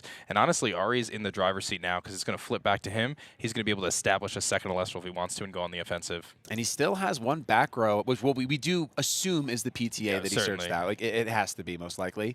And he's already going to Spirit Deck, probably ready, thinking to make a play here. He is going to go for an expend to draw. Ooh. You know what, though? I like that. He wins combat here with Cyan Nectar if there's no engagement. I would think that Mace lets this go, but he's actually going to shield it. That's an interesting play. The reason you probably, I guess, you leave that is because it gives you the special on the Aepharos, perhaps. We can actually see a little hand bleeding here, so that gives us a little bit more insight that Aepharos will hit the field as a special cast. That's why he saved it. He might be able to get a third fish out of the field right now, and that might be kind of tough. The PTA is going to land from Ari. Yes. Yep, there it is. But listen, I tell you what, if Mace drops a third fish, we got a full koi pond here, Shady Yeah, Penguin. I mean, it's tough, man. It's not like it feels good to that's bounce even back. better. Wow, yeah, that Champ Foamy going to get into the deck. That's beautiful. It doesn't feel great to have to bounce a Cynectar, but when this is going to be the result, you don't really mind that your opponent's going to be recasting that potentially and searching for another PTA. Like, Yeah, it doesn't matter. The thing here for Ari is he's taking 5 spirits this turn, right? 3 from the Elestrals. Yep. PTA is going to cost 2. You'll clear the Aepharos. You'll be able to lower the presence of this board, but that second Foamy is going to be key because Foamy allows you to search for any 2-cost water Elestral. A lot of players have been teching in things like Kuribus. We've even seen things like Joblin, Draking. There's a lot of different angles you can take. I'm really curious what the boss Elestral for Mace is going to be. Kuribus seems to be the most popular pick. Yeah. Waylands is another one too. Waylands, really? Are you a Waylands truther? Or have players actually been running it? Oh no, Waylands is real, man. Awesome. Waylands is super real. Definitely a real option for players. Kuribus, I think, has been kind of the top dog, but Waylands, I think I saw a statistic earlier that Waylands was pretty represented in previous events. So I think we'll see what spiciness comes here at Worlds. There's always, who knows, maybe someone's on Capricorn, man. Yeah. Who knows? There's all sorts of stuff. That would be awesome. Like, we're going to see the 3 damage here, and then it looks like Ari is going to pay out the PTA and begin their turn. Yeah, really good field presence there. That one back row there for Mace should be able to keep him in this next turn. Ari does have Cyanectar to go back to. It is going to be able to combat. That's what makes that 4 attack stat so valuable. We talk a lot about 5s, but that 4 attack stat can be really valuable, especially if the Elestral is generating advantage on casts like Cyanectar does. Yeah. It just allows you to dig deeper into your deck, get the cards you need. There's an Earthquake play. Okay. That's interesting. That's interesting. I feel like for Ari, I find myself often holding my Earthquakes for a long time, looking to try to get the most bang for the buck. But it looks like here, Ari wants to kind of trade momentum, because if that Aepharos stays for too long, it may be a situation where, oh, there's the Gorgon's Gaze. You're not searching this term, but there may be a situation where more, Aepharos gets special cast out, and I think Ari was trying to prevent that. Yeah, I can also see the line of sight. He kind of played hoping that face down wasn't going to impact the Cynectar in any way, and maybe he can clear the whole board. Obviously, the Gorgon's Gaze stops that, stopped the search, and stops the attack. But had it gone through, that would have been a pretty okay position. Oh, we're going to see another Aepharos here. This is what Aphrodite does so incredibly well, being able to go into your deck and grab one Elestral basically every single turn. You're going to grab the Aepharos. That's going to get 2 Aepharos onto the field. Rocking that Stellar. We play with our Stellars in this house, Mace. Stellars. Let's go. And Mace going to be able to put on some pressure here. Let's see if there's an answer. If Ari has a shield, that could be pretty good, but it's not going to be the case. 2 spirits will come through. Ari's going to be whittled down quite a bit here. The spirits are close, but they are close. Ari's facing down 3 Elestrals right now. Yeah, and like you said, the power of Aphrodite going into the deck, and I mean, it is a +1 every turn, and it's not just a +1. It is the +1 of your choice. Board conditioning, right? Dependent on the board, but Aphrodite grabs what it needs to grab. Like, Aepharos is strong, so grabbing another one just feels good.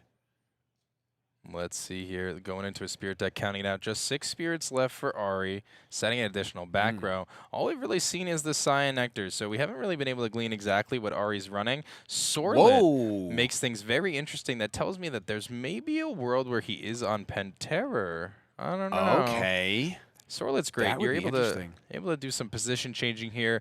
One fun fact about Sorlet that many casters miss is that you cannot change the position of a wind enchanted Elestral. Yes. So always got to keep that one in mind, but he will clear one of the Aepharos.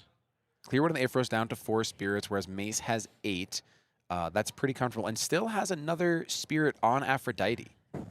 That means that there's always an opportunity to search out another Aepharos, particularly one of the Nexus variety. But all you need to do is get 2, and then they buff each other up. But this might be an Ascension here. Let's see. Second Water Spirit hits the field, reaching for his hand. It is Lockagon, baby. Oh, there it is. We're going all in on Lockagon. Is there a Gorgon's Gaze for Ari? He needs it desperately right now, because if he does not have it, there is a second Lockagon hitting the field, and this one is going to be really tough to climb back from. Looking at his face-down runes, seems like that Lockagon is going to be able to stick here, maybe get that healing effect off. Let's find out if that last Aphrodite spirit will go to search another Lockagon. I'm honestly a little surprised. I thought Lockagon was kind of a thing of the past, but here it is. Mesa Hearts bringing it back. Ooh, actually, we do see the gaze come out from Ari to stop the Lockagon. I mean, like you said, he needed that. If Ari didn't have that, I think the game was kind of on lock. Yeah, I did misspeak a little bit there. This is the Lockagon that specials itself out. Yes. So I don't know if he's running 2 of these guys. Although actually he probably could. So we'll see what happens here. There may be an interesting set of plays here, but he's not going to be able to attack with this Lockagon this turn. There's the Necklace of Harmonia. This card is so incredible in this example, and the reason why Mace of Hearts using Necklace of Harmonia, that tells me he might be on Argo, meaning he can use that as a battle trick. But the real secret sauce here, Aphros Nexus off that necklace. Ooh, I love that. Oh, that is so good. And there's so much in water, like receiving. There's some tech you can do, right? What is it? Is it Dratagua? Dratagua, yeah. Dratagua to heal. I mean, obviously, water just does so much well. It does searching, it does healing, it does explosions. It's potent. Fish are potent. Let's be honest. And you know what? I actually like seeing Lockagon. I like it. I like it too. Yeah, I like it too. I think one thing that's really interesting to note here, and this is something that I love about Elestrals in general, we'll see a Galaxy swap all the stats to the Elestrals. That means it does get over the Aphros, down to 1 Spirit and a Prey here for Ari, but he does get rid of that Aphros. He gets rid of that necklace. What I was saying is only 3 Spirits for Mace. This is a close game, but I don't know if Ari has enough gas to be able to deal with the fury that is Lockagon about to hit this field. That token's gone. Judge reaches over. No longer suppressed, by the way. All so right, go ahead. that's a stellar Lockagon. Yes, all stellar right. base Lockagon. We love to see that. Here it comes. Gonna do that. There it is. Special casting out the Lockagon. There it is. Gonna be able to pop it. Galaxy goes down. Just 1 Spirit left for Ari. Gonna take some big damage here. No counter rune in the game. Solves this problem. Absolutely. I saw a shield and what looked like it might have been a Madness. Was it Madness? I thought it was an Earth rune, so that would be the Earth he would set, and he already played his Earthquake. So I'm a little unsure what Ari's actually on. He might be running some sort of Earth Wind package. I know the Sorlet. Seeing the Sorlet in there was almost like a question mark for me, just because I want to know what else is it. You don't just put Sorlet. You don't just splash Sorlet and that's it. Well, no, it tells me that there's a heavy investment into Wind. Yes. Right? He's kind of thumbing through his deck.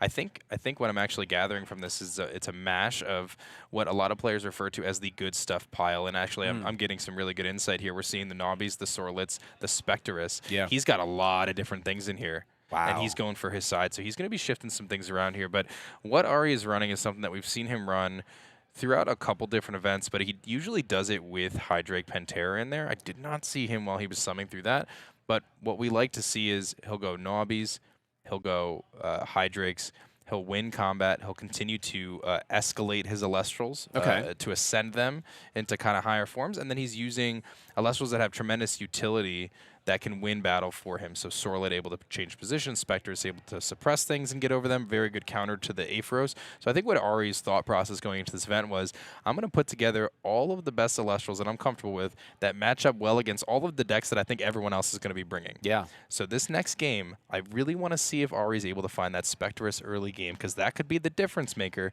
to help him clear those fish with minimal investment. Yeah, you know, I mean, it's interesting. Obviously, in a best-of-3 format, it seems like his deck is built to, like, hey, I want to be able to stop a lot of things sometimes. Like, I have a lot of different pieces in this deck, and they have specific situations where they will be great to see. And then game 2, let me side into what will be a more solidified for this matchup, would be my assumption here. Certainly, certainly. And both players going into their side decks here. Of course, in Elestrals, players have the opportunity to use a 15-card side deck. Some fun lore at the beginning of Elestrals. It was a 12-card side deck. I remember that. It was 12. We actually bumped it up. I think it might have been Daybreak. We bumped it up to 15. But yeah, players have 15 cards. Another interesting fact for the new players at home, you can actually put spirits in your side deck, which is pretty unique. So that gives you the opportunity, if you're running a tech card like Cryoblast, for example, you can run a single Frost Spirit in your side deck just to be able to side those Cryoblasts in for a matchup like Fish, where you can actually get rid of those Aphros pretty easily. I don't think that's the way you go here, but it is an option. Yep. You'll see maybe some players side decking, Water Spirits to fit in some Tsunamis. Yeah. Tsunami's a hard card to main deck right now, right? Because your Aphros is so common, so it's hard to justify that when maybe 30-40% of your matches it's going to be a dead card. Yeah. So there's a lot of opportunities there for players to explore their sides. And one thing I love, and as a veteran TCG player, I'm sure you're familiar with this, but the idea of I just saw a Hydrake. Just sorry to cut you off. yes, that's exactly what I want to see. Okay. The idea of basically taking your main deck and the word is leaving me right now, but basically switching the entire strategy of your deck. Yep. With your side deck, there's some really cool stuff you could do. So yeah. Ari's going to play this same this opening. round 2 the same way. He's going Cyanectar. He's going to find his poison tipped arrow, and that is a really strong start. 100%. And I mean, really quick, just circling back on. Oh, he grabs the side deck. poison nectar. Ooh. Wow. So Poison Nectar is a very key card. First of all, it's revealed. Mace knows, but Mace knows that he cannot use his Aetheros to draw now. What a mind game The mind that game is. of that is just, hey, I have this. I have the answer. You know, you can't do it. No. That's actually crazy. And if that is we crazy. see 3 face down for Ari, so we obviously know 1. I mean, I want to assume if you're not searching PTA and you're going for the Nectar, maybe you have the PTA. We're going to see Galaxy come out from Mace here. Will there be any response? Galaxy going to swap the stats of all the Elestrals in the field, making that Cyanectar just a 1. I got to say, those gold spirits that we have here at Worlds are just primo. And there's gorgeous. Oh, no, that's Dense Fog. Achilles missed. That changes the stat swap of Galaxy. It's going to cause it to crash into Cyanectar, and Galaxy is going down. This is crazy. Wow. Dense Fog is an incredible counter, and I'll tell you why Ari's running it. Argo has ticked up in popularity with Fish because of the ability to utilize it as a Nexus bank, like we said with Necklace of Harmonia. Achilles Miss is going to stop those stat modulations, including Galaxy Swap. That means that Galaxy charges ahead, his stats go back, and he crashes into Cyanectar. Huge momentum swing, and here comes Hydrake. Oh my goodness! But also, you're saying that Dense Fog also stops stats. Stops So stats even like from Zeus gets artifacts wiped. and everything. Zeus Everything, gets wiped, everything. Meter. Wipes Wow, all that the is stat swaps. awesome. That's a great card. Yeah, very cool tech card. Ari doing big things there. Hydrake hits the field. This is really big because now Hydrake is going to... Oh, I was just talking about You Cryoblast. spoke too soon. Cryoblast, probably the one card here that Mace can find very easily to not have to deal with combat against the Hydrake. What a beautiful, beautiful Hydrake that is. And here comes the Fist strategy. Marching ahead. Magnaros hits the field. Does Ari have a Gorgon's Gaze? No, he does not. It does not look like it. He must have given him the go ahead to let the fish swim upstream, right up to the mat. This is tough. He is going to organize his Spirit deck. Look like he wants to get things locked in there. What seemed like an incredible start for Ari flips back around the other way. But hey, listen, we got 2/5 attackers on the field. We know he's running Mist. We know he's got the Nectar. He's got some really interesting tech cards. Let's see what happens next. He's not going to attack. Ooh, fearing the shield? I don't.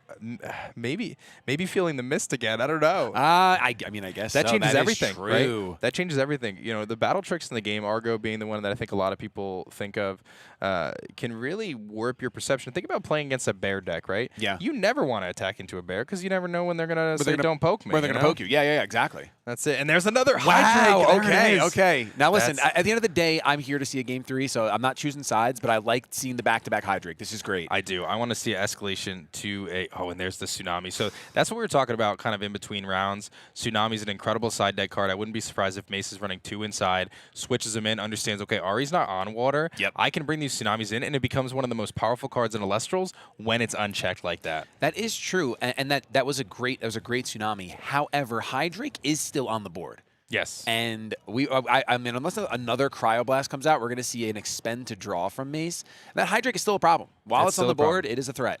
I wouldn't be surprised if Mace was fishing for an Aetheros here, looking to go on that expend to draw, understand that they can special cast it out. He's going to go offensive, going to go Cyanectar. Yep. We're not going to see an altar switching it into attack, you know, none of that. But Hydrake sets himself in a situation where it can clear the field here if that back row doesn't respond. The one thing I was looking for last turn was did Mace have a poison-tipped arrow, but did not. I'm curious if there's another Tsunami there. This might be an expend to draw 2 for Ari. Feeling good about his position. 3 back row, 1 Elestral, maybe digging for more Elestrals for future turns. But this is not a bad situation to be in if you're Ari, because you can run this in. If he wants to, you know, Argo Necklace you, whatever, you don't care. You're going to go Twinder, you're going to go Pantera, but he'll just clear the Magnaros.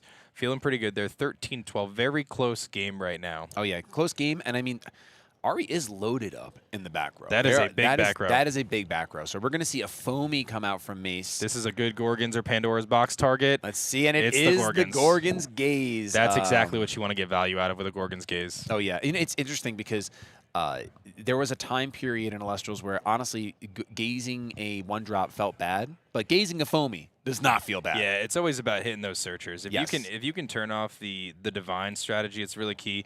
One thing to note, there's an Atlantis on the field. That makes Foamy a 4 defense. That changes a lot of things here.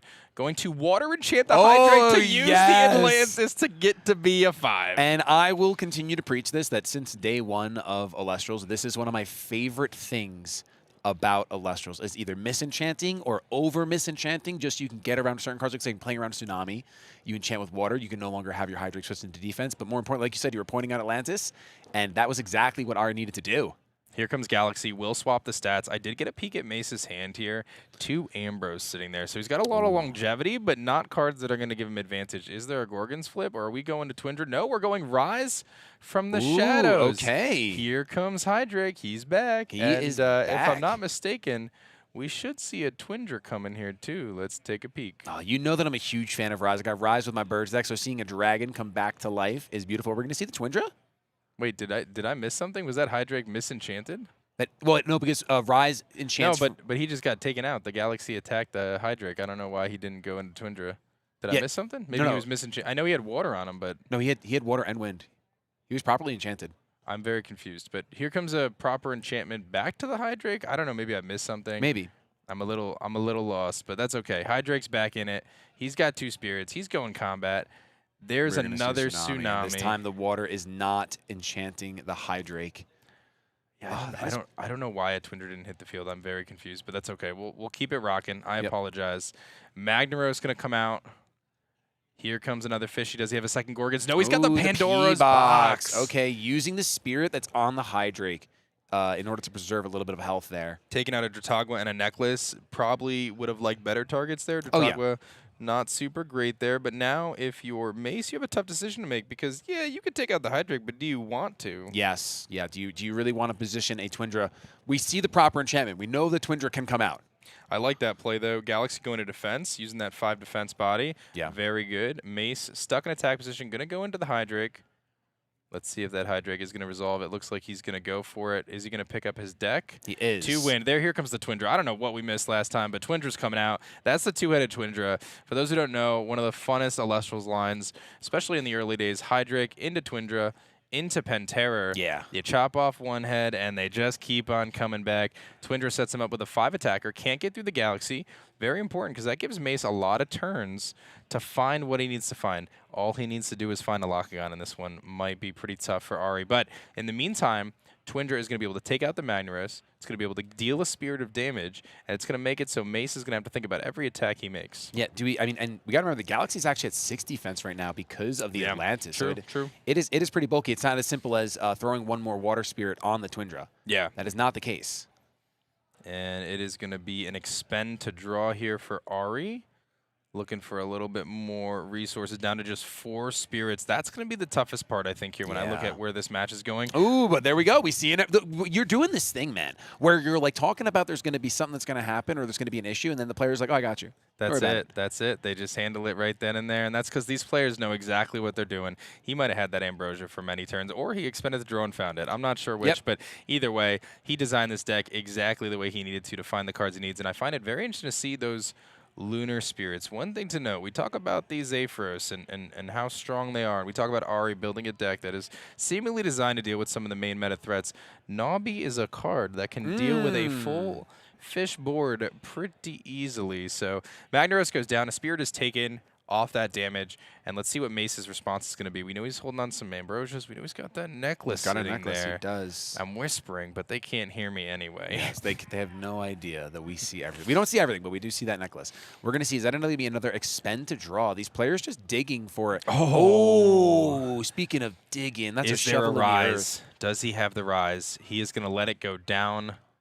The question is, will he be able to bait that Galaxy into attack to allow a Nobby to come down and do some big things? Because that could turn this game completely upside down. Galaxy going to hit for 1. Does Ari have Nobby? Nobby could be huge here because, as far as I know, unless Mace found it, no, he top decked the Earthquake. So I don't know what that face down is, but my guess, it might not be live. I don't know. I think it's an Ambrosia. I don't know what it is, man. I love. Oh wait, is this another expend to draw?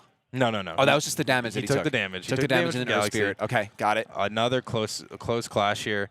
What does Ari have? Checking his back row. They haven't changed since the last time he checked it. We all do it. We all do it. That's We not all fair. do We it. all do it. Especially when you're round 4 of Worlds, Dan. Let him check his back row as much as he we all wants. do it. We're going to see a Lycris hit the board with a Sorlet. I like that play a lot. You play around the Tsunami. I don't know if Mace is running 3, but he do play around the Tsunami here. You're getting the Atlantis buff. You're going to clear that Galaxy. That's a really good play by Ari. And I'm appreciating Sorlet in general in the Fish meta because of the ability for a player to just go Galaxy 6 defense with Atlantis out or 5 defense. Like 5 is the magic number anyway, right? So being able to have the option, hey, Spoiled fruit. He just spoiled fruited an Ambrosia. oh my goodness. Ari is running a side deck of side decks today, but he is not prepared because Mace is running 2 Ambrosias. Yes. So listen, you can only keep so much spoiled fruit on your person at once before you start smelling. Now, So- I just want to see if Mace is going to do something that tries to draw and he forgot about Poison Nectar from earlier, but Oh, man. something tells me that's not the case. We're Nope. going back to the fishies here. Magnaros coming out. Oh, man, I really want to see him grab base Aphros and get it whacked, but there's no way that's going to happen. No, I do not There think it is. so. Yep. He's got his Stellar. We play with Stellars in this house, We really Mace. do. We really do. Okay, and I mean, that Aphros is going to be at 6. It's a 6. They're going to be tied. They're yeah. going to have to crash potentially This is if Mace wants to clear that Sorlet. But what is that last back row for Ari? This could be the deciding factor of the game here. Whatever the back row is, if it is live and stops the Aphros from winning combat here, could be another Achilles miss. Yeah. That could give Ari just enough to sneak over here. Let's see. We did see him return those Lunar Spirits. Rise from the Shadows could be really crazy to bring it back. It's Yes. going to go down. And They're going to both flip go anything? down. Nope. Magnaros is going to hit. Wait. Oh, this is That's going to just a be hit. really It's just a hit. close. Yeah, this is really, really close. 2 spirits in each player's deck, but there is an Elestral on Mesa's side of the board. Whatever those 2 face downs are, I mean, if I'm Ari, I'm pretty upset at them for not being live right there. I'm pretty upset. Yeah. Well, that's what happens when you run really niche tech cards. We saw them come into play. The Spoiled Fruit, obviously, the Achilles Mist, both of those are great. Resting on your laurels is going to pop the Magnaros. Wait a minute. Okay. That's an interesting play. If he can get an Elestral out to the field here, that could be huge. Down to 1 spirit. He's shaking his head. I don't think he has He the has Elestral. nothing in his hand. I think it's no, they pass turn. Okay, we're back to Ari. Pass turn again. Who is drawing the Elestral? Oh, my gosh. Oh, my gosh. my goodness. Oh, my goodness, dude. Someone get an Elestral out here, please. And it's an Aphros, Aphros, and that's going to be that is- it. Ari's hopes are crushed. Dashed. He's going to take a loss here. Mace of Hearts winning 2-0. Poison Nectar, PTA, Gorgon's Gaze, Rise from the Yup. Shadows in hand. Looks like a Cryoblast, maybe. Yep. Oh, my gosh. Wow. What a crazy end. And just seeing that array of cards right there at the end of the game, all the different things that Ari was trying to cover. It's one of it's kind of a common expression, jack of all trades, master of none. And it's like your deck sometimes is trying to give you the answers for everything but the one thing you need an answer for. That was just a close game, man. That Get was down to the last both low of those. Yeah, spirits. props to both those casters. Mace, big win there. Going to be moving to 3-1. We talk about that being huge. Yeah. Right. Not only the momentum, but obviously the opportunity for him to go into the next round, sitting in a much better spot. Ari is not going to be out of this by any stretch of the imagination. Of course. You know, he's going to still be in this. You're really fighting for the X2. You know, Yeah, you really want to finish 5-2. That's going to give you your best chance to kind of come into that top 16. And that's the craziest thing. I'd be curious, Shady, you've done some competition. You go into a tournament like this, you're sitting at about 80, 82 players. Yeah. Are you saying to yourself, I just got to get top 16, or are you like, I just got to win? I honestly think the way you were speaking before, like if it's day 1, I need to get top 16. Yeah. Yeah, You just got to sneak in. Because and then day 2 I'll reassess. Do I Anything can happen. Yeah, do I feel like, you know what, I have to win. I'm going to win. Yeah. That could be the case, but really taking it one day at a time, being well rested, getting some good food in you, some sort of nutrients to make sure you can focus on every decision. Because Yeah. especially in a game like Elestrals, like the amount of different lines, the amount of decision making you're making from the second you shuffle up and draw your first 5, it's intense. It's a lot. Yeah, we actually, Shady and I were talking about this earlier. We've had a lot of conversations with some of the top players in the game, obviously, and the field here is stacked. You've got the best players of Elestrals throwing down. And one of the things that we kind of highlighted is, you know, the balance between the testing, the theory, and then the rest. Yes. And I think that that's like the X factor in a lot of cases. I think if you're watching at home and you've never played in any sort of a tournament like this, the mental fatigue, it's hard to express. Wild. It catches up to you really quickly, and it can derail your run very fast. Oh, yeah. The ability to stay mentally sharp for an entire tournament is difficult, especially when many of these casters were up until 3 in the morning practicing. Well, so that's the thing, right? I think they say it in business. What is the expression? You can be, there's 3 things you can be. Fast, cheap, and good. Fast, cheap, and good. You got to choose 2 of them, right? I think in card games, it's so easy, and in competitions in general, it's so easy for us young adults, and some of us maybe are older than others, but us young adults to forfeit sleep instead. Yeah. And truthfully, I mean, that's like forfeiting good. That's like forfeiting good to me in business. You can't do that. You can't. It is so tough. important. It is tough, but obviously a lot on the line. Yeah. Everyone's taking this, most people are taking it incredibly seriously, Which right? is so cool. I love it, dude. I love it. It's so cool. I talk to some casters that are like, I'm just stoked to be here. Like, it's an honor to be able to qualify. And then I saw other people that are like, I'm winning. Like, yes. I am here to win. I am here for that sole purpose. I know specifically of a handful of casters that got together about 5 days ago. Together, and they've basically been pulling 16-hour days to prepare for the World Championships of Elestrals. And as the guy who made this, like that dedication is incredible. Yeah. And obviously, I wish everybody well, but it's a lot. You put in a lot of time. You put in a lot of effort. You start to second guess yourself. You start to question things. You have a good run, and you're testing, and you're like, oh, this is going great. And then all of a sudden, you have a couple bad hands, and you start being like, wait a minute, am I on the wrong thing? Is it great? Yeah, yeah. Because once you lock that deck in, man, that's it. You're riding with that deck. It's true, and you see that kind of fierce devotion, almost like a devotion, and that doesn't happen unless the game has those intricacies. Yeah. To really these players, like Dan is saying, they're the best of the best players, right? They're competing at the first World Championships ever. They want their brains. Their brains are so wrinkly. They want it to be scratched. So they want to find the best lines. They want to spend the 16 hours. Like honestly, if they weren't enjoying that grind, they wouldn't do it. The game is just that deep. Like it's easy to enter, hard to master. There's so many layers. Yeah, I think one of the things that I really appreciate, and one of the things I had a lot of conversations about is when you go into an event like this, picking your comfort. Yes. I think it's so important as a player, especially at this level. You have an understanding of, okay, this is my deck, this is what it does, and this is what it does when I'm facing down this. This is what I'm going to do against this.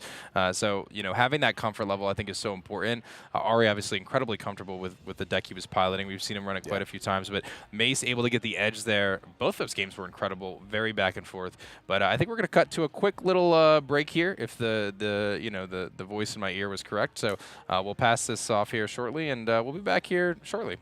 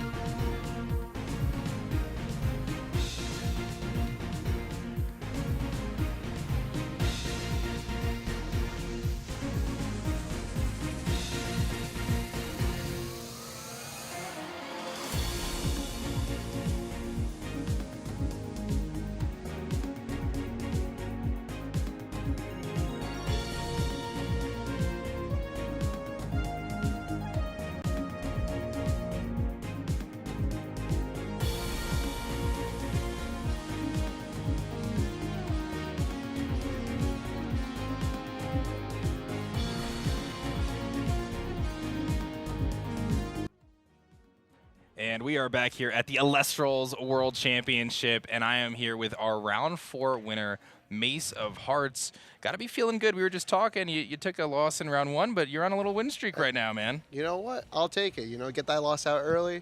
You know, I'm winning. I'm literally the world champion. You're having an interview with the world champion right now. I love that. I love that confidence. And that actually brings me to my first question, because Shady and I were just talking about this.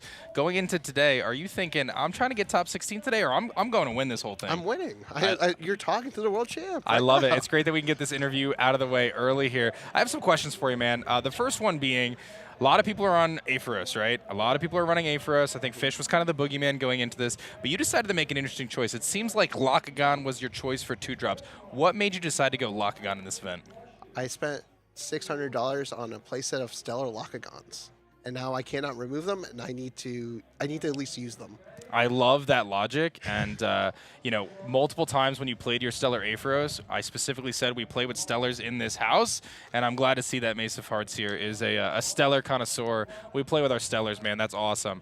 Did you see the non-Stellar Aephoros? I opened it every game. Yes, I did. It was a real shame. Yeah. I was trying to hide it the entire time. I'd love to get your thoughts going into Game 2.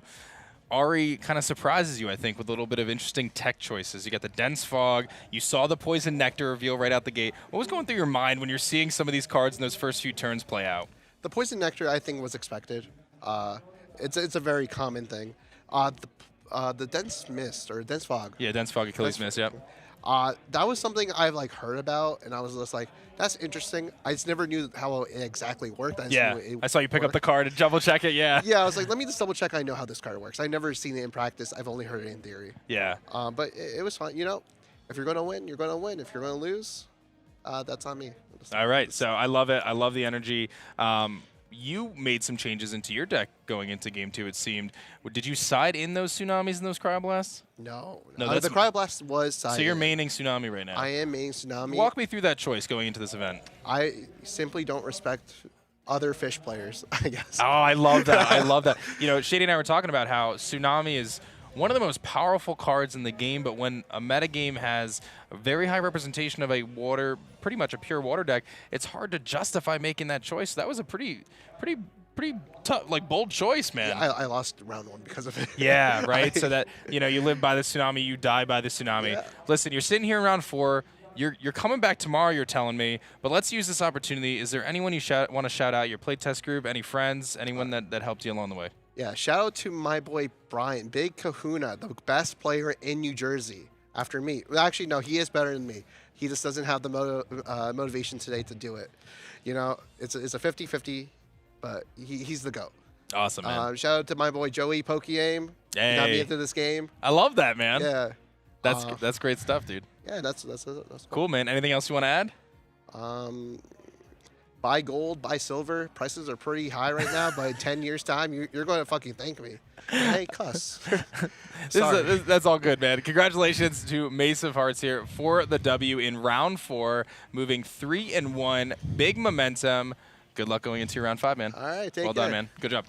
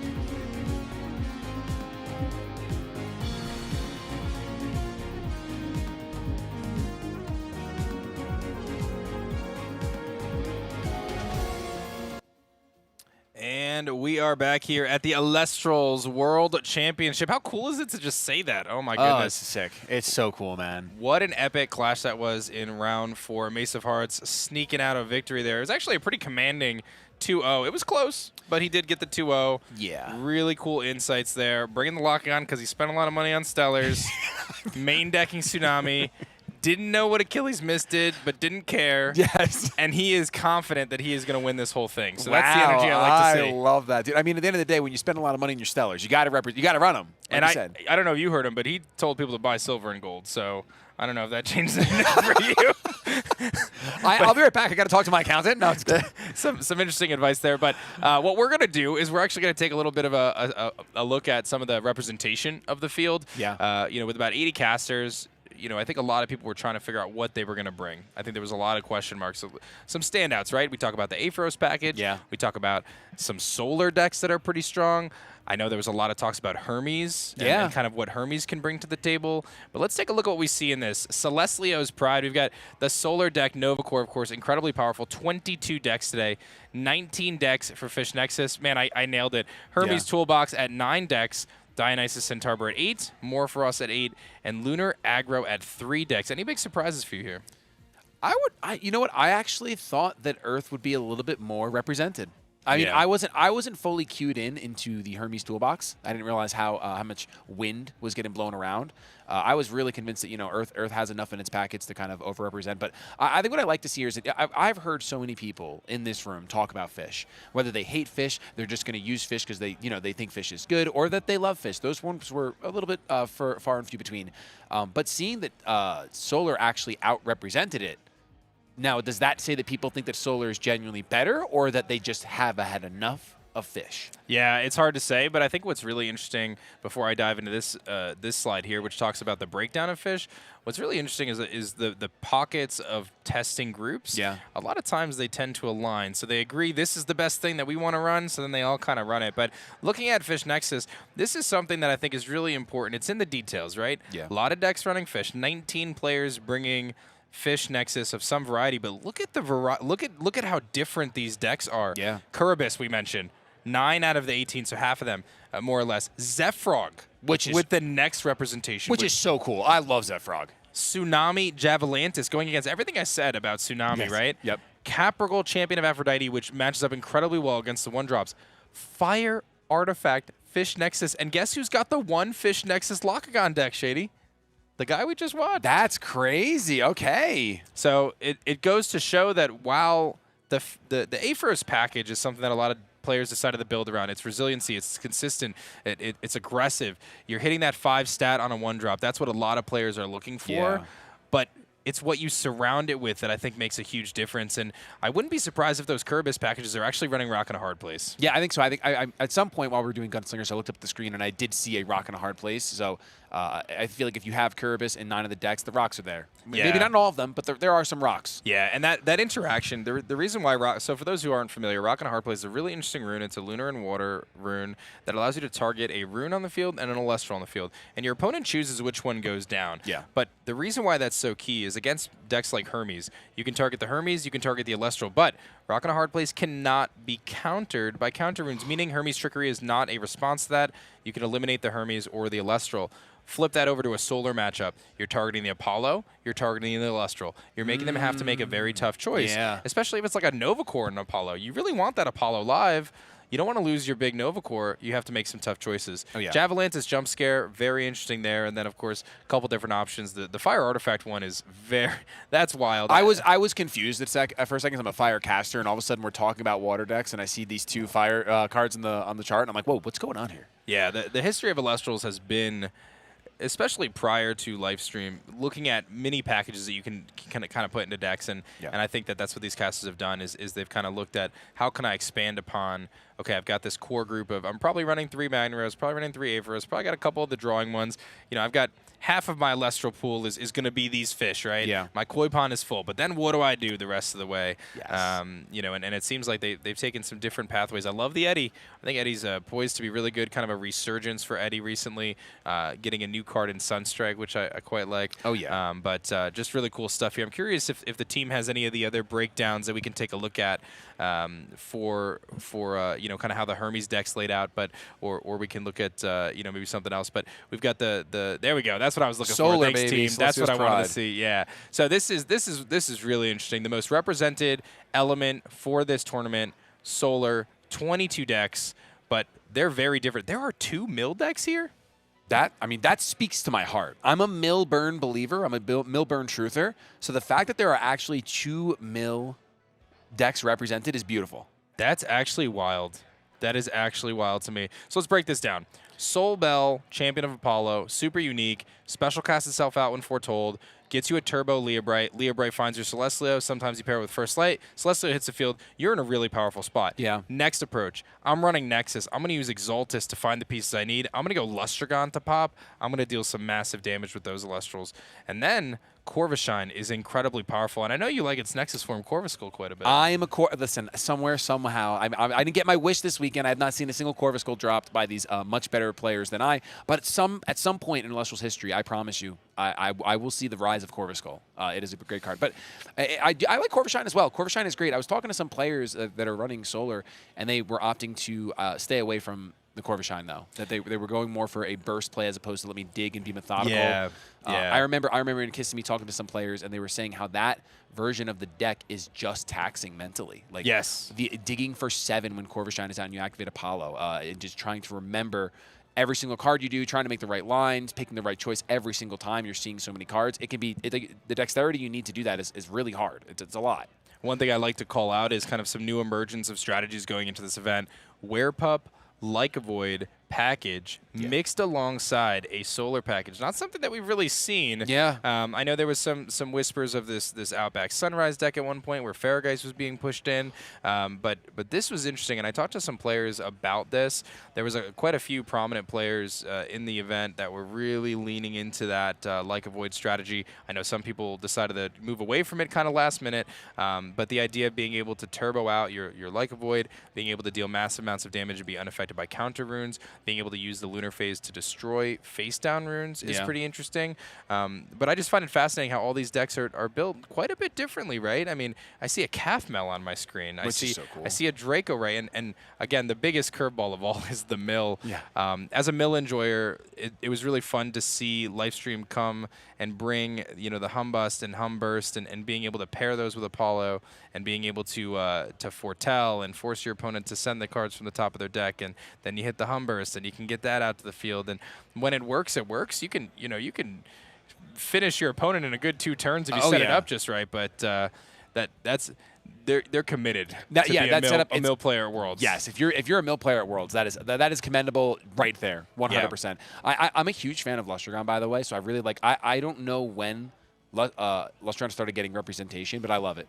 Yeah, so what's interesting is I think it was, if I'm not mistaken, I think it was the Dallas Open, our first ever Open event. I'm pretty sure that was a big part of Bo's strategy, was utilizing Lustragon. Yeah. So there's quite a bit of, there's a precedent there, right? This is a card that's seen some play. This is a card that's been powerful. It's proven to have been really strong. I'm gonna was it switch heavy my Nobby over. Was it heavy represented at Kissimmee? I don't know. No, I don't but think there so. was Solar players there. Yeah, so it kind of like it was there, it went away, and then now it's back. I think at Kissimmee the overarching theme when it came to Solar was, we're gonna get the big lion out. Yes. This is the boogeyman. He's gonna come out to the field and he's just gonna win. And that was also the Solar Burst era where we're running 3 Solar Bursts. That's and right. I think a lot of players are opting to go the Nova Core route because the consistency with Glimbat into Temple into Nova Core, that ability to destroy a face down rune, I think is really key. Yeah. Or, I'm sorry, being able to destroy an Elestral rather, and untargeting destruction, which is really key. So very interesting choices there. But again, looking at that variety is really the full picture. I mean, we're talking about a pie chart that's saying that, the most represented deck in the room is less than a quarter, approximately, right? About a quarter. That's incredible. Honestly, like I as a card game connoisseur, I've been around for many years. mostly not as a high-tier competitor, but as a spectator. And I've seen formats of card games where it is 2 decks. Yeah. It is literally 2 decks, list for list. Maybe some sides are different.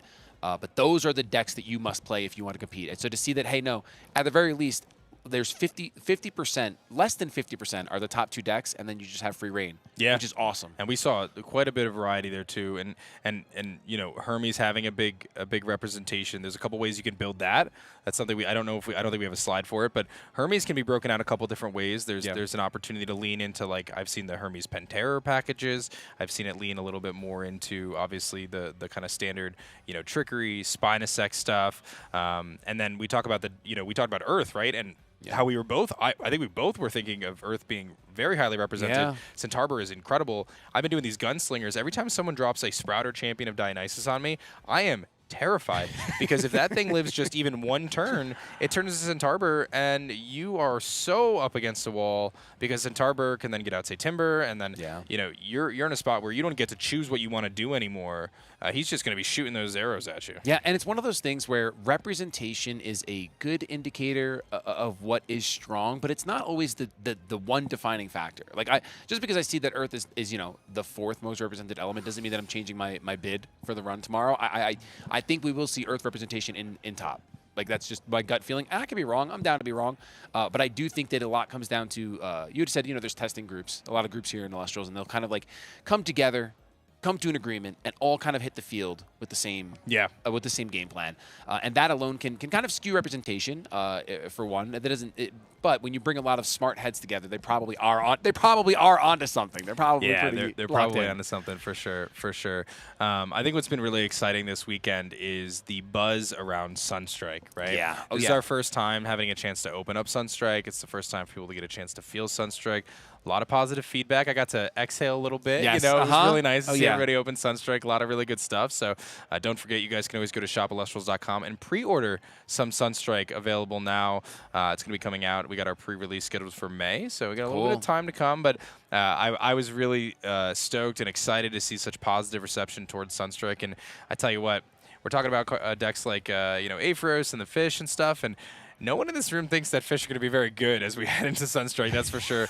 There's a lot of powerful cards coming. Any ones that are sticking out to you? I mean, I'm a fire guy, and Tongs of Hephaestus is just one of my favorite additions to the game as a firecaster. That and then Corvusmith, obviously a combination, being able to have that. I know someone, I actually saw someone today, they actually pulled probably the very first Stellar Corvusmith.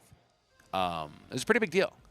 That was me. Yeah, that was you. That's right. I'm sorry. It wasn't the first. Yep. It definitely wasn't the first. I will recap that moment because I don't think it was on camera. Yeah. So we're here in the opening ceremony. You guys probably saw me doing that, and I'm tossing packs into the crowd or whatever. And you know, I've got a pack on stage myself, so I open my pack. I don't hit anything really crazy, but there happens to be one more pack on stage with me. So we kind of cut my segment, and I opened the last pack, and I got my first serialized Stellar of Sunstrike, Stellar Corvusmith. Very cool. Standing on the stage in the opening ceremony of the first ever Elestrals World Championship. That's a really special card, and I'm going to cherish that one for a long time. Yeah, I immediately asked if he would trade, and then I immediately was like, wait, you can't trade that. You're a good friend. You actually can't trade that. But you said if it's not the first, if there's anyone else in the earshot of my voice that hears this ever and you have a Stellar Corvusmith, I'm looking for a playset, so hit me up. Oh my gosh, the trades, man. I know, the trades have been on point. I think that's one thing to highlight too if you're watching at home and you're thinking about coming to an Elestrals event. Maybe you're not a competitor. Maybe you're someone who just wants to see what it's all about. That's one thing that is just so awesome. We were here until 10 o'clock last night, trading, clashing, doing alternate formats. It was crazy. I mean, the amount of Stellars pulled, the good vibes, the trades. I mean, I personally made like 30 trades. I was wheeling and dealing, man. You really were. I made at least one trade, but I was honestly clashing. You were clashing. He was clashing the whole time. Don't let him kid you. He was clashing the entire time. I did one trade. I did do one trade, but that was it. That's all I had time In the middle of the night, he texted me. He goes, "What if I do this in a Plucky?" And I'm like, "Bro, what are you doing?" I'm like, sometimes you get a brainworm, man. That's one of the coolest things. Like Dan is talking about the excitement around Sunstrike. There is just so many potential like lines for deck building right now with this new set, because there are a lot of strong cards that are coming up, but kind of with one of your design philosophies of being able to lift up old strategies as well. And it's like, you know, Hephaestus has been around for a long time. He's been around since he's an OG. He is an OG, but he has never like shined brighter than he is right now. He's with- going to shine pretty bright. Oh, yeah, my he's going to shine goodness. pretty bright. You know who else is going to shine bright, man? And I'm so excited. I've been saying it all weekend. My favorite deck, again, we're taking challenges, right? Yeah. My favorite deck has been my Stampede Ivory Typhlant deck. It has been so fun. The missing piece for Poseidon has been the Searcher, and Drakid is exactly the piece that it needs. You know, I had my hands in on that and crafting that and testing that extensively, and I think it's my favorite deck in Sunstrike right now. Let's go. Just being able to go Drakid, get my Poseidon, and then the following turn, if any interactions happen, I get my Typhlant out. That turns into an Ivory. I'm digging into my deck. I'm finding my Tridents. I'm finding my Furies. I'm able to really like generate so much momentum. And then, you know what? You deal with my Elephant. I'm just going to go Sluggle, Globby, Majesty, and then you got to deal with that. And that's been really fun. So I think we're going to, you know, blow this metagame completely wide open when we enter the Sunstrike era, and it's going to be really fun to see. We might see some moths floating around. Oh, you know. there'll be some moths. There's going to be some moths. I think there's going to be some Phosphocell. Yeah. This game is designed by a guy who loves his bugs. Yeah, So yeah. it shouldn't be too much of a surprise, but I think there's going to be a lot to explore. So we're going to be setting up here for our round 5 matchup shortly. And I don't know if anyone in production is going to take us to a short break here, but if they will, and they'll tell me that, then we'll cut to a break here, and we'll see you guys shortly as we head into round 5.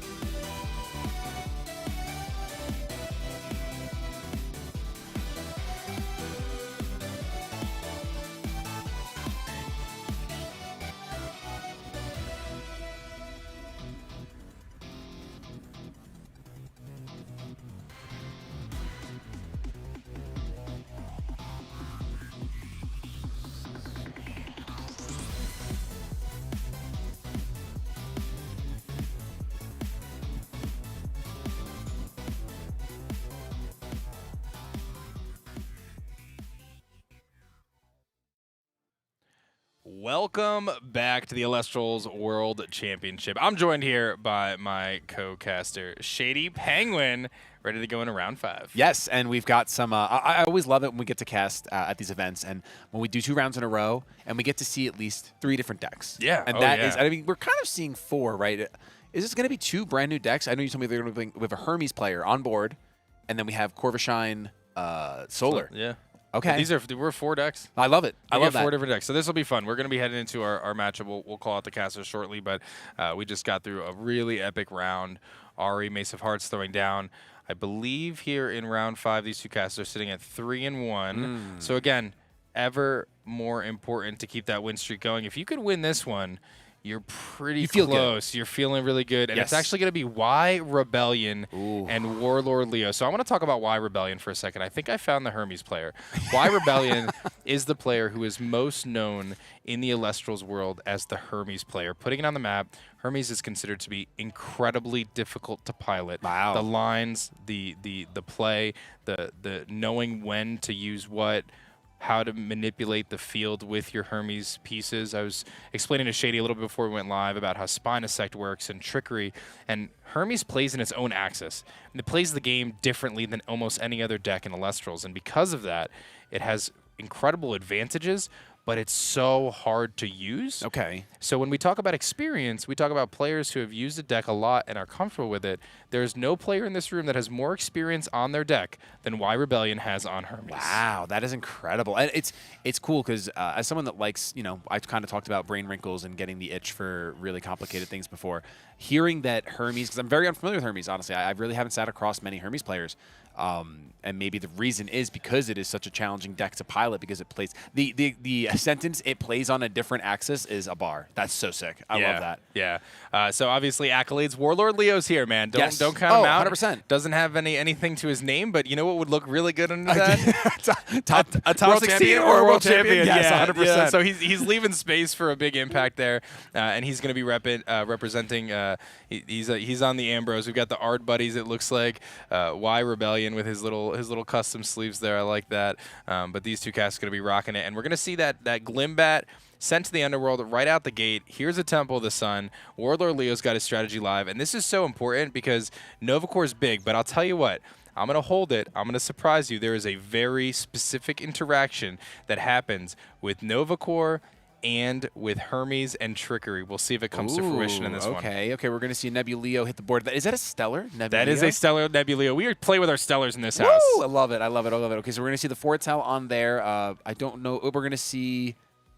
That's an Exaltus, 2 Lumarus, it looks like, and another Nebuleo. Okay, so you Nebuleo grab goes the to Nebuleo, hand. yes. Yeah, so Nebuleo is interesting. You grab your Nebuleo, Celestials, Leo Brights, or First Light. Yes. And/or First Light, rather. And/or First Light, yep. So nice advantage engine, of course, getting an attack buff for every Solar on the field, plus that Temple of the Sun. Math is math, and he's doing all right. Yep, and it's cool. I mean, Solar does that thing where, 2 cards were able to leave the deck on that turn despite going first, right? You were able to pitch and search for your Temple, and then Nebuleo was able to add another card to hand. That feels good. Thinning your deck is very good. I mean, one of the things that Solar does best is getting to look through as many cards as possible. Now, what I want to see here is does Y Rebellion's going to be looking to go grab, oh, wow, main deck Pandora's Box. That is huge. And honestly, that may be the edge that Warlord Leo needs in this one. He gets rid of the carry-off. Y Rebellion may be only running 1. That's a key piece for Ascension. But listen, main deck Pandora's Box, not everyone is on it. But in a matchup like this, it is so crucial because if you can stop Y Rebellion from accessing his Hermes, you are in the driver's seat this entire game. It is that simple. Y Rebellion needs Hermes to be able to win this game. You were mentioning before between rounds how, having a searcher for your Divine. We're going to see a PTA on the Lumaru. Having a searcher for your Divine is kind of what gets these engines going. So stopping that in its tracks, when you're kind of setting up, you're still able to build a board. Warlord doesn't have their Divine out, but they're building a board right now. Yeah. One thing I want to note is so Lumaru was not able to take out the Spy Nymph. It had to be Nebuleo, so no mill there. That would have been pretty disruptive potentially from Warlord Leo, but PTA is going to clear that. Nebuleo still stands strong, but again, I stand by my earlier statement. Y Rebellion needs to get a Hermes live as soon as possible. We'll see if he has another Spy Nymph. He's probably got 2 more. He's probably running 2 or 3 Hermes. There's pathways to it in his deck, but again, that is going to be key here because so many of the cards in the Hermes deck rely heavily on the interactions that play around Hermes. I would actually guess off the top of my head, a good 33% of the deck needs it live, but he has another Spine Imp, so these problems are resolved. Oh, yes. And there's only one face down for Warlord Leo, and based on the look in his face, that is not another P-Box. So that's huge. Y Rebellion gets his Hermes, his whole strategy online. Now, this is what you get to do. You have a couple different lanes. You can go carry off to destroy things. I don't think that's what you do here. You go Aviolith to heal. You have an opportunity to send Spinasect to set up for the future. If I'm Y Rebellion here, and he's a better player than me, so if he does a different move, then that's why. I think you go Spinasect here, but he's going to go carry off. He's going to pop the Nebuleo. So fair enough. I think it's because he has a Spinasect in hand. He might only be running 2.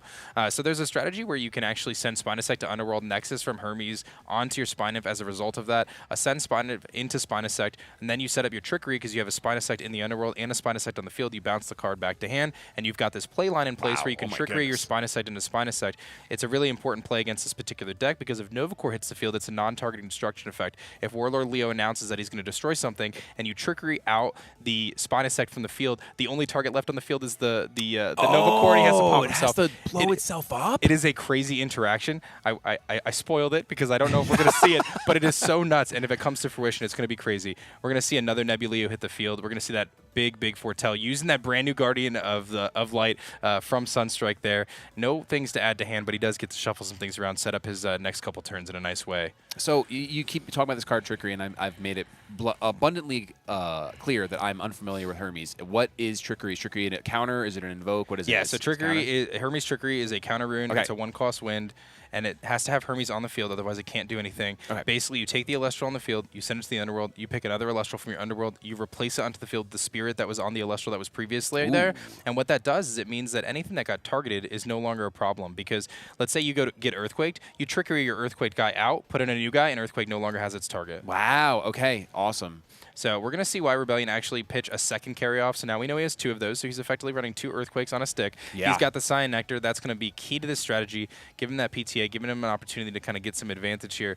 A lot of these Hermes decks, because they're so heavily invested into Earth as well, because of Spinasect, they can naturally run Cyan Nectar pretty easily. That's awesome. And we see that Y Rebellion is down to 8 spirits. So Warlord Leo, I mean, I think that turn 2 P-Box technically really set him up to be like, hey, you're going to have to push really hard, Y Rebellion, if you want to get into this game. But like you said, getting the Sun Nectar and grabbing the PTA, that's getting into the game. Here's the thing, though, with Hermes. Hermes it's very expensive, especially in the early game. It plays super low. You got to get these play lines right. But the thing that Hermes does better than any other deck is it sticks around in a late game if you have a Hermes live. And the reason being is Hermes always has an opportunity to throw an Aviolith to the Underworld to heal 4. And if you can do that, incredible. Here comes Exaltus. This is going to be interesting.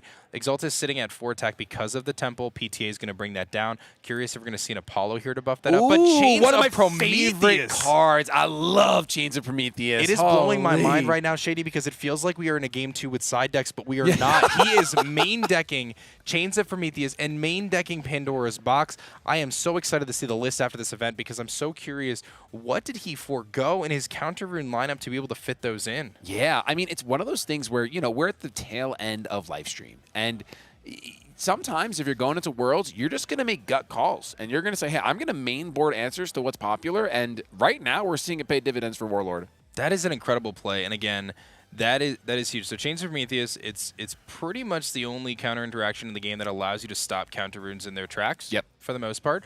What that does is that means Exaltus is going to be able to crash into Cyan Nectar and keep it so Y Rebellion really just has no momentum. But he's got a second Exaltus. The Exaltus comes out. Well, of course, when an Elestral on your side of the field is destroyed, you can special cast Exaltus. That is wonderful. So we're going to get in there for 1 damage from Warlord Leo into Y Rebellion. Very nice there if you're Warlord Leo. And that 4 stat line is so crucial for against the Hermes deck because the only things that are really going over that you're going to normally see is the Spinasect, which is an Ascension, the Carry-Off, which is an Ascension. We saw Carry-On already go to the Underworld. So Warlord Leo is digging. He's trying to figure out what's already in the bin. But if he doesn't have another Hermes, this is going to be really difficult for him because another card that's really key is you can't cast your Aviolith out without that Hermes, but he's got it. Oh, he's got the Hermes. It's hitting the board. Let's see how much he decides to load the Hermes up with. Is that 4?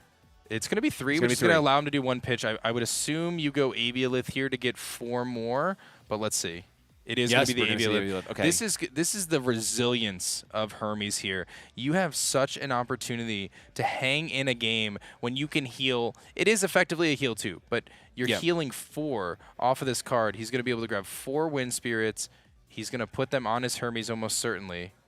and that's going to set him up so the next turn he's got another Hermes play live.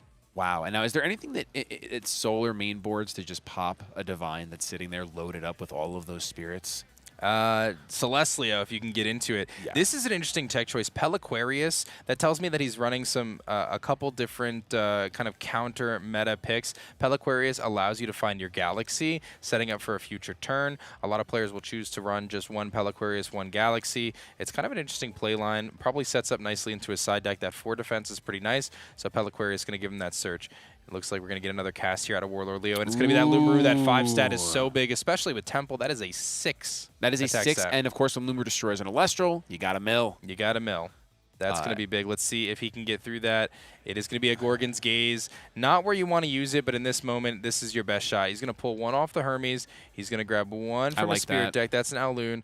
Using your spirits the most effective way you possibly can is key to Elestrals. And if you're a new player out there, the ability to pull spirits off your field to utilize counter runes like that, when you start getting into those play lines, it could be really massive.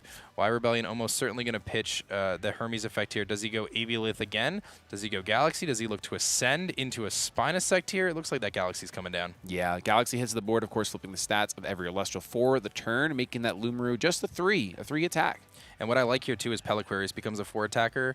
I think that that's pretty nice here. And there's another Aviolith, so we're going to see that effect. Again, down to 1 spirit, but Aviolith gets him right back in the game. And I'd be curious. Incredible. I'd be really curious to see where these spirits go. You got to choose. Do you put the 4 on the Hermes, or do you bring them back to Spirit deck? I think if you're this low, you go to Spirit deck. Yeah. Let's see if that's what he does. Am I incorrect that, well, this is the second Aviolith pitch, right? Is it common to run 3 Aviolith in the deck? Like, it really is player to player. Okay. I've heard players speak to both. It's such a powerful card, but it's not one you generally want to draw. You can cast it out if Hermes is on the field, and then if it gets destroyed, you still get the same effect. So it becomes an incredible 7 defense wall. So it's not a bad thing to draw. Yeah. But a lot of times the Hermes deck is trying to get its strategy going a little faster. So there's the Guardian of the Light we saw him grab earlier. That's going to be able to heal 2, keep Warlord very healthy, stop the attack, keep the Exaltus on the field. Lumaru did go down, but Exaltus standing strong. Wow, this is definitely, it's very cool to see Hermes played out, because seeing how low Y Rebellion went, Warlord has been healthy for a while now, but seeing how Y Rebellion's been able to get healthy, come back, and make the game as close as it is, when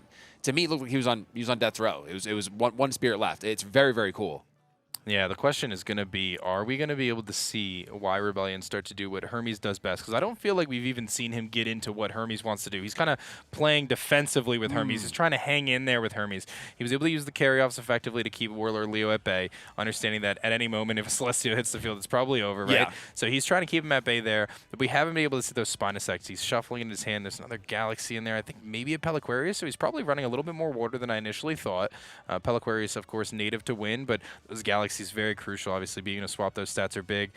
These players know their decks through and through, double-checking what everything is. Just 5 spirits left. Going to go for that Ascension. Is it going to be the Spinosect? It looks like it is. Spinosect's going to hit the field. That will bounce the Exaltus back to hand, going defense position, saying, my 7 defense, this is going to be tough to take down. I don't want to run into a shield. Let's bounce it, but there's a Gorgon's Gaze. Wow, okay, so the Exaltus is going to stay on the board. But is there any cost to Spinosect bouncing, or is it just uncast?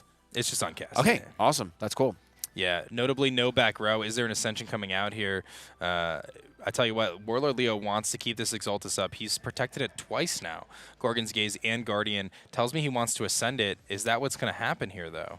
What would be the Ascension? Oh, I guess we're going to find out. Leo What is Bright? the Ascension? Is it Leo Bright? Oh, No. just a Lumaru. But a 2 enchanted Lumaru to get to 7 attack? What are we going to see here to get that Lumaru above 7 right now? Or is it going to be a slow play? I want to stick this, and I want to enchant the following turn. Maybe that's his way to get through Spinosect. I'm a little surprised that was the path rather than just normal casting it out. But if he has no way to hit over a 7 defense, then that makes sense. There's always the option of potentially ascending again over Spinosect, right? Like a Spinosect, or does Hermes normally only run 1 Spinosect? No, you always run 2 because Okay. they kind of play off of each other. Yeah. Because you want to be able to cycle them with trickery. And actually, one of the cool things about Spinosect is when you send it to the Underworld with Hermes effect, you can Nexus onto your Spinimp, which can then turbo ascend into Spinosect. So it's this really interesting play line. Galaxy comes out, going to go to defense position, misenchanted. So he's just rocking with that 5 defense. There's the Nova Core we've been waiting for this entire game. Does he have the trickery? We know, I don't know if we ever saw a Spinosect go to Underworld anyway, so that wouldn't even matter. Yeah. I don't think. If he has trickery, it's huge. He has trickery. Oh. He has trickery. That's a Stellar, is it not? Is it a reverse Stellar?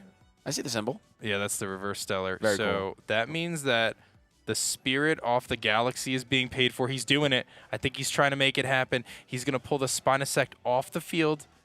He's going to use those same exact spirits to go into a carry-off, it looks like. Wow. And if I'm not mistaken, Novacore is forced to pop something on the field, but Galaxy's not there, and Spinosect's not there. Oh, my goodness. Which means that either Novacore or the Lumaroo is getting popped, if I am not mistaken. I could be mistaken. No, I mean, listen, it seems like that would be the only reason to make that play. Or he chose to not do the pop. That could be a thing, too. It looks like that's it. Maybe he chose not to on cast, and he was just going to try to hit over. I'm not entirely sure. Okay. But either way, carry-off's there. It's got 8 attack. It's pretty strong. There's no back row for Leo. Why Rebellion's hanging in there, man? Wow, that's Trickery is a really cool card. That was very, very impressive to see why Rebellion get out of that situation. The Nova carding, I was actually sitting here scratching my head because of the Galaxy not coming down. And just doesn't Galaxy just flip the stats? The Lumaroo would have been flipped. He might not have any more water. Ah, okay, that could be it. Yeah, it's possible he's out of water. Yeah, that would be my guess. Or I mean, that was just incredible bait doing the wind spirit, and then using that wind spirit for Trickery, having the foresight. Hey, yeah. I want to play around Novacore. Now, he does have the 3rd Aviolets. There you go. Awesome. Hermes go to the Underworld, no longer a play. Aviolets going to come in, heal him 4 back to his Spirit deck. And again, why Rebellion was down to 1 Spirit at one point, I think. Went up to like 4, 5. Now he's going to be back up at, I think, maybe 6. I do think this is the first time since turn 2 that Y Rebellion has had a Spirit lead on Warlord. And he's got a field lead as Yes, well, I because know. carry-off's looking real good right now. Wow, that's incredible. So the Lumaroo does go down. And we'll see if Warlord has anything to deal with this. There's another Nova another Novacore. Why Rebellion throws his head back. He knows that is probably going to be it. 2 Novacores, takes out his carry-off. That Temple of the Sun proven to be too much for him. 4 spirits down to just 2. It's a 2-2 clash. He's going to scoop. Warlord Leo takes game 1 against Y Rebellion in an epic showdown. That was incredible, and we really saw the decision-making of Warlord Leo to have main boarding side cards. I would call that, I don't know what you want to call that, but he has side cards in his main in game 1. Like you said, it felt like, is he siding? No, he's just got the P box in there. And the Chains of Prometheus. Dude, and I'm I have my qualms with Chains. I do, but I love Chains because, like you said, it is one of the only ways when an opponent activates a counter rune where you can say no. Yeah. Right. We have a lot of things that say, oh, this is unaffected by counter runes, or this is going to whiff. But the fact that you're going to get your opponent to spend the resource and then tell them no, yeah, I love seeing that in the main. That is very cool. Yeah, there's a few cards like that in Elestrals. Chains being the one I think that's most prominent. The next one that comes to mind is Blizzard Whiteout in the context of Frost. And then actually Trickery, right? Hermes Trickery is a card that I think gives you some of that flexibility, obviously exclusive to the Hermes package. And that's why it's so crucial that it goes live the whole time. Now, here's the thing. Hermes is very susceptible to side decks. Really? Okay. Well, this is where things get really interesting because if Warlord Leo has the right things in his side, it can make Y Rebellion's strategy really difficult. Again, we talk about how important Hermes is. If Hermes doesn't stick to the field, the deck just doesn't work. Yeah. Right? Yeah. Trickery doesn't work. You don't have your carry-offs. You don't have that lifeline of your Aviolets. The deck just doesn't work if if Hermes isn't on the field. So this is where you start to look at cards like Tornado. You start to look at cards like Thunderstorm, right? If you're able to pressure that back row in any way, you can give yourself a huge advantage. Now, I'm not sure how Warlord Leo approached this event, but I will tell you that a lot of casters knew that Hermes was going to be probably top 3 or 4 decks. Okay. So I would not be surprised to see the preparation in the side for Hermes. So when you're a Hermes player, you like the game 1 matters. Like heavy. I think it Heavier matters than quite for a other- bit. than Yeah, for I other- think than it for other matters quite a decks. bit because Hermes is the kind of deck where you really can't. I couldn't find the word last round, but smokescreen was the word I was looking smokescreen. for. Yes. Yep. You can't really smokescreen too much. Like if you're on Hermes, you're kind of on Hermes, right? Okay, Like yeah. I feel like you're pretty dedicated to wanting to use. Now there's some things you can do, but your core strategy still revolves around having a Hermes sit on the field, right? And we saw how powerful that was for Y Rebellion. That was close. I mean, that was a really close. That was insanely close. I think if Leo doesn't find That second Novacore there, Novacore, like, yes. I don't know how you hit over an 8 without Celestia. Yeah, I don't if he think- even has it, right? I'm assuming he does, but yeah, he definitely does. Well, I guess the other option then, right? So then out there isn't just the Novacore. If you draw a Celestleo as well, you could just ascend over the Novacore that were on the board. True. So there was 2 outs there. This is a great start for Y Rebellion. You Yep. love seeing Peliquarius here. You probably like to see Spine Imp more, but Galaxy is just so good, especially in a Leo's deck, right? We saw a lot of Lumarus, we saw a lot of Nebuleos. Yeah. These cards that their defense stats are not, not the best. Yeah, yeah. They like to punch things instead of, take hits. So Yeah. Wow, we're going to see 3 back row for Y Rebellion. Set up pretty defensively there. what's interesting though is how many of those are actually live. Let's find out. Is a P-Box coming out to stop the search for the Temple of the Sun? It is not. No, so Temple's going to be live, and that's going to be something to watch here too. And I wanted to highlight that from last match. Leo, he really, when you look in hindsight, that Temple hit in the field was really the deciding factor of the whole game. Yeah, it kept his stats nice and big, let him have numbers, and then it let him cast his Nova Cores. Yeah, we're going to see that deck go pushed aside here. We're going to see that Temple of the Sun. He's thinking about it. He's going for it right away. That's going to get that buff to all of those Solar Elestrals. And I don't think Hermes is running any stadiums, man. Yeah, I was going to say, you don't think they're going to splash a stadium in there? Maybe in a side deck, but I don't think so. I do not think, I think the only deck right now that's really heavy on stadiums probably is this one. Yeah. So, you might see an Atlantis from time to time, but I don't think, I don't think that's something you're running. But Poison Tipped Arrow, it's going to keep that Nebuleo at bay, and that's what we saw from Game 1 from Y Rebellion, right? He's just trying to keep this field from getting out of hand until he can find the pieces he needs to go full combo, get that Hermes engine online. So we're going to see a couple Spirits, and there's Apollo, which we did not see in Game 1. Okay, I mean, and that's a big deal. One of the things that Solar does best is dig and getting to look at your cards, rearrange them, add things to hand. And the fact that Warlord Leo went through that entire Game 1 without having access to that is a pretty big deal that he won. Yeah, Leo might have foretold, but we didn't get to see no, it. Listen, I got foreknowed. I got no told there. That was a no We told definitely there. had no insight there. He kind of did that off camera. Y Rebellion at least saw it, and there's the side deck tech. That is most certainly side deck. And we see that Tsunami. But how many Leviathans does Y Rebellion have? We know he's got Galaxy in hand, so something to keep an eye on through this clash. This might be one of those situations where maybe there's a spirit or two in the side to pump up the water when you're adding in the Tsunamis. Who knows?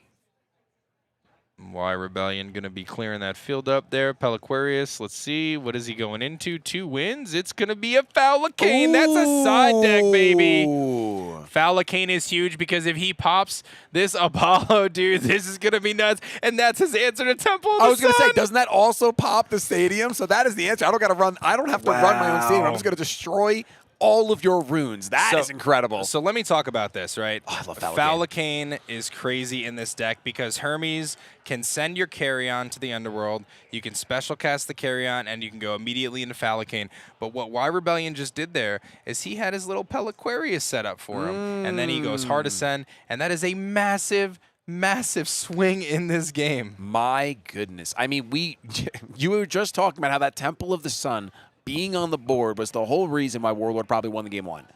And Falacane just came in and blew it away. Blew it away, man. Absolutely nuts. All right, so we are gonna see the Lumiru come down in attack position, which is scary for me. That's bait. That is bait, right? 100%. That's got to be. I mean, bait used to be believable, but I mean, there's one back row. It doesn't look like Warlord Leo has anything left in hand. Got a 0-card hand here. Yeah, I'm not sure about that, but he's going to go for it again. He's going to expend the 2. Does he run into a Gorgon's Gaze? He does. Ooh. Honestly, that stinks, but you know what? At least you know, and now you get to do a free play, and it's going to be Galaxy. Wow. Yeah, I mean, that is beautiful. At that point, you don't mind spending 2 spirits for your opponent. Spend 2 spirits, and you know you're dropping your Galaxy, clearing the board again. And with Warlord Leo having no cards in hand, this was just this was a little bit less. The match isn't over, but the board state says it is. 2 spirits hitting the field. It's Apollo. That's probably about as good as it gets for Leo. He's going to be able to foretell. Maybe he'll show us this time. Is it another no-tell? We see a Guardian and another rune, an Omni rune. Wait, that's there we Solar go. Burst. That's nothing. He's got nothing. Spoiled Fruit's there. That's huge. Spoiled Fruit does counter Aviolith, and that's a good way for Warlord Leo to stop that. And I think if Y Rebellion caught that, he knows that Aviolith is not going to be as reliable in this game if that back row is there. He's scooping. Leo says, I'm done. Y Rebellion just crushed him. So I was gonna say before, I didn't want to call it the match before it was over, even though I kind of felt like it was over. That was way different than Game 1. Way different. I take back my earlier statement about how Hermes can't smoke That screen. was a smoke screen. This whole room is filled. Someone just launched a Toxeries everywhere, bro. We are completely off. Forget anything I said. Y Rebellion was prepared for that exact scenario. Falacane is the answer. That was incredible because, like, we were talking about Divines needing to be online, and it literally switched. Y Rebellion had Hermes in Game 1 and was able to kind of sustain and stick around. And we saw Apollo twice, but at the end of the day, Falacane just said, you're not staying. You're not getting used. You're not getting the value you normally get as a Solar player by sticking around on the board and foretelling. That was incredible. And you know what? I said this last game. I don't know how I feel about it this one, but what does Leo do against a Falcane now? Because now you know, okay, Falcane's a problem, but what do you do?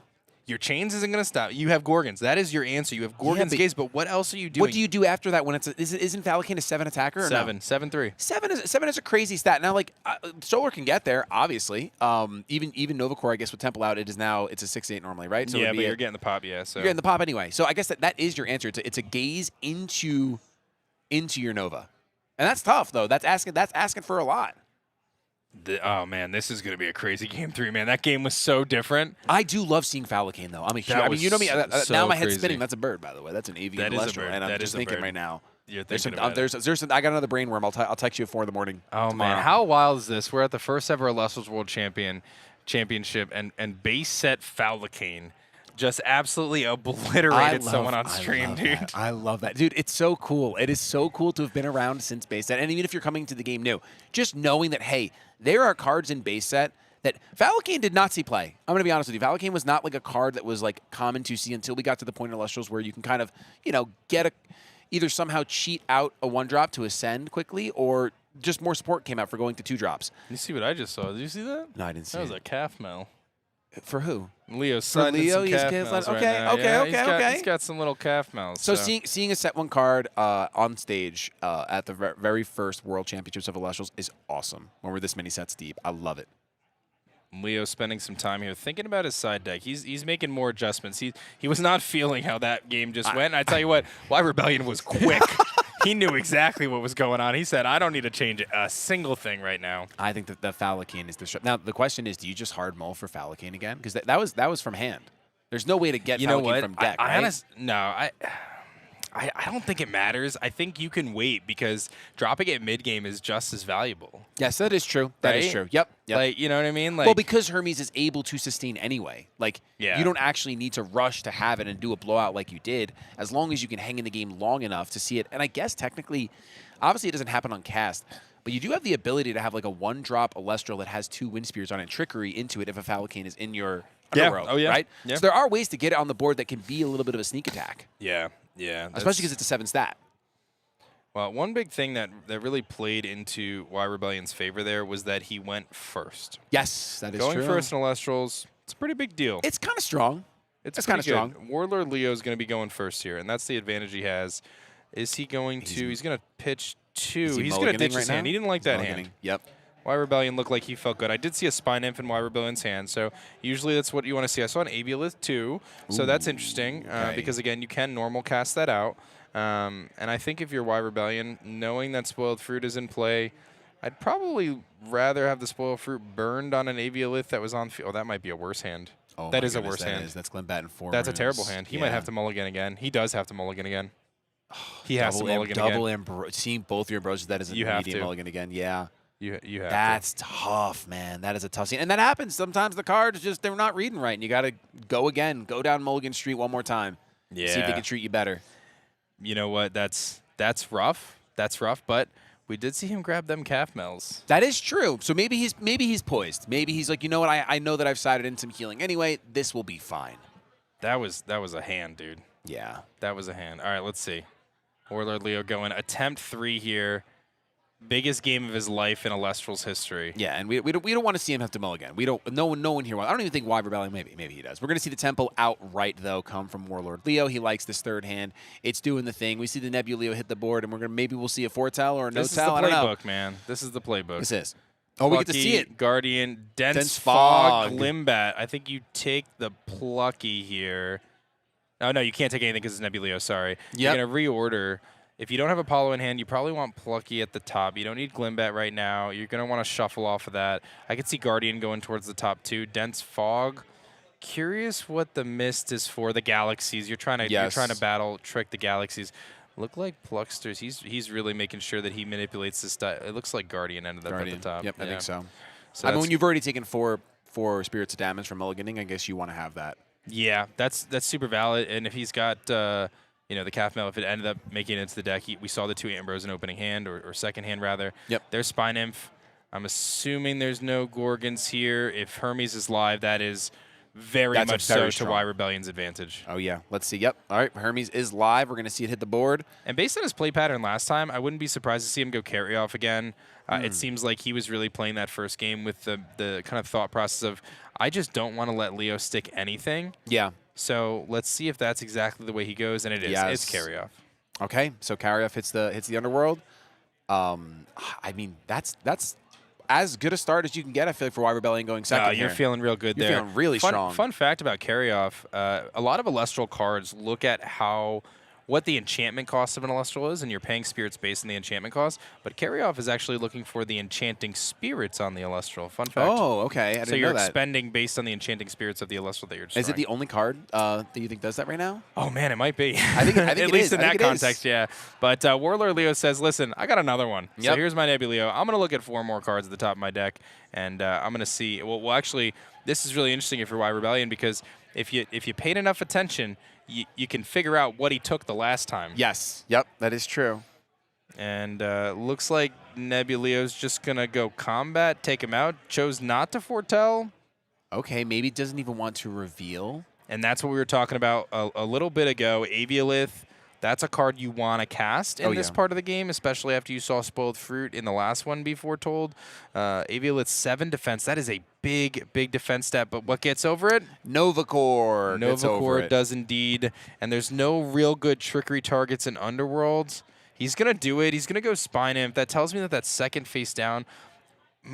Chains of Prometheus. Whoa! There it is. The Chains is back to say no to trickery. Wait. Second trickery? No, Gorgon's Gaze. Okay. Gonna make sure that something isn't gonna get blown up. If he can't swap with his Underworld, he's gonna say, all right, I guess I'll spend both my counter runes here. That was a crazy interaction.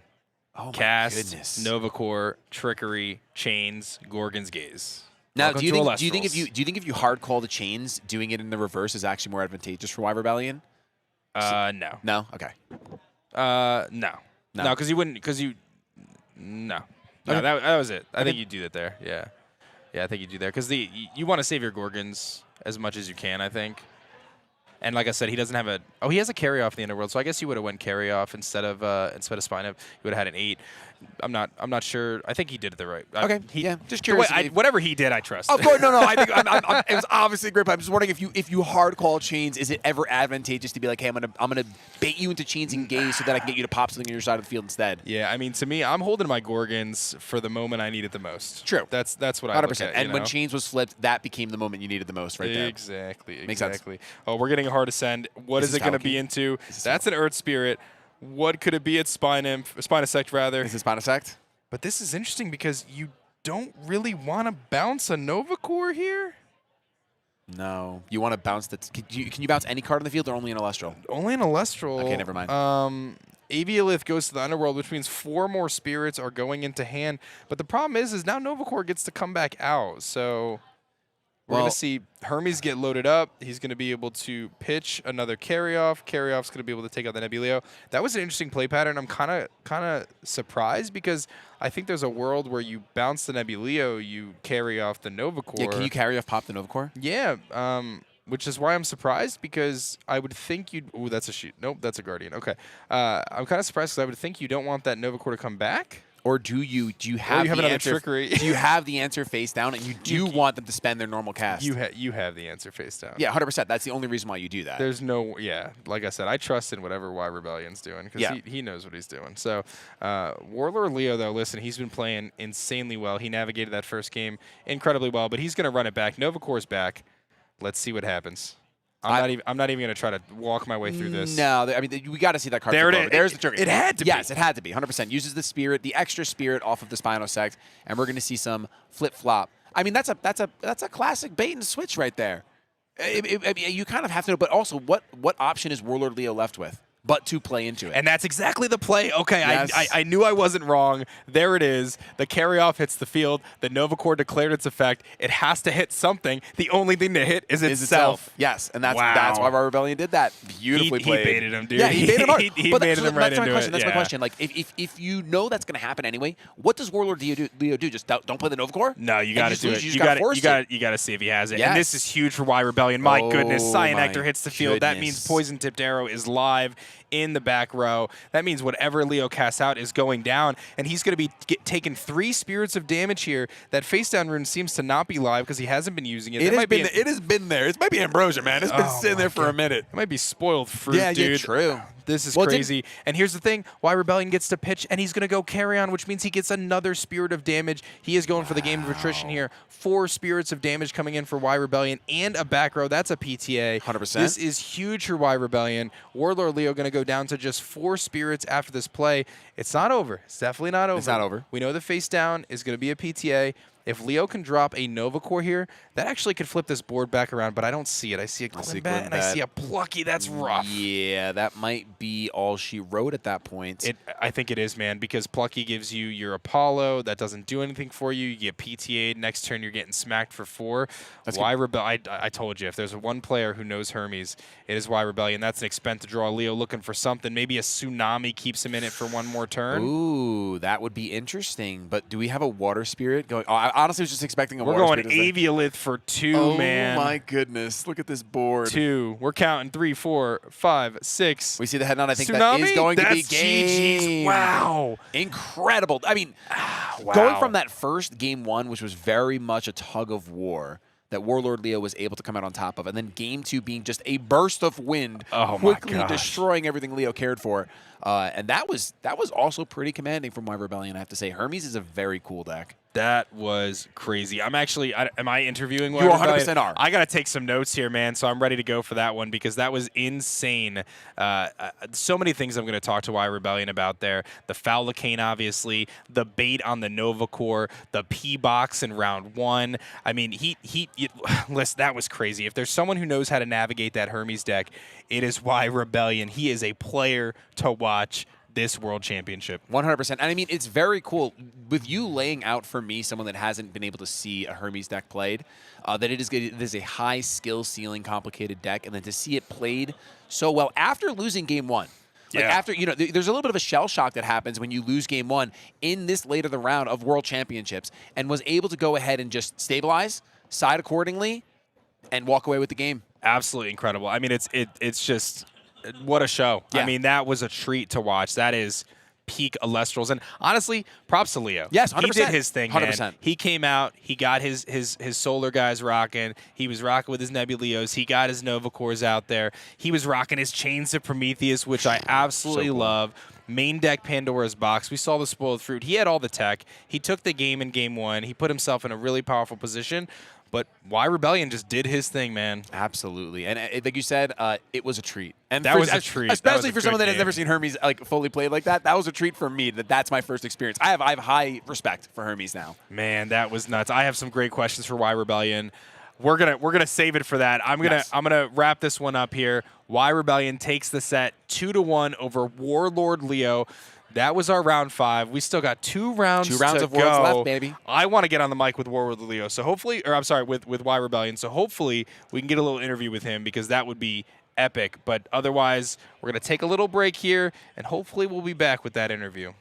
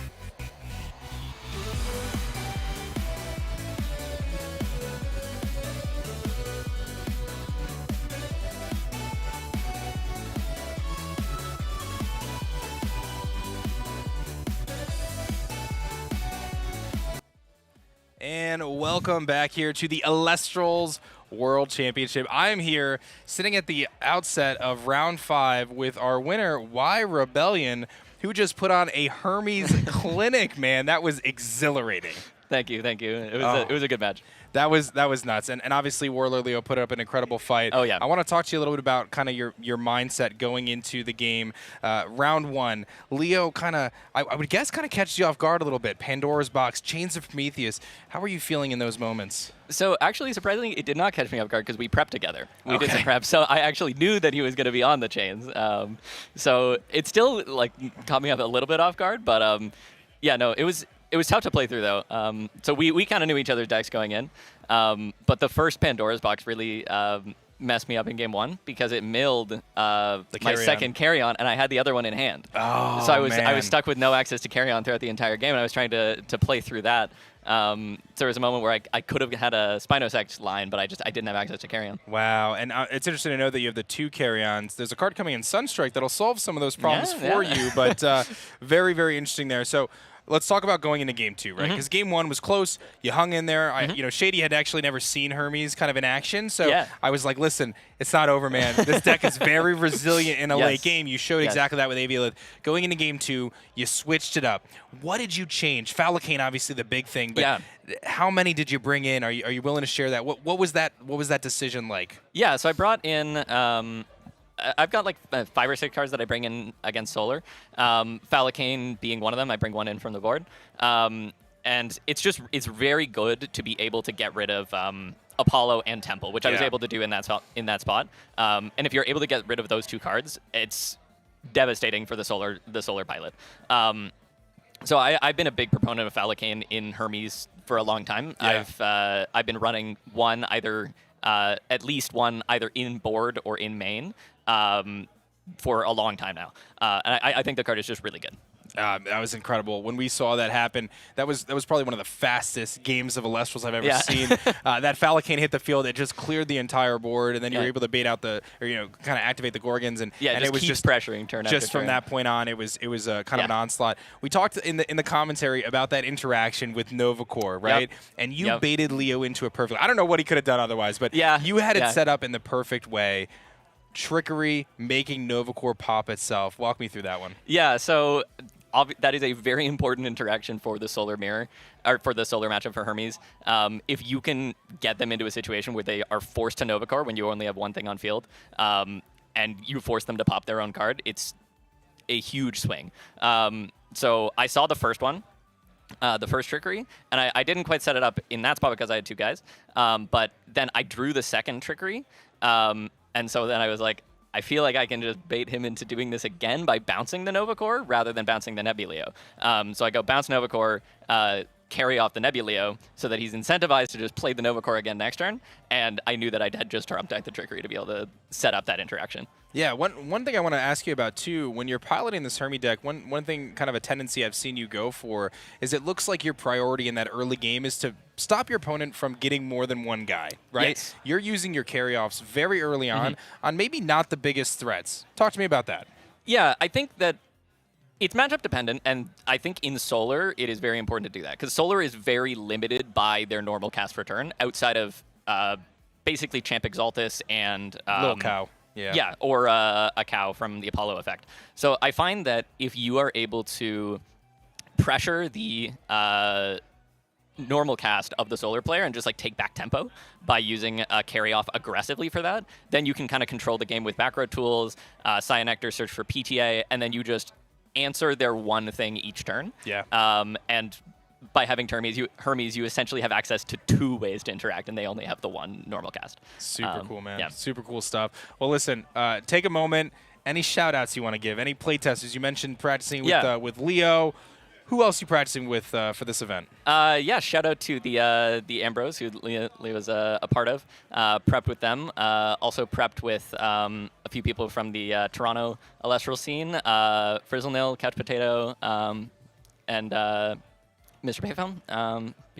Awesome stuff, man. Well, listen, thank you for giving us the Hermes Masterclass today in round 5. 2 rounds left. How you feeling? Feeling good. my one loss was to my own mistake into fully known information against Solar. So the deck is performing really well. If I can keep piloting it, then I'm feeling good. Yeah, love seeing Hermes. I talked to Shady about how it kind of pilots on its own axis. We'll see if it can pilot its way into top 16. You're looking pretty good, man. Congratulations on the win. Thank you for throwing down here in the Elestrals World Championship. We're going to take a break, and we'll be back in round 6. We got a new commentary crew coming on for you guys. Congratulations to Y Rebellion. Thank you.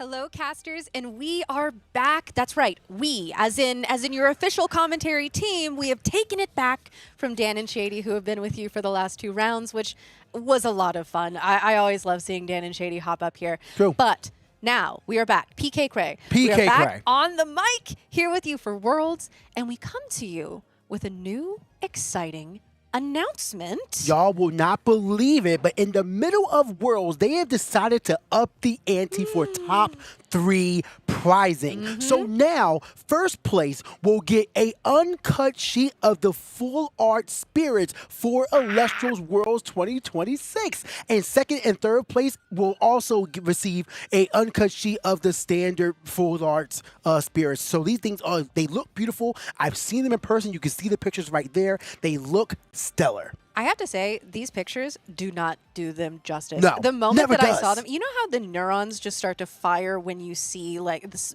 truly beautiful card art? That is the feeling with these. I cannot tell you, the hollow on these, the gold detailing, it's so stunning. Imagine this on your wall. I'm imagining it on mine, and I'm about to walk off this desk and go actually try and play it out for Worlds real quick.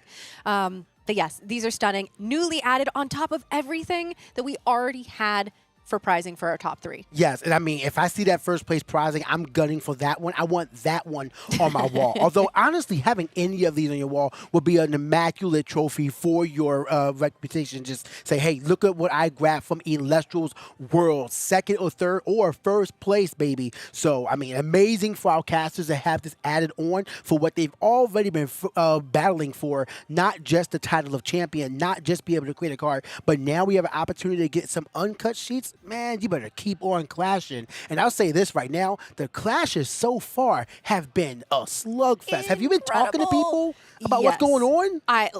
Truly, there's been so much friendly fire because it's such a concentrated pool of casters. They all know each other. They've all been in the trenches testing. They are duking it out for the prizing for that World Championship title.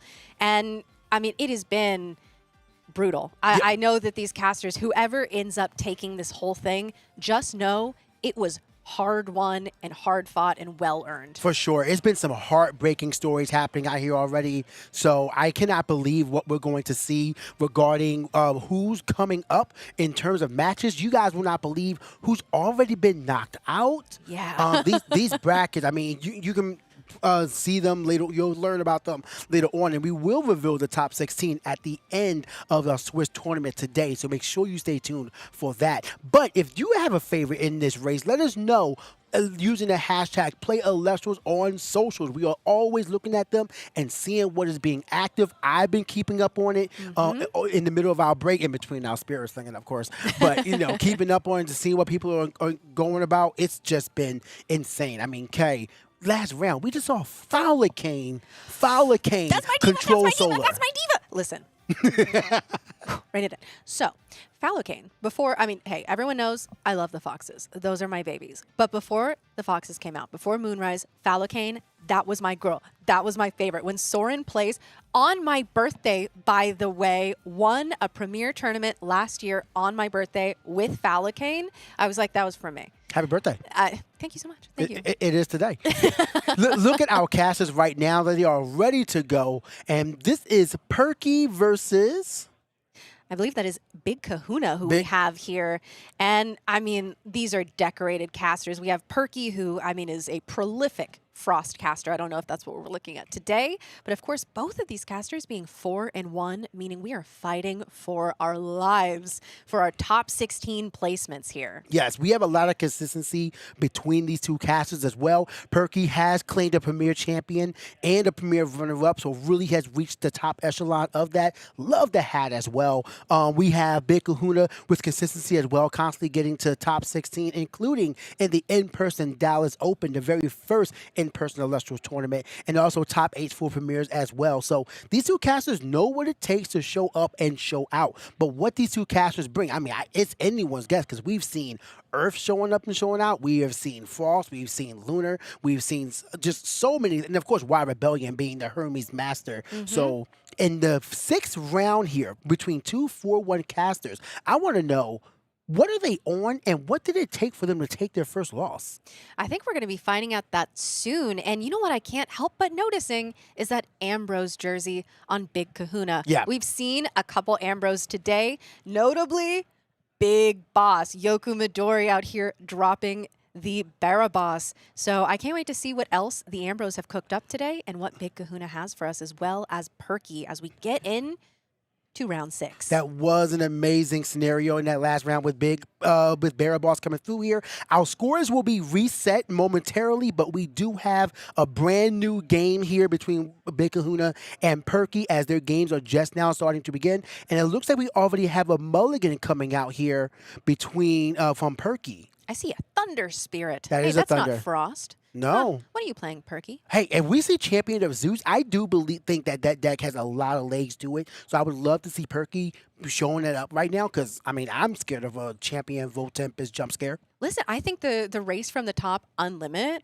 has been huge for the Thunder archetype, and people just haven't been able to cook with it as much as some of these other archetypes. And I think you're right. I think that it's been a little bit overlooked.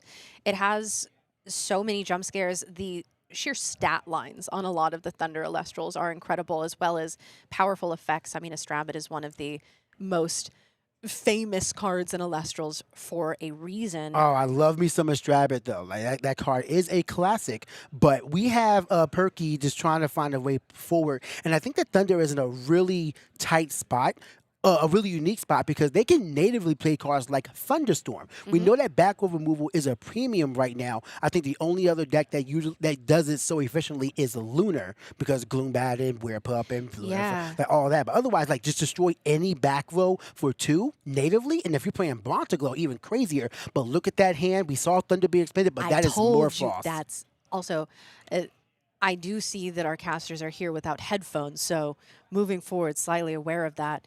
But I do know that back when I was speaking with Yoku Midori, actually, Thunderstorm came up as a card because it's so potent in this meta where you have Divine Rune removal, and there's not a lot of access to that. Thunderstorm being one of the few cards in the game that has access to that. But Big Kahuna going ahead, starting us off with a big play with a Sprouter coming out. So that's looking like a Champions of Dionysus list. Perky already starting us out here with the Morfrost Engine Lycan form. Off to the races, going to be grabbing...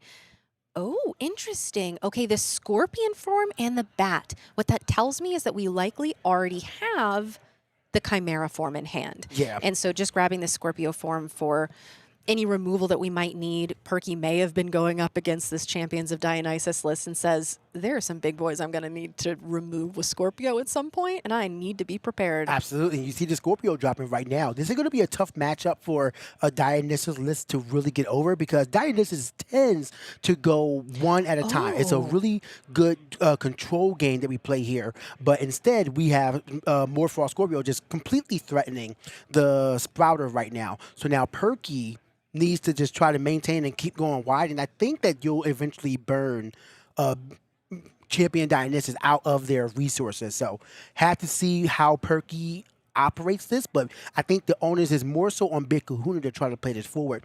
We have Gorgon's Gaze going on to the Scorpio form, but I think, I mean, no, actually you want to stop it from being lower to 0, because then the Scorpio can just run over it and things like that. So might as well do it now. Stop the expend and all that. We have Dionysus coming out. Oh, wait a minute. We are threatening Champ Centauro into an open back row. I also want to say that Perky, based on the fact that we saw the discard of a Terror form there, that means that we're on a pure Morfrost list, which we haven't seen anything from today. And I think you might be right. We see the Nexus here going for a Dionysus's Madness, which says... Maybe we already have the Ascension in hand. Maybe we're going to be seeing a hard ascend into the Centaur, like you said.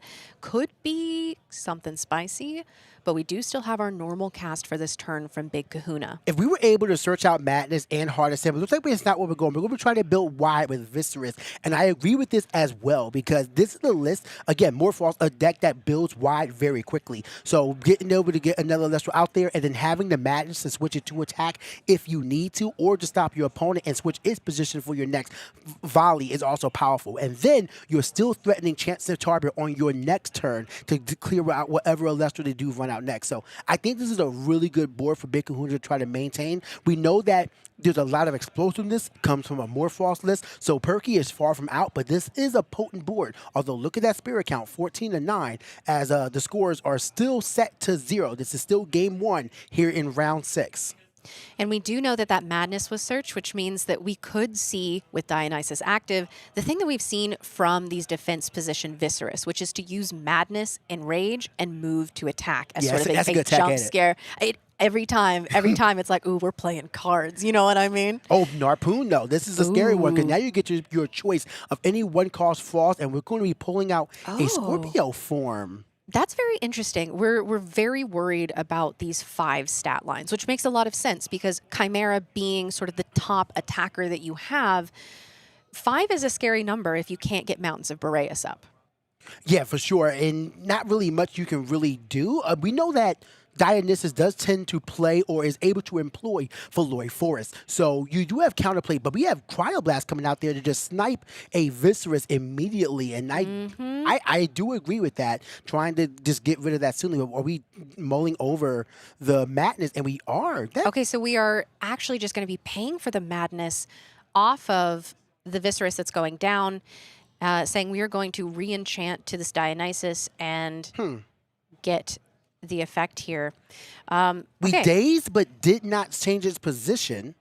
I guess technically we can still run over the Viserys. And unfortunately for Perky, still sitting on no back rovers. Now Sprouter goes for another Nexus. Are we Nexusing to the Vis? Are we going back to the Dionysus? Are we going to try to get out Champs and Tarbers? Do we want to pull more Madness? A lot of options are available right now. And we're going to go from Dio to the Viserys. So a lot of damage being threatened on board, K. I think that makes a lot of sense. We see this Centaur coming out here. We want to have 2 bodies that we could hard ascend into this Centaur. On top of that, this is representing an insane amount of damage on the board. Perky is at 12 spirits, which seems pretty high, but when you're looking at a Centaur and you're looking at 2 Elestrals loaded with 2 spirits each, we're ascending into a 3rd here, you are representing a lot of damage. We are going to be bleeding spirits each turn if Perky cannot establish some back row. Yeah, and this is about to be a really potent board. This Centaur is going to daze itself to get out of September. That's 2 more spirits on board for damage. And we're going to enrage the Narpoon. So when we enter battle, Centaur will just immediately destroy it because it's enraged. And then if we use the Dionysus, we can enrage our Centaur instead so it can still attack this turn, threatening 7 points of damage in this one turn into an empty board. So we were talking about Big Kahuna's spirit count, right? It was going down very quickly. We were saying, oh man, you know, Perky is still at 14 and Big Kahuna is almost all the way out. But that's because Earth wants to have heavy investment for big payout. And that's what we're seeing here. I mean, look at the amount of damage that's represented on this board. What do you even do in response to this? Use the coin. You just enraged it. Use that coin. Represent the game state. Here we goes that damage. Those frost spirits are going to the underworld. Fleurmon, you hate to see it. Oh, man. And a Leviathan. That makes sense, though. Yeah, I imagine that there might be a Cryovern lurking in there, something we want to water enchant possibly, or even if it's just playing into fish. You know what's crazy? This is the matchup where you actually want to play Tsunami. Do you think that's in Perky's side? Tsunami is one of those cards that is so funny in this current meta because even if you are playing fish, you don't want to be playing Tsunami because you knew going into Worlds so many people were going to be on fish. Of course, as we know, turns out yes, ma'am. Many people are on Solar. Yeah. So actually, Tsunami so could have been a fair bet. I think it's a great side deck card, especially if you're already playing Water natively with the Narpoon. I think that makes a lot of sense. But, I mean, hey, you move Centaur into defense, you're still dealing with a 14. Yeah, 13, yes. That is a big boy. That's my boy. Yeah. I love how I've been on commentary for all the Dionysus matches, too. I'm being treated today. But Scorpio form coming out there, I guess trying to snipe out the Centaur, which absolutely makes sense. I would do the same as Terraform comes out. Oh, did we discard a bat? I think we might have discarded a bat so that way we can get rid of that. And I like Terraform as well. I think that card has a lot of potential. I know Bean Soldier tends to use Terraformer the way with Shiver of War and Frigid Cup to really just keep your opponent off of it. But Earthquake coming out, sniping out the Terraform. And are we doing a Siphon Ascension? Oh, no, that's just a scoop. I think we are scooping at this point. Okay. Okay, so Standard Morfrost is what we're seeing here from Perky, which, I mean, hey, Perky has been so committed to Frost. Yes. In the time that I've known him as a caster, we've seen the Nixamera win as a premier champion. We've seen all kinds of other iterations of Frost, and he has landed on this Morfrost package. As you mentioned, there are other casters who like to play Terraform. I know that Indus is very common now. Yes. We've seen Bo really, at the beginning of the Lifestream meta, focus a lot on Morfrost, and it really is one of those archetypes that's such a threat. However, Big Kahuna being able to establish the board that he was able to establish, I mean, how many From that spirits start, too. Right. Immediately with the little Sproutier, it's like, okay, this doesn't seem like a really aggressive play going into Frost, but then immediately got out of control. Yeah, and I think that's the glory of Sprouter, Champ Sprouter, is that it's such a perfectly balanced card. It itself doesn't immediately threaten offensive damage, but it does allow you to shore up your defenses perfectly and dig into the threat. A 2/5 body can dig into Dionysus Madness, which is also a card that isn't insanely overpowered one way or another unless you really have Dionysus set up. So it's a situation where it doesn't do a lot, but it does enough to where your opponent has to respect it. And we saw from just one turn,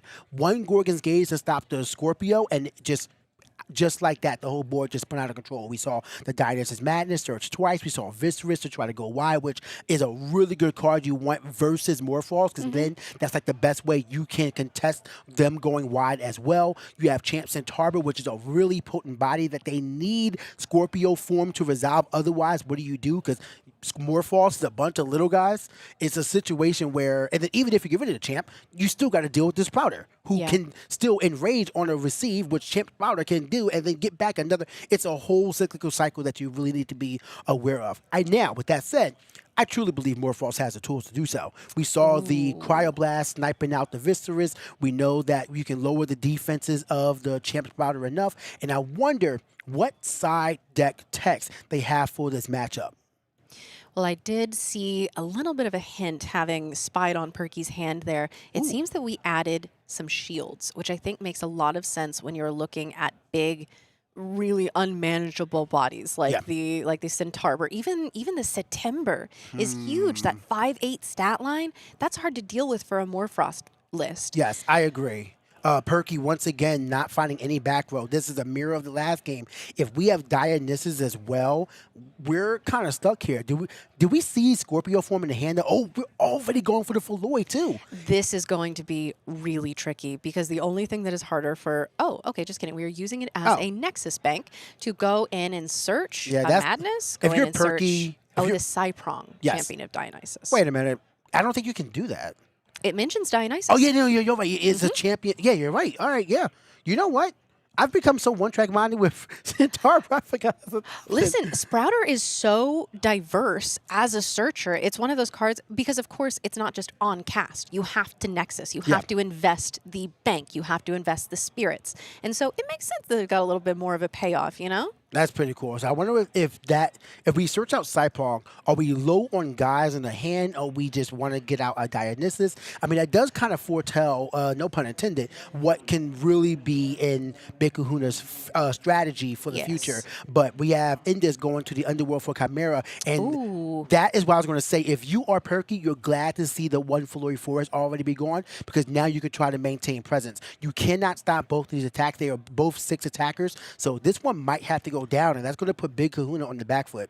Yeah, this is a really tricky position. I was looking at the hand there, and I was like, okay, you have Cryoblast. You could Cryoblast the Sprouter down stat-wise. I was having a whole moment, like, trying to do the math, but there was just a Mountains of Boreas in hand. So Stadium's one of the most potent types of runes in this game, and this Worlds format has absolutely been showcasing that. I'm a huge fan of stadiums and the Elestrals in general, and I love the history of them, about how they were everywhere and then they were nowhere. Oh, no, they're bad. Actually, they're good. Oh, look, now there's some searchable. Now I really need my stadiums. Now I need my... Like, they've just gone through such a metamorphosis. And Gorgon's Gate... Wow, the first back row we see by Perky, and it's Gorgon's Gaze and it was on the rip. Did you see a hesitation there? No. Nope. Cyprong, yeah, I knew that was coming. There you go. Take this, too.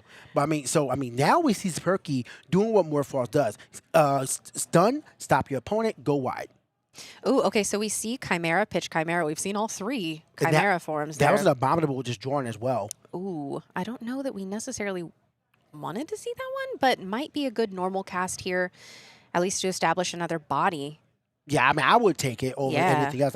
How many do we have? It's 1, 2, 3, 4. Yeah, we're counting out that So stat we're line 5. there. 6 with mountains. That's not bad. Ooh, okay, so you basically have a 3rd Chimera. Mm-hmm. And we put a dice on it just to represent what the stat is. And yeah, also, can we give shout outs to all the Stellar Morphos being played out here? I mean, the green on the frost border looks really good.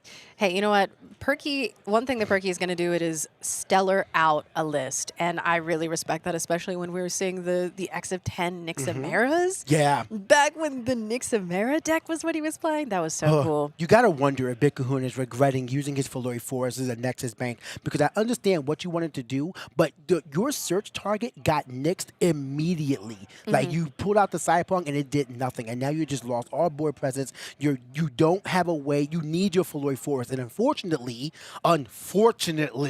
Earth does not have a way to search out Filori Forest, with an Earth Celestial. If you saw, say, Nimbug in the chat, I'm having a harsh words for you, but it's such a situation where you can't really combat it. So what do? You got to hope to dig for one of your other 2. And, I mean, you don't have Dionysus, so you can't say Nectar of the Gods, Nectar of the Gods, Dionysus Chalice. So how do you find what you need? This is a pretty tough board for Big Kahuna, and this is what we were expecting from Game 1K.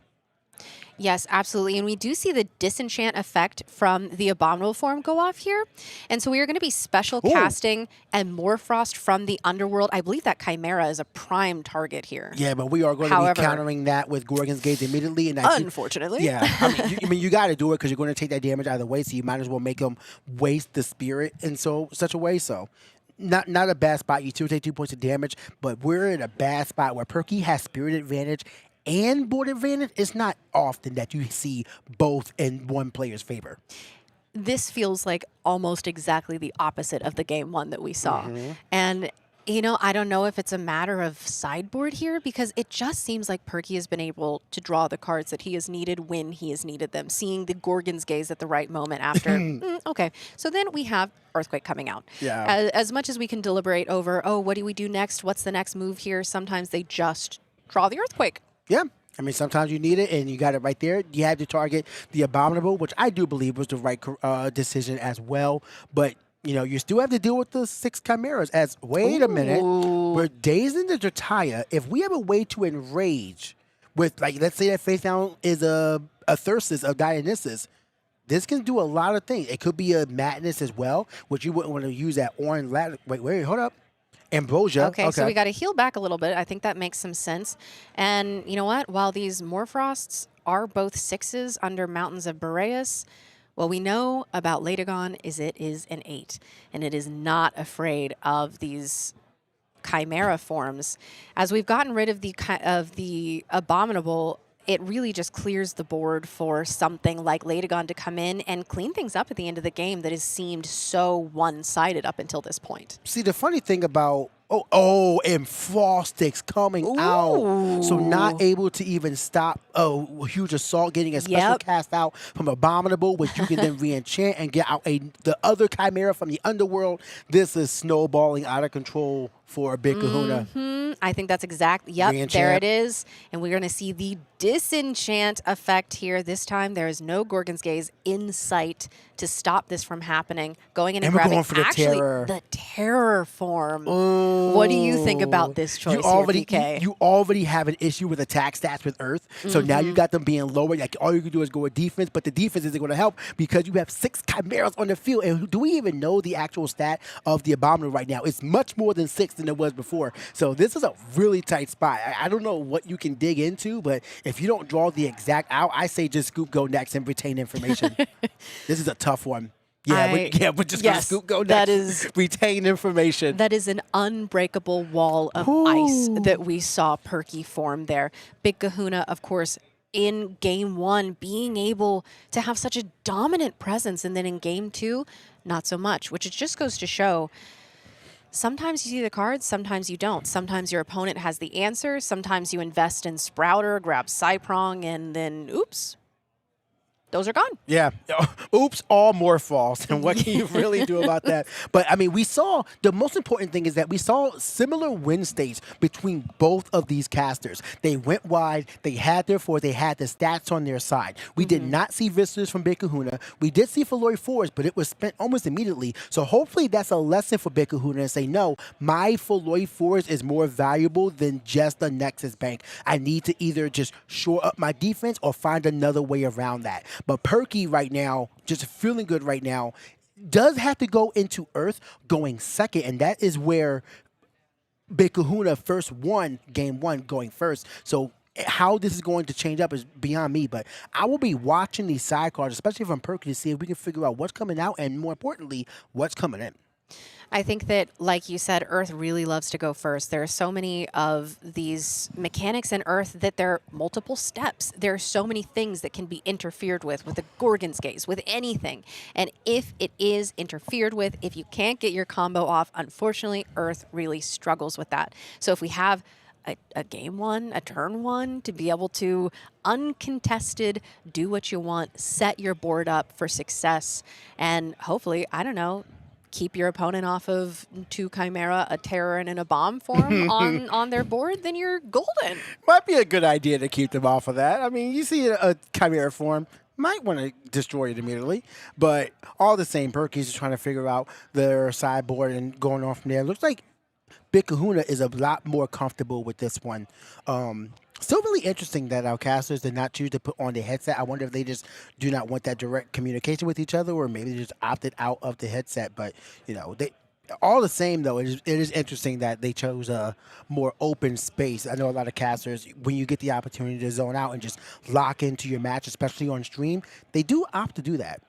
You never know. There could be some tech issue, could be something in there. But Not wrong. Going into this game 3, we've seen both of these casters really be able to show off not only their decks, but also their skills as casters and decision making and being able to deal with and establish threats. So really, it is anyone's game. I do wonder with this Dionysus list, was that a smokescreen into the Latagon stuff? Do you think that Centaur was still in there somewhere?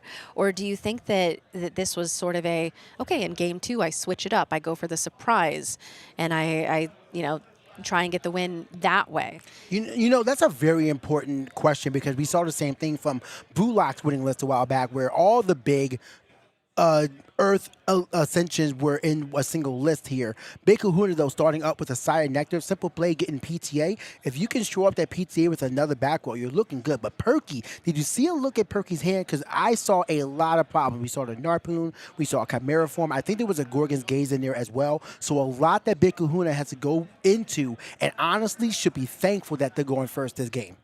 I think that getting PTA turn 1 has got to be one of the best feelings in the world. Just saying, hey, you know what, no matter what you do, whatever threat you try to establish on the board, it is going to in this form be a problem. That would have been very funny. In this form, however, saying your back row is no longer an option. No.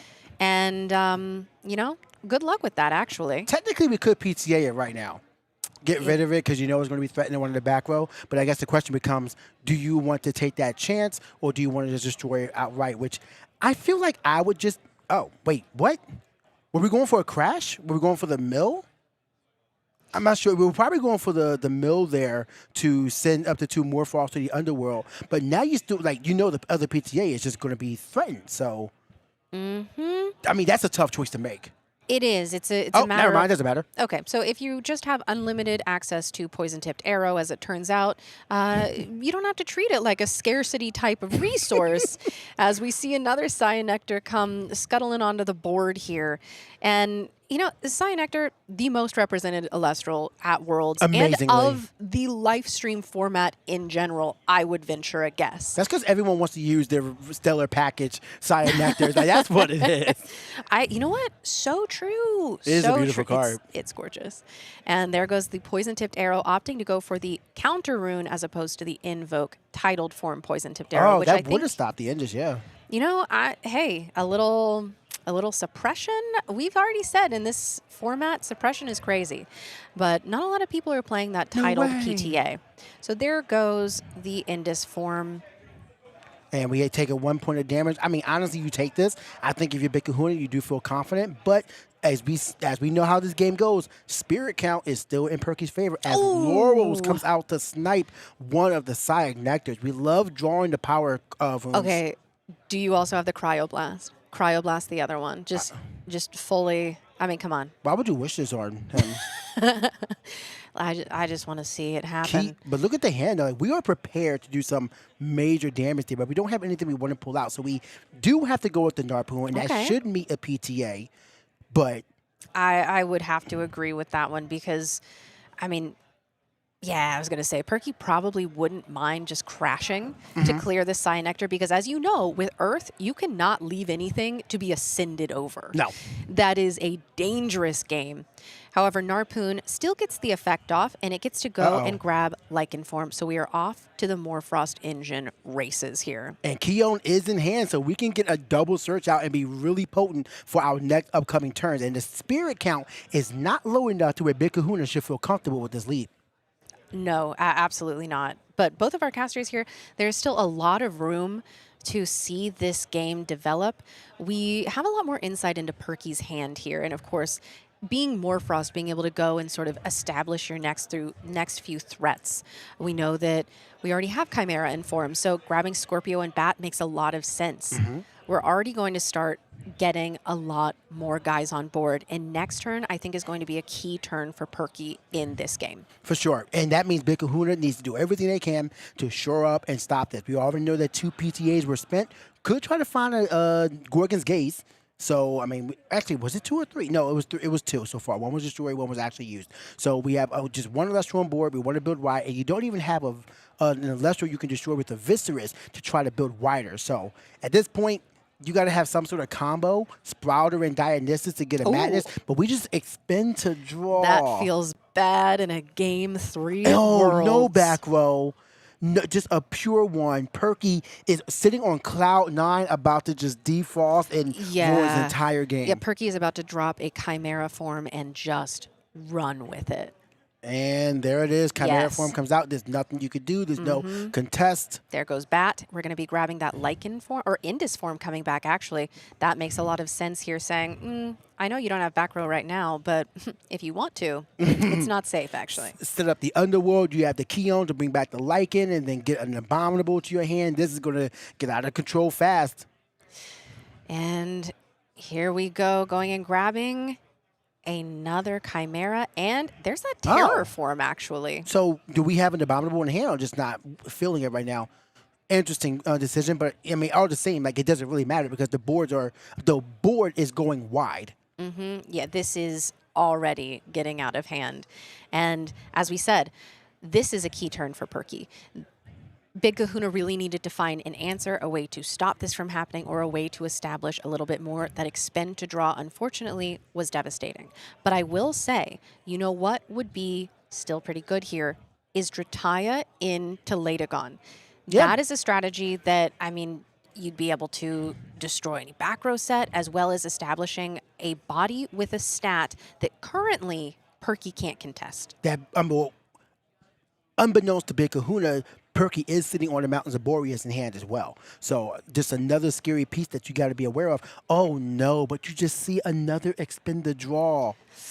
With your board being open, having to spend your normal action on that, I mean, it's tough. You even see the laugh just like, oh, sometimes you just trouble. have to laugh and shake your head because sometimes you just don't see it, especially with something like Earth. Did he just pass? I saw his hand go forward. That might have just been we're trying to figure out what exactly to do here.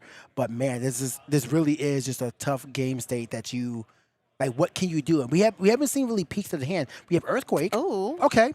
That helps out. So that's going to start some removal here. Opting for the Chimera over the Indus form for Fully removal agree. here, which, you know, in terms of stats, I think that makes a lot of sense. Dionysus coming out here, possibly just going to daze this Indus to get us a little bit more time to buy us another turn. But even then, we know that Perky is able to establish possibly multiple Morfrost on board next turn alone. Yeah. And, I mean, what can you really do? I guess it depends on how confident Perky is in the hand. But, I mean, at least we can't attack with Indus. I'm assuming that. Wait, did we daze the Indus or did we just activate Dio in set 1? If so, we might have Madness available, but still. And there's the Keon to pull back any of them. We don't even need to bring back the Lycan. We can choose Chimera, but Lycan is going to be pulled out, and that's just going to dig into more things. We could choose Abominable here. We could choose another Chimera form. We could choose. Yeah, Chimera Bat coming out here would be Bat huge. form. Yep, that's exactly wow, what it both is. of them. Yep, going for the Chimera Bat combo here, which means that we could have that Terror form coming back out. I believe that we saw that get discarded. I believe so. Yes, we did. Yeah, so this is already setting up to be very, very difficult for Big Kahuna to deal with, especially on the back of 2 expend to draws. And don't forget the draw advantage as well. Like, Chimera form is just doing this to draw. Bat form is what is helping you build wide. And if you draw into another Morphos, you can do it again. Discard another Morphos in hand, and you're going to do it. Discard which one? I don't think it really matters. There goes Bat. Yeah, and here Bat form. comes Terror, I would imagine. Oh. Yes, there he is. And this is, in fact, terrifying for Big Kahuna. He's just staring at this like, What can you do? the snowball. It is such a good Frost mechanic here because it really does feel like a snowball when it gets going. That is 3 points of damage, 4 if the Indus wasn't dazed, into 6 points of spirits in the spirit deck left. I mean, what do you do? And the heartbreaker here would be, all right, well, here's my Champ Sprouter, here's my Falori, and you just see Mountains of Boreas. At that point, you just scoop. The game is over. So I don't know what Big Kahuna could do. They were not able to establish a wide enough board. They had to expend the draw twice. Hey, I was going to say we could always top deck Ambrosia, which is exactly what happened. Wait, why did we do that off of the spirit deck and not from the Dio? Maybe we have something that Dionysus needs to do. Maybe we have some nexusing that's going to happen. I'm honestly not sure, given all of this. Like I said, we could see the Latagon combo, but instead we're going Viscerus. Okay. Which, if we can get a Floy Forest, Oh, there we no. go. Okay, so Floy Forest coming down. I need to stop manifesting these things. Oh, no. We know that Perky can answer this next turn, of course, but if you don't know this, this is a way to come back. This is going to hurt. And, like, emotionally, I know this situation. Like, he thinks he's doing his best. This is what he's got to work Well, with. this is a great answer. It is. It is. For sure. If we didn't know the Mountains of Boreas was in hand. Since turn 1, like this exact Yes. moment, Perky's been holding on to it because there's been no point. You go for it, he's like, yeah, destroy it. That's fine. You want to destroy my back up? No, can't do Yes. it. I'm assuming that one of the Chimeras were dazed, but we can get out another Viscerus. Honestly, very smart of Perky. Incredible presence of mind to say, I need to hold this stadium back. This stadium has been what has won me almost every game, probably today. Yeah. And Natural stat-wise, the more Frost just wins it, and we're just adding insult to injury. yeah, the Ambrosia coming out here. Ambrosia going to be healing back some Frost, some Thunder. Yo, Imperial what? Oh. We Hey, have we seen saw Imperial. Cryo Scorch. We did. No. Imperial Watt, though, we know that Imperial Watt is a situation, so cannot wait to see what's going to be happening here. But we have seen that. We have Thunderstorm. Okay, so We were that just is talking about this. yes, Thunderstorm coming out here, destroying the Dionysus. As we said, Thunderstorm being one of the only removal cards that can target Divine Runes. And there is the concession from Big Kahuna. Congratulations to Perky for winning round 6, going into round 7, 5-1. Which, I mean, honestly.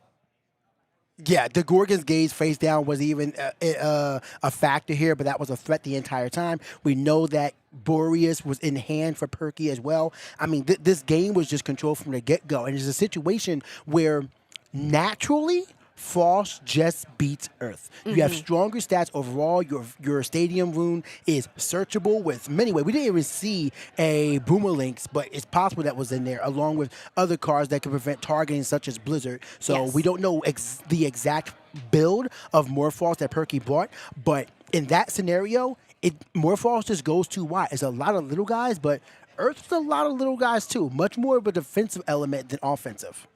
I think that the nature of these two decks, like you said, they do kind of clash. And Earth comes out on the other end of that not quite ahead because Frost, as we talked about, it's this sort of snowball. It feels like it really floods the board. Things get out of control fast. And then we have Earth, slow and steady, building up to higher highs. But it does take investment. It does take time. And if time gets away from you, if your opponent is able to establish a full board of Morfrost before you can even get the payoff of everything you've been working for, unfortunately, there is a bit of a disadvantage there in terms of type.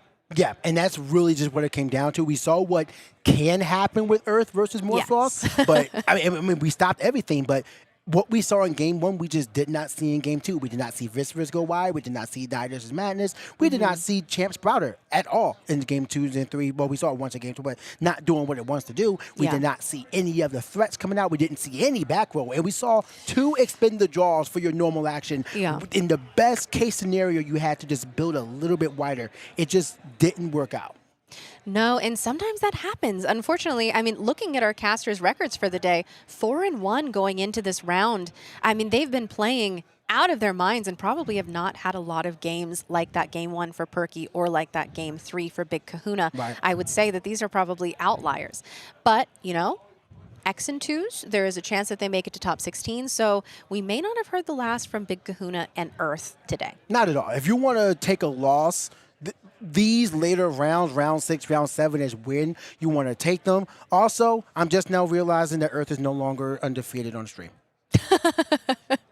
Well, I'm sad. So we see where PK's heart lies. And, Always. and, Hey, listen, I'm loyal.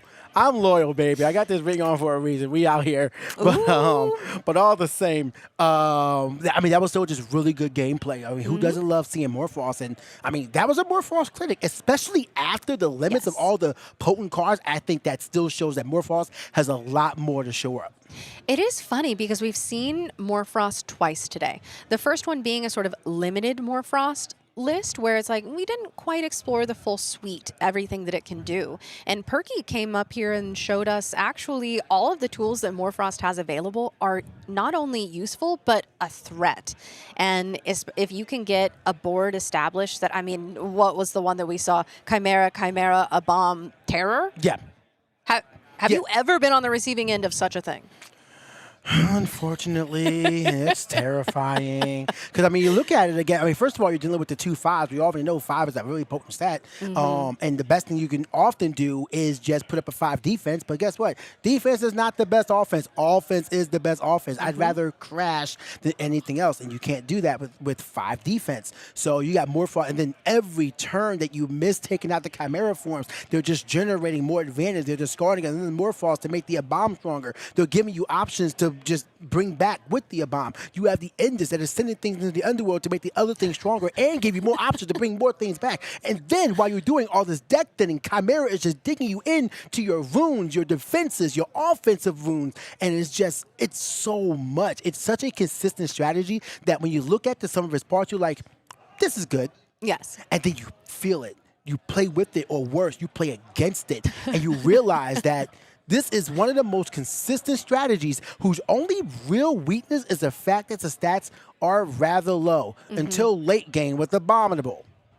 It is one of those things that, I mean, we talk about Hermes being a skill-intensive deck, but I would say Morfrost is one of those as well, where from sort of a caster, like if I were to play Morfrost, it'd probably be like, yeah, it's fine, she got some cards out. But then you have casters like Bo, like Perky, who have really mastered it and make Morfrost such a threat and say, hey, you know what, maybe bringing out Chimera. That was the missing link all along, actually. All right, well, first of all, I'm not going to allow you to just downplay yourself and be like, oh, well, she did that. Like, don't act like you I didn't had to put show up. Iwooly in there, okay? Don't act like you didn't show up with your Morph. Like, you understand the list, but that's why you understand more than anybody just how potent that is. Also, does that mean that in a matchup, you and I would just be like 640 you? How does that, now we got to figure that match out for us. No, unless they let us play at some point.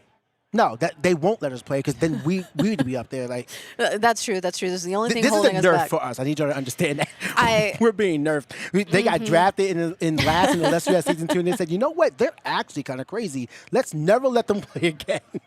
And I mean, hey, we're speaking to skills of our casters. Yeah, and, of course. We're just joking around. You know what? we all love the game of Elestrals. We love jamming games. I'm so excited for Sunstrike in the future. And one thing that I want to point out that impressed me a lot watching that last game was Perky holding back that stadium rune. The ability to identify threats, say, I don't need to put my Mountains of Boreas down yet. Yeah. Being able to look at the board state, understand exactly where you are, understand where you might be in the future, and what your outs are. And I think that that's such a sign of a good caster, a caster who is smart and familiar with the game and has gotten the reps in. Right. And Patience. Exactly. It's just like, hey, they didn't flip this counter rune here. I wonder why they didn't do that. And then it ends up winning them the game later because they saved it. We see so many things like that. And you know what? Hey, you are going to be able to get to chat with Perky here in just a minute. So we are going to go to a quick break, and then we're going to bring Perky on for some questions.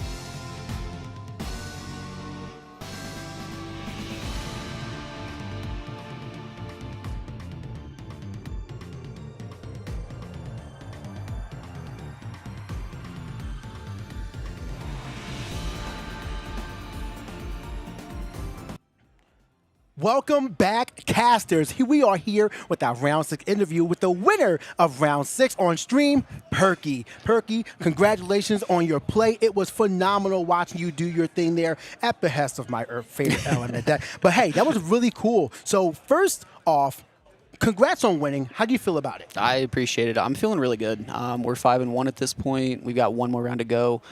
My goal was just to make top 16. I mean, it's going to be sick to play in Top Cut tomorrow, but I missed in Dallas top 16, so that's kind of my goal. We're pretty close to that point, so I'm feeling pretty good. Hey, I'm glad you're using that situation from Dallas. Just like, I missed top 16. That's motivation. We're going to move forward from there. How'd you do in Dallas? What'd you get? 34th, I want to say. Okay. Yeah. Well, I think you're solidly in top 32 at least right now. For Again, sure. 5-1 going into round 7, so hope to see you in day 2 tomorrow.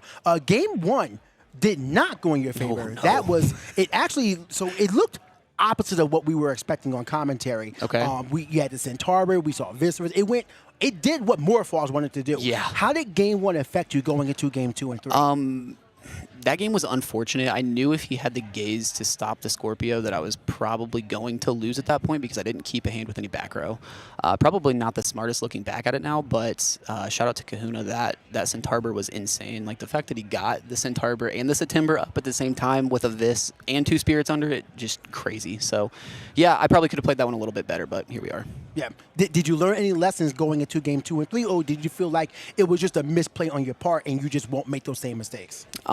I will say I did actually make the same mistake in game 2. I kept a hand with again with no back row, but I had mountains, and I specifically wanted to keep mountains in this matchup because it allowed Chimera to get over the Sprouter. Right. And so even if he was able to search a Madness, I wanted to make sure that if I went Chimera, pitch a bat, cast another Chimera, one of them would at least connect even through a Madness. Right. So I had that in the game 2 hand, and I just wanted to keep that. Unfortunately, the draws were not great. You didn't see a single bat resolve in game 2, which is not normal for Morfrost. Right. There was quite a few Chimera draws. I ended up drawing, I think I opened Broomalinks and Mountains. I ended up drawing the second Broomalinks that I play, the second Mountains that I play as well. Okay. So I just saw a lot of cards that I would have rather have searched. But yeah, I mean, it worked out. Yeah, absolutely. And, I was wondering if you did that Broomalinks because we just saw you hard play the Mountains of Boreas several times. Speaking of which, we saw you game 3 and Mountains of Boreas was just there initially. Actually, rewind a bit. In game 2, when you saw the Feloy being used as a Nexus bank instead of that, how much did that confidence of yours just spike? I mean, I kind of wanted the Mountains to stick, or the Feloy to stick, honestly, because I had Mountains in hand, and then I realized, Sprouter Nexus, search the back row. So that was a bit unfortunate. But, I mean, I don't know. It was okay. It worked out. Gotcha. And then game 3, you saw the Mountains, and you're just like, I mean, you even had a situation at the end where you could have played it, you just didn't. Like, what was the confidence there to just hold that? I kind of spaced it at that very end between me and Kahuna was a bit weird. I spaced that I had it in hand, and I forgot that he had the Feloy up. So when I went to Cryoblast, I kind of spaced that the Feloy was there. I should have just played the Mountains, bumped the Stadium, played the Cryoblast, killed, swung for game. That's what happened in my head. And then as soon as I put the Cryoblast down, I saw the Mountains or the Feloy. I was like, oh. That doesn't do anything. And then we did the fist bump. I thought that was a concession. It wasn't, so we played that one out. So. Oh, okay. I was it was a bit weird there. Okay, I got you. Towards the end there, we did see you bring back the Thunder and then drop a Thunderstorm. Like, what made you play Thunderstorm in a Morfrost list? So Thunderstorm was a weird inclusion. I decided 2 days ago, actually, that I wanted to include Thunderstorm in the list. I was playing Earthquake originally, and the 2 Thunder Spirits were the Earth Spirits. And it's going to be open deck list tomorrow. I'm on 3 Cryoblasts in the main, actually. Makes sense. And one of those Cryoblasts was an Earthquake. I was telling Penthouse all week, I was like, I want to play Thunderstorm just because Hermes. Hermes was the problem. I haven't played a single Hermes You get any pushback on that? Yes, they all told me I was crazy. They were like, just play the Earthquake. I just made the decision. I was like, I'm going to believe in my gut. We put the Thunderstorm in, and that was I didn't need it there at the end, but that was the only reason. I was like, guys, this is a card. It's a good card right here. So. Oh, that's what you shuffle. What else are you shuffling right there? So the other thing that I've got here, I want to big shout out to, I believe it's Moms. I'm sorry if I mispronounced that, but this Lycan is the coolest card that I have, and I appreciate this. So thanks for bringing this to the game. This is amazing. It is very cool. You get a playset of that one yet? I definitely will be. Right, I mean, this is the playset for now until I can, I don't know, talk someone into taking it off the list. Hey, you should probably just get it while you can. Yeah, I'll for sure get it Get a little ahead of it. So, real quick, what made you go to Morfrost? It's just my favorite deck. I come from a Yu-Gi-Oh background. Played a lot of Duel Links. Probably shouldn't be. But anyways, the combo feel of Morfrost was very easy for me to get into, coming from a different game. And I like that you can draw a lot of cards. I like card advantage. I mean, it's really good in card games. Of course. So, yeah, I mean, that's kind of the calling card. I tried it out a couple times. Went really well. There's so much to like about this deck. Gotcha. Well, hey, you got one more round to go, so I wish you the best in the next round, and hopefully see you in day 2. Do you have any shout-outs you want to make to anybody before we get out of here? Shout out to Penthouse. You guys are awesome. I'm happy that I get to come here and see you all again, and shout out to the rest of the community. Everyone here, I mean, aside from actually playing the game, everyone here it's a pleasure to be around you all, so I appreciate you. Congratulations on your play. You looked phenomenal on stage. Good luck in your next round. We will be seeing everybody in just a little bit because round 7 is just around the corner, so don't go anywhere. We will be right back.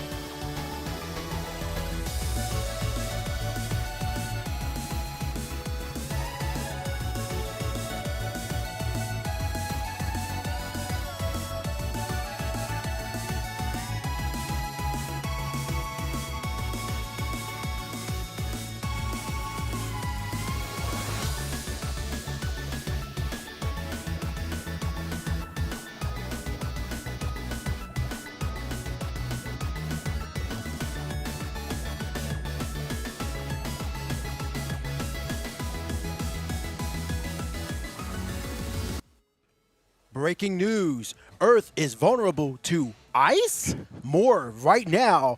Welcome back, casters. We are here for round 7, the final round of our Swiss format. Our next matchup is going to be a slugfest between 2 of the best casters performing so far in this World's Tournament. We'll get to that in just a little bit, but first, we are joined once again by Joseph, Mr. MBT, for round 7. How are you feeling, and what do you think of this tournament so far? So happy to be back. Thank you for leading with that unbelievable joke. No, the tournament's been fantastic. When I left, we were watching someone cast an otherwise unplayable 3-drop Elestral in Baraboss, and right before I came back, we saw people play an otherwise unplayable 3-drop Elestral in Centaur World Champion. And I gotta say, I was impressed both times. However, of course, it's nothing compared to Morfrost. I mean, these digs are just taking at me. It's starting to hurt. I just got to say, what can I say? It's easy to dig Earth. It's easy to dig Earth. We are not going to be watching Earth for this match because we are watching the Table 1 match. That's going to include one individual who is currently undefeated and their opponent who admittedly is likely to make it into top cut regardless. Yes. Though some X2s will break, so may well be fighting for their tournament life. It behooves them to win this. And both of these individuals are extremely storied casters. We've got Akshar on the left, the Kissimmee Open top 8, Dallas Open top 16, topped both of the in-person events, alongside occasional Premier tops. Super Insane, of course, same deal. Premier top 4s, 8s. They've been around the block. They are playing good decks, and they are playing them exceptionally consistently. I got to give thanks to our casters putting on their headsets so we can speak freely, because last time they did not, and we're just talking at us the entire time. That's really funny. It made it a little rough there, but now we can just really go on and go off to these casters here. We got, again, Akshar. I mean, both these casters have been around the block more than once time, but having these two casters show up in these performances at this level is a testament to their skills here. And it looks like they're already ready to go. So let's hop into a round 7, the final round of Swiss. And it looks like Super Insane might be on the play here. Yeah. And those fishes are looking kind of swimmingly. Yeah, this is what you want your first turn to look like. Magneros, Search Aphros. Super Insane has been one-tricking the heck out of this fish strategy. And I am excited to see a Fish v Solar matchup just because those are, I think, unquestionably the top 2 decks of this format. This is a match that if you are Super Insane, if you are Akshar, you have been preparing for almost exclusively outside of the mirror. And I'm excited to see whose preparation paid off more. Yeah, this is one of those, you have to be prepared for this. We were talking about how in the last matchup, both of those casters would have loved to have had Tsunami in their list, but because of the advent of more Fish essentially dictating the meta, no one's really main decking it or even side decking it. So then you're vulnerable to other strategies like those. Fish is that reason why. All right, and we're going to begin with one of the most powerful turn 1 plays out of Solar, this Plucky to go find the Apollo. We'll see if Super Insane has anything to say about it. Both a Gorgon's Gaze and a Pandora's Box would work well here. I'm seeing neither. So you have to get a read that the back row is likely something like a Poison-tipped Arrow. Good look into the deck right there, but you see Celestial already. On the very bottom, that's where it needs to be. 2 dense for, I mean, it'll get found to the top. We've seen so many Celestios in the hand. People just going, oh my god, I'm playing 1. How could this happen? Yeah, I mean, at the same time, I've heard somebody playing 3. Yeah. So sometimes you want to see it. One of those situations, you never know how it's going to go. Yeah. We even saw cows in the Solar earlier, so who knows what's going to happen in this matchup. Soulbell's been really popular today. Yes. Yeah. I was talking to Cobalt Sanderson between rounds. He was telling me that he played an entire game in which Soulbell just sat on the field. It was never the subject of a clash. There was no battle that dictated it. And after one shuffle, the Celestial already back on top. Okay, so let's talk about this board right now. Now that we have two bells coming out there, we have Celestial coming to hand. Celestial. We go to the other one, and we are threatening Celestial on the next. So you better be casting both. This is insane. Because now, I mean, right now, you are having 4s now. So you got to get over, stop 2 5s. So that's a situation that Insane has to really deal with right now. But they're both smiling a little bit like this is one of the greatest foretells in the history of time. That was insane. That could not have been better. And then we have the Temple of the Sun, and the head shake from Insane says a lot. Well, it is interesting when it comes to this board, the Soulbell Plucky. The one deck that could theoretically clear all of the Elestrals is Fish. You know, you can go really wide with these Magneroses, these Aphroses. The Temple here just beefing them to 5 so that the 5 statted Aphroses, courtesy of Aphros Champion, will not be able to contest them. So we may be seeing like a Galaxy push. We may be seeing something akin to an Atlantis if we're pre-boarded to that degree. All just depends on what Super Insani's grip looks like. I think we see a double base Aetheros in hand. Oh, that's really no, rough. that's a Curibus. That's double Curibus. Yeah. Oh, that's And one Galaxy Curibus as and well. a Galaxy. This is a great Galaxy deployment. You have to imagine that a Gorgon's Gaze is coming down. Doing a little bit of mental math here because it's not guaranteed, but there is Galaxy Champion of Poseidon and the fastest Gorgons in the West. Yeah. Super Insane says, yeah, of course you had it. I mean, what do you want me to say? I mean, do you have the Chains of Prometheus? We've seen that in the main deck today. So. We've seen a ton of chains. I've been really impressed by it. But it looks like that's not going to happen. So now, the big out here, and now what can you do? You're going to see Celestleo this turn if you cannot stop this somehow. Outside of an Atlantis, nothing clears this board. Super Insane just kind of shaking his head. If you've got a Gorgon set, you can stymie the bleeding for a turn, but otherwise you are in for it. I think first action, Akshar is probably going to slam that Celestleo down. Let's see. Of course. I mean, maybe you go for the Apollo to see what kind of foretells you could be having. Yeah. Rearrange him a little bit. But let's see what happens here as we're shuffling the hand, which is good. Like, of course, you know what you want to do. And we are going to go for the Apollo, try to see what's up there. We have Corvus. Oh, my. Okay. This is going to be a Celestleo for the ages if it's permitted. The Glimbat here, just great in order to box out any scenario in which the temple might actually be threatened. We're going to add the two Corvushans next turn, so then Apollo and Celestial are just going to be more insane. And here we go. Here it is. So we are going to go ahead and cast the Celestleo, siphon off a Spirit so that we're able to do it over one drop Elestrals, and down he comes. Looking beautiful in that rarity, my personal favorite rarity of the card. Yes, agreed. And we'll foretell 4. We know at least 2 of them are going to be Elestrals, which means we'll be able to contest the Galaxy, and one of the 2 Aphoros is on board. The other can be easily walked over. We will see what we decide. Yeah, unfortunately, you have to wonder what the back row is of Insane right now, because there's been so many ways. PTA would be great right here. PTA would be okay. Gorgon's Gaze is probably pretty necessary if you have it. Yeah, and you're not doing anything, so you got to wonder just what it is. I know Aclis's Mist was also an option for him, which, well, actually, if he did have that, he would have used that for the attacks and got over the Plucky and all that, so probably not there. All right, we're trying it. Show me the Gorgons. Has to be something. Yeah, I mean, well, if it's not the Gorgons, the game is over. You got to play something right now, dude, or else it's going to be popped. Ooh. Alter. That is very interesting. So by altering off of the Galaxy onto the Aphoros here, we can switch the Celestleo. You're going to give your opponent a pretty easy Celestleo because you know the rest of your board is now in jeopardy, but you're not going to be taking 3. Yeah, and now here we go, 1. Corvushan. We know the 2 Corvushans were up top. Wait a minute, are we going? We have to resolve the chain, yeah. Oh, right, yeah. 3. Oh no. Goodness. 3. Oh, and the Guardian of Light on top. That'll be everything. That's the other back row. That's, just taking them all out. Okay, well, so this is as devastating as that was. Argo, that's a miserable one to be back there. As devastating as this was, this is not the worst position for Super Insane to be in. Still at 18 spirits. Akshar has spent a pretty huge amount in order to get to where they are. So an explosive push out of fish could really make something happen. Unfortunately, we know what Super Insane's hand looks like, and it seems unlikely from here. Was that just a PTA? That's way too late. That's like the worst possible draw. Yeah, this is almost a non-game form. Everything went perfect for Akshar here. Yeah. Nothing with which to Nexus for the Aphoros. And we just expend the draw. No Aphrodite. This is a hard keep out of Super Insane, too. It was Aphrodite Magnaros, which you probably always take, but no access to, or Aphoros Magnaros, no access to Aphrodite, rather, which means that we are in a position where our hand is having to compete against adding 2 cards a turn, courtesy of Apollo. First light off the Apollo means that we'll be able to stack what we want and then immediately add it. And what we want is a Nova Core, baby. Sometimes Nova Core is just Lavalith. No, it absolutely is. Like, this card is insane, and the fact that it's still at 3 is an unbelievable situation. But here we are, Nova Core going to the top, and we're going to be able to foretell 3 more after the Nova Core. So I wonder if you just chill. Yeah, I was like, there's no real reason to add it to hand. You do want to draw it next turn. You'll still have access to Temple. You have Glimbat. We're first going Celestleo. 1, 2, Cryoblast 3, reveal. 4. All right, we're grabbing the Nova Core over the Glimbat. We're grabbing both, and then we'll eat the back. I believe you have to pull everything to your hand for Celestial. Oh, that's unbelievable. Just destroy the Going PTA. Corvushan instead in order to put the screws on while retaining the Necrotal effect of the Nova Core. Corvushan trigger and we're here. Shuffling. Let's go ahead and put it back on the Apollo. Deck now shuffled.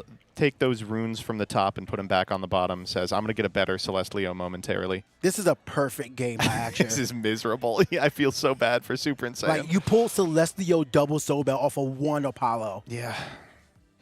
Like, what else do you do here? Now we're just getting rid of the spirits. We're sending out 4 Water, or 4 Leviathan, and an Owl Loon as we draw for our next card. And saying, I struggle to think what could do it. Is that a second Kuribus? I really hope not. Yeah, me too. that would be miserable. I think it's an Eddie. Okay, Edward is not the worst. I mean, it doesn't do what you want to because everything's already in attack. So yeah. You can get rid of the Corvishine, stop so much for Yeah, that is Eddie. That's a Kickstarter Eddie, baby. It was a good artwork. Yep. Has your favorite Stellar Eddie ever been found? You know, it hasn't. Wow, unbelievable. Okay, wait. Oh, wait a minute. We were sitting on a rock. A lot of game here. Okay, still a lot of Elestrals to be played. So Unresponsible rock in a hard place. Yeah, we'll rock in a hard place. We're going to pick 2. After resolution, we'll be able to ascend the Eddie into a Kuribus. The Kuribus will not be able to contest the Celestlio because it is still just a little too big. But a 9 means that we'll be able to get in for a fair amount of damage or maybe mount a more considerable offense. I wonder if we even don't do it just because it's not necessarily better than Eddie in this position. Maybe there's a Nexus banking and in his hand that we just haven't seen yet. Yeah. And if that's it, I mean, we did see earlier where there was a Kuribus and a Necklace of Harmonia and just remove that to get rid of the threat and keep the body. So if that's possible, then we can get back into this game here. Any necklace, any Aphrodite would do it, but outside of that, it's going to be pretty tough. Oh, Novacore's in hand right now, isn't it? Yeah, it is. We are going to have to contest that also. Oh, boy. I mean, a 9-2 body, although right now Novacore on Celestlio is sitting at 16-13 thanks to Temple. Looking at the 8-card hand here at Akshar, it's so rough. I mean, without Aphrodite. We're just doing it off the curve. Yeah, I mean, it gets rid of it. You heal off the 3. Wait. I don't think you do. I think it's a linked effect. So we're actually getting the judges here to confirm that. All right, so I mean, again, shout out to our judges. They are watching every minute of the matches, and I think we are getting the confirmation that they do get the heal. Well, we're describing it right now. Kuribus, of course, can disenchant 2 water from the field to destroy, and then return water equal to the enchantment cost of the card it destroyed. Here, the Celestlio would be functionally an Ambrosia and really welcome for Super Insane, who's currently only 3 back from Akshar. We are taking a quick break while we ascertain if that will or will not happen. It is my estimation that it will not, because I think it's a linked effect, but they will come to that consensus. Well, thankfully, we do have access to collect.elestrals.com, so we're going to go pull this up real quick and find out what the exact text is on that Kuribus, and it says you can disenchant water, 2 water from your field in order to destroy a card. If it is destroyed by this way, return spirits from your underworld to your spirit deck up to the number of spirits that were enchanting that card. So it does seem like it's all one singular effect. We are, I believe that it is going to be, well, we're going to let the judges all figure it out, but let's talk about the game state in hand. Like, even if this runs out and even if we get 3 spirits back, you're still dealing with the Apollo. We have the Corvishine is going to allow it to foretell, I believe, 6 at that point. The Temple of the Sun is in hand. Novacore is still on the hand. What can Insane even hope to draw here with only 2 cards left in the hand? Well, we know what the 2 cards are, and they're no help.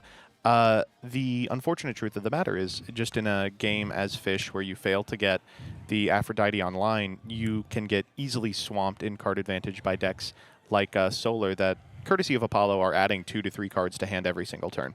And, I mean, you can see even in a position where Akshar is super overextended on board, way down in spirits relative to his position in the game, because they're represented on board, he's still got a 7-card hand. Like, the gas is still in the tank. While some of the cards are better if you play them reactively, stuff like Novacore, you can just slam it down as a 2-spirit to hit hard and put Super Insane's back against the wall. And I think that's probably what we're going to see on the next turn, absent any ridiculous play. Well, these 2 casters are just trying to figure it out. And, you know, again, shout out to the judges for putting everything in the proper lineups to make sure everything is just fine. But, I mean, this matchup, I mean, you guys got to think about, if I was Insane, I'm just thinking about game 2 because this one. This one seems like a foregone conclusion. Yeah, it got out of hand real fast, and it goes back down to turn 1. They are going to let it go. Yeah, they are healing. Okay, so you go back to up to 8, and it's strange. Based on the yeah, that's what we'll develop here. Based on the nonverbals, it looked like both Akshar and Super Insane were in agreement about how that card worked, and the judges stopped them to say that is not how it works. Sometimes you don't know better than the judges. Funny. I will cop to that. The undefeated in the 5-1. So we're getting disagreements on that one. That's insane. But hey, this goes to show the value and importance of judges in events like this. Yeah. But it looks like the Limu was returned back to hand, or it went somewhere. Yeah, we're just having a little bit of a conversation about how this turn functions. Well, all the same, I mean, it's still just a tough situation where is there anything that you could really adjust for? Because you can't plan for Apollo's, Celestio, Bell. Yeah, it's obviously you have a pretty substantial board plan against this deck if you Super Insane just because you expect it. But the thing about this deck is that sometimes it just does high roll. It puts itself in an unlosable position. And I mean, I don't think I could have forecast a better situation for it than Soul Bell, Celestio. Yeah, that's creme de la creme. You would love to know what you guys can let us know in the chat. What would you do in this situation? You're across your opponent, you're playing Fish Nexus, and you see Celestio, Bell. So, like, what exactly would you do? Let us know using hashtag #PlayElestrals on socials. But it looks like our casters are starting to move forward. Yeah, we're just wrapping up this judge call real quickly. After resolution, it'll be Kuribis going to the underworld. It'll be Akshar's turn, and then we'll be able to do a little bit of pressure here with the Lumaru. That's Plucky, Corvishine, Lumaru in for 3, completely nullifying the heal off of the Kuribis, putting Super Insane down to 5. And Aphrodite off the top is probably the best possible draw for Super Insane because we know that he has the Ambro, or the Aphros rather, but it would have to be Aphros into Ambro into action, and that's a huge ask, especially from a deck like this. What did we grab? Another back row as we get Looks Galaxy. like a Galaxy. Okay. I mean, that trades for a card, but really not a cold comfort while we know the Nova Core is coming down. Not the Corvishine, importantly, and now you're just kind of sitting here like, all right, well, what do I really do here? All right, here comes the Nova Core. That's 4. We know that Alex has 4 total, so and that's going to be a quick scoop. All right, well, an unsurprising game 1 after that unbelievable Apollo. Akshar actually tipping his hand just a little bit and revealing a dense fog in the rune row there at the very end. Probably gives Super Insane a little bit of insight into what this deck list looks like. While we haven't seen any Lunar in here yet, and dense fog isn't too outside the realm of possibility in terms of back row runes you might just see in a generic deck list, it is also very possible that Akshar is on a substantial Lunar splash, including cards like Pharaohgeist, that you have to very specifically board against. I just want to give a little credit to Akshar for realizing the white sleeves in his green deck. Always want to make sure that your spirit deck sleeves are different than your main deck, because I have seen games where they've been lost because you accidentally put your spirits in your main deck and it throws everything off, and you got to get a game loss or at least a warning because of that. So I'm glad that was caught. Always make sure that your spirit deck sleeves and your main deck sleeves do different so you can catch that visually. PK, you know, there's a really easy way to resolve that. Tell me about it. You can play unsleeved. Yes. You play the spirits unsleeved. Yes.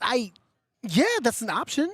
I don't agree with it. I wouldn't do it my first choice, but it's an option. All the same, though, this is a really tough spot that if I'm insane, Super Insane, I wouldn't take that one to heart. I mean, yeah, that's rough. It happens. You exactly. know, the thing with this solar deck is that you have to understand sometimes it happens. Like they are going, this is a deck that has the capacity to high roll, just as you, as the Fish deck, have the capacity to high roll with like a turn 1 Aphros that's totally uncontested.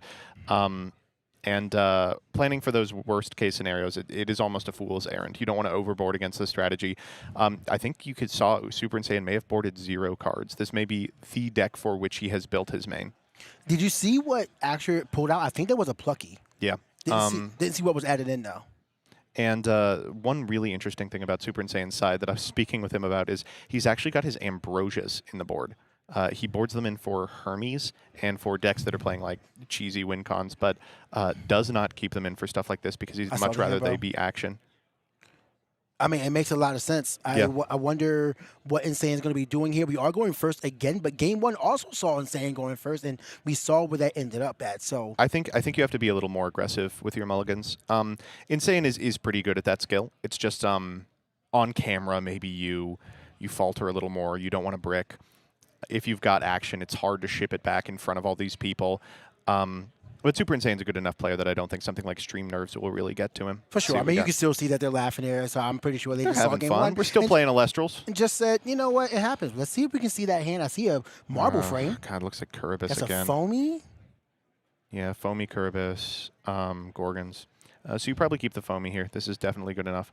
No, we're playing it. That searches the Aphrodite, correct? Beautiful, beautiful foamy, by the way. Yeah, so this is foamy champ Aphrodite. We're going to go ahead and get that full art Aphrodite. We'll be able to use the Aphrodite to get another foamy if we so play it. Also possible we just keep it in hand. It's kind of crazy. While Aphrodite can be used like Apollo to get unbelievable amounts of advantage, sometimes you just use it to chill, like as a Nexus Bank for your Aphoros, or you hold it until you have a powerful Elestral you want a second one of.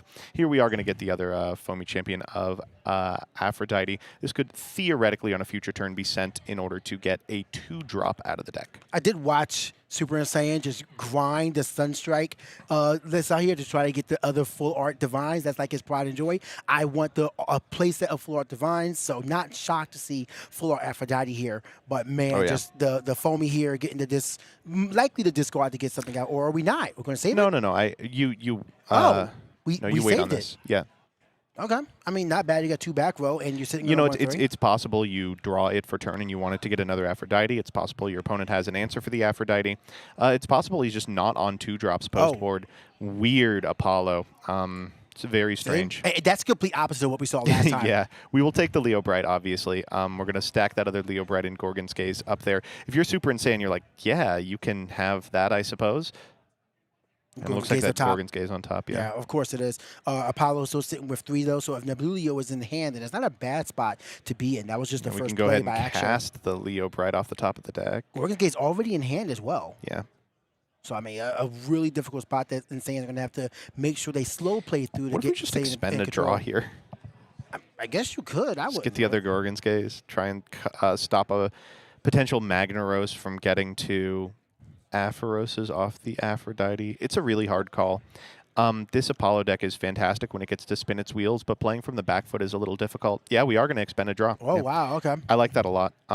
Doing it this way kind of signals that we set the Gorgon's Gaze in the far left column, but it's not that big of a deal. Has no idea that we have the one in the middle as well. So let's see how Insane chooses to play or plays around this as best, because he knows that one exists. Does he think that there's a second one in the future? It really turns you off of going for the 2-drop. If you have like a Lockagon here, what is our 2-drop of choice? Kuribus? Yeah, if we have a Kuribus here, we can try the effect. We can try an Aphrodite if we have a second copy. Looks like we are going for the Kuribus effect. That's going to fish out the Gorgon's Gaze. Wait a minute. But by activating the center one, Yeah. we know that he's still got a Gorgon's Gaze set. This is a little strange from Ashkar. Maybe not thinking that far ahead with respect to bluffing the second copy. Right. And Super Insane is a player that will pick up on that kind of stuff. So you can expect to see him play around Gorgon's Gaze for the rest of the game. So we're going to see how this one really plays out. But Kuribus has eaten the Gorgon's Gaze and knows there's a second one that exists. So, I mean, what can you really do? You just play it slow. You just do every back row, which I don't think we know what his back row is. Another one meets the Kuribus as well. So not a bad spot for Insane to be in. We know that one of Insane's back row is the Gorgon's Gaze. But here's a position where holding that that foamy is paying off, right? With the Kuribus already in grip. Ooh, what an out. Yeah. Hey, Divine Blessing? No, we don't have that. What an unbelievable Cryoblast. Yeah. After seeing the Kuribus game 1, it makes sense. First light here in order to get what you want off of Apollo, but because we weren't using the Kuribus here as the search for the foamy, we can now go for Aphrodite next turn. We are going for Soul Bell, Champion of Apollo. We'll be able to use Apollo to reveal that off the top of the deck. We'll cast it, and then afterwards we'll be able to ascend into the Leo Bright, which puts us in a very advantageous position. I wonder if Alex will preemptively drop the Gorgon's Gaze on the Soul Bell to stop that ascension. He has to be aware, as you say, he's very privy to little information like that. I wonder if he'll be aware of that, we can't do that. And He's like, whoa, calm down, buddy. Yeah, he knows. He knows. Not yet, not yet. First Light, Sobel, and Gorgon's Gaze. So not any additional ad. That's we do good. get Sobel to the field there. Now, do we get a Gorgon's Gaze on Resolution? I think you probably wait for the Leo Bright, but it depends on if you have an out in the next turn. You may not have something to out the defense position Solbel now. Looks like we're not going for a preemptive Gorgon's Gaze. He is, yeah. Okay, there it is. After this say, she's like, oh, wait, I should probably do all this. Gorgon's Gaze comes out, spending out a Frost and a Water to stop that Sobel from being able to be ascended over. Yeah. Just pretty much stops you in your trap from everything but changing positions. It feels terrible because, of course, Akshar can just deploy a 1-drop here and threaten Leo Bright from 2 different positions next turn. Alternatively, we could expend a draw. I mean, the top of the deck looked really good. First Light guarantees a better Apollo next turn. We're doing it. Yeah, we're doing it. Yeah, it's pulling the First Light that you stop it this time, you get rid of Sobel. I'll just do it again next time. Do you have 2 Gorgon's Gazes? We have another draw by Insane, and can we see? Oh, man. He does have access to an Aphros. He does have access to, I think that's an Atlantis. So we go for the foam here to get another copy of Aphrodite that baits out the other Gorgon's Gaze for sure. There's no way you let this resolve. So that's probably why he was so willing to just get rid of the last Aphrodite. Say, I'll pull out another one in the next turn, but that next turn never came to purpose. All right, we will grab the Aphrodite. Serious question. Are you allowed to move your face-down runes once they're put down? I think so. You're allowed to move them, I think, to consolidate, but you can't, like, swap them around. You can't, like, 3-card Monty them. Follow the Queen. Yeah, but I know that the other Gorgons was like next to the deck, and now it's not. So moved it closer to Apollo after that. Interesting. First Gorgons happened. Huh. We're going to preemptively Gorgons here. Oh, and see, that's tough because we already have First Light in hand. Alex should know that. So either way, we're going to be threatening the Leo Bright. Yeah. Tough spot to be in. I think at this situation, you just want to stop the Leo Bright. That's really... That's a fork. That's a really good read from you. It is super strange to be like, no, if you're paying attention here, you really should not be doing that play. Well, I mean, Templar of the Sun is going to come out to help shore up the We've got a Nova Core that might just be better anyway. Yeah. Oh, my God. It says, you know what? Okay, fine. We'll deal with Gorgon's Gaze. How about you deal with this? Nova Core pop the Foamy. We'll get in for 2. Put the screws on Alex. Doesn't really have too much to be doing here. We can cast the Aphros and the Aphrodite. Aphrodite to grab the Champ Aphros, but the Gorgon's Gaze checks everything here. Atlantis does help out a lot here. It gets rid of the Temple of the Sun and lowers the power of that Nova Core. But still, I mean, the board is just getting out of Alex's hand, and that spirit count is dwindling more and more. Oh, I see. We're going to get rid of the Temple and the Nexus away? Oh, we have the Aphrodite in hand. We have the Aphrodite. Yeah. We got it off the Foamy on the previous turn. The fact that we played it in offense, though, I guess he's... Yeah, it's going to end up a 5. After the Atlantis, yeah. Yeah, which threatens the Nova Core after the Atlantis. Those 2 face downs, I mean, Insane should know this that is tough. Gorgon's Gaze is face down. The Gorgon's Gaze here is actually not super productive. We go Aphrodite here. We go grab Aphros Champ. We go for the effect of the Aphros in order to Nexus probably to itself, and in so doing, we put our opponent in a position where they don't actually have a good Gorgons. Aphrodite, pull out the Champ Aphros, make the Champ Aphros a 5, go for the Nexus, drop the Atlantis. So you Nexus onto the base Aphros so that it's a 5 even if the Aphros gets negated. Yes. Yeah, this is really clever. That's going to be met with the Gorgon's Gaze, but it doesn't matter because courtesy of the Atlantis, the Aphros already checks the Nova Core. This is a really great line from Super Insane. I'm like super impressed by this. Yeah, just breaking that board three ways to Sunday, and now that he got rid of 2 Gorgon's Gazes, there's the secret. Actually just dropping it to the underworld, and now the board is pretty broken with the Aphro still with a very strong offensive presence, going for the attack on the Nova Core and getting rid of that very potent threat. So you do have to, it could be Shield. Guardian of Light? Guardian of Light here I think would be a snap flip. It's rough. You can threaten Leo Bright next turn, but with like 5 spirits remaining, there's a real low cap on what you can actually accomplish with it.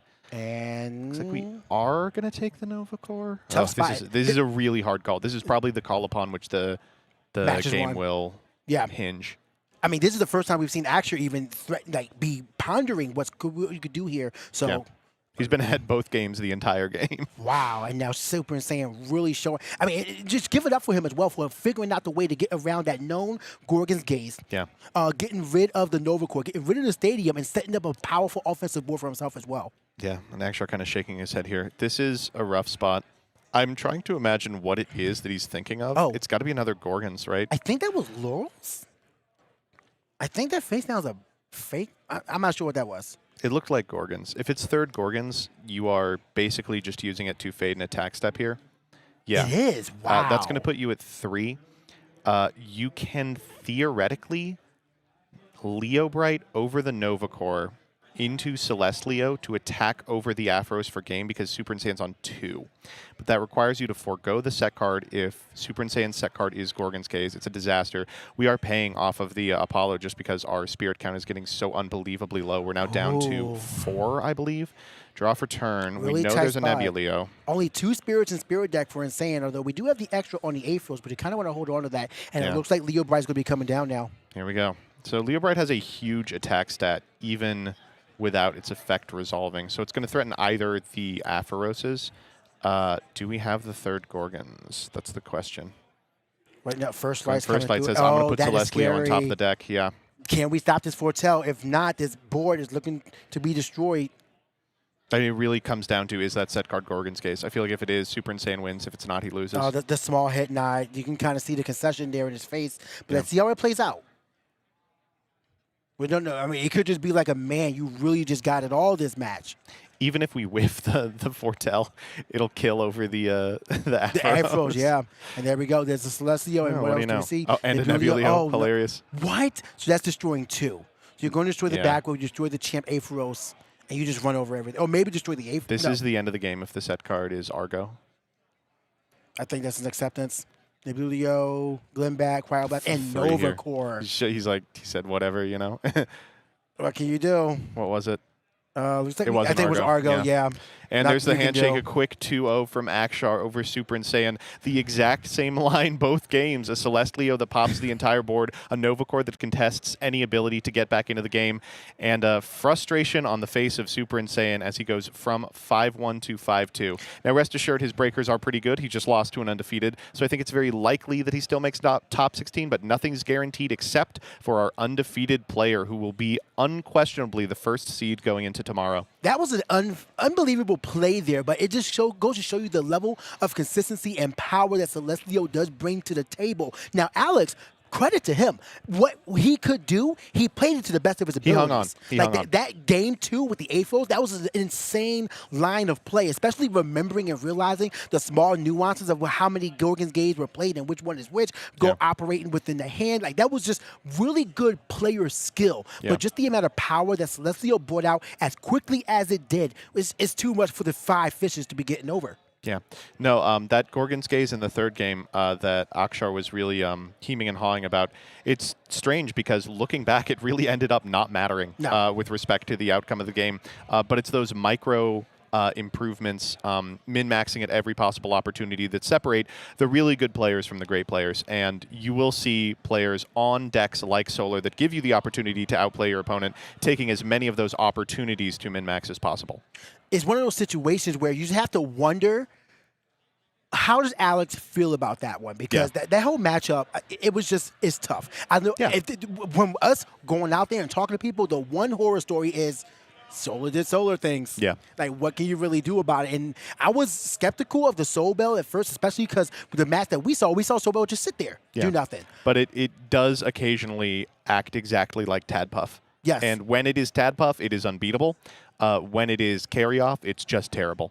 Yes, and that's exactly what we saw. We saw tap off twice, but I mean, I still can't get over that foretell. Yeah. Double Soul Bell. That may be the Celestial. #1 foretell of the weekend. Celestleo. What a major play. That's a Double Soul Bell. highlight. Yeah. On stream, too. Yeah. No. We'll have to ask Akshar about if he was hitting like that all day. Because if so, it doesn't surprise me he's undefeated. Now, yeah, the only undefeated going into Top Cut there. Yeah. But, I mean, history shows people who go undefeated in Swiss kind of peter out in Top Cut. But will that change with Top Cut being on a different day? No, I don't think so. No. I mean, you never know. You shake the old juju off from before, and now here you are. Well, from this position, I mean, we spoke about it a little bit when I was last on here, but at high levels of competition like this and with open deck lists, the first thing people are going to do when they are locked for Top Cut is figure out who their bracket opponent is going to be, build their deck in real life, find the most competent player they can, and jam matches for hours, just like to ensure how they need to be playing around, what they need to play around, how their board patterns need to look. And, you know, call me crazy, I think the best matches of the weekend may be played at like 8 a.m. tomorrow morning. Oh, I agree. It's Certainly the most practiced matches. It's going to be a really exciting time. I cannot wait to see what our top 16 casters will be. And speaking of which, I will let you know now that we will be revealing the top 16 casters for tomorrow's top 16 elimination bracket by the end of this stream. So you think it's over yet? No, we have a lot more information for you guys to understand and to take all in. So make sure you guys don't go anywhere. We have a long tournament still left to go. But including that, we have the interview, which you'll be doing with our winner here, Akshay, and that's just going to be, I cannot wait to hear his mind. You got to ask a question about how well the foretells have been for them this weekend. Yeah, no, absolutely. I got to say, I think you'll want to stick around for the top 16 because not only are there going to be a lot of the players that you already know, there's going to be a lot of upsets. There's a lot of really, really good players that got out of contention exceptionally early. I believe Bo's out of contention. Bean Soldier TV's out of contention. And there's a lot of people on the bubble. We talked about Trishula a couple of times. We watched Cobalt Sanderson on stream. We've seen a significant amount of really, really good players fighting for their life every single round, and I can't wait to show you who came out on top. It's been an absolute, I don't want to say a slaughter. I'll say it's been rough. Yeah. Y'all will not believe what's been going on here. And every time you just see people sauntering around just trying to figure out where to go and what to do because, man, this bracket did not go their way. But, I mean, there's just so much more information to get out of it. But right now, I'm going to leave you to get information out of Akshay about what happened for their tournament run and how they're feeling about top 16. So, Joseph, it's always great commentating with you. It is. I enjoy it. It's always a lot of fun.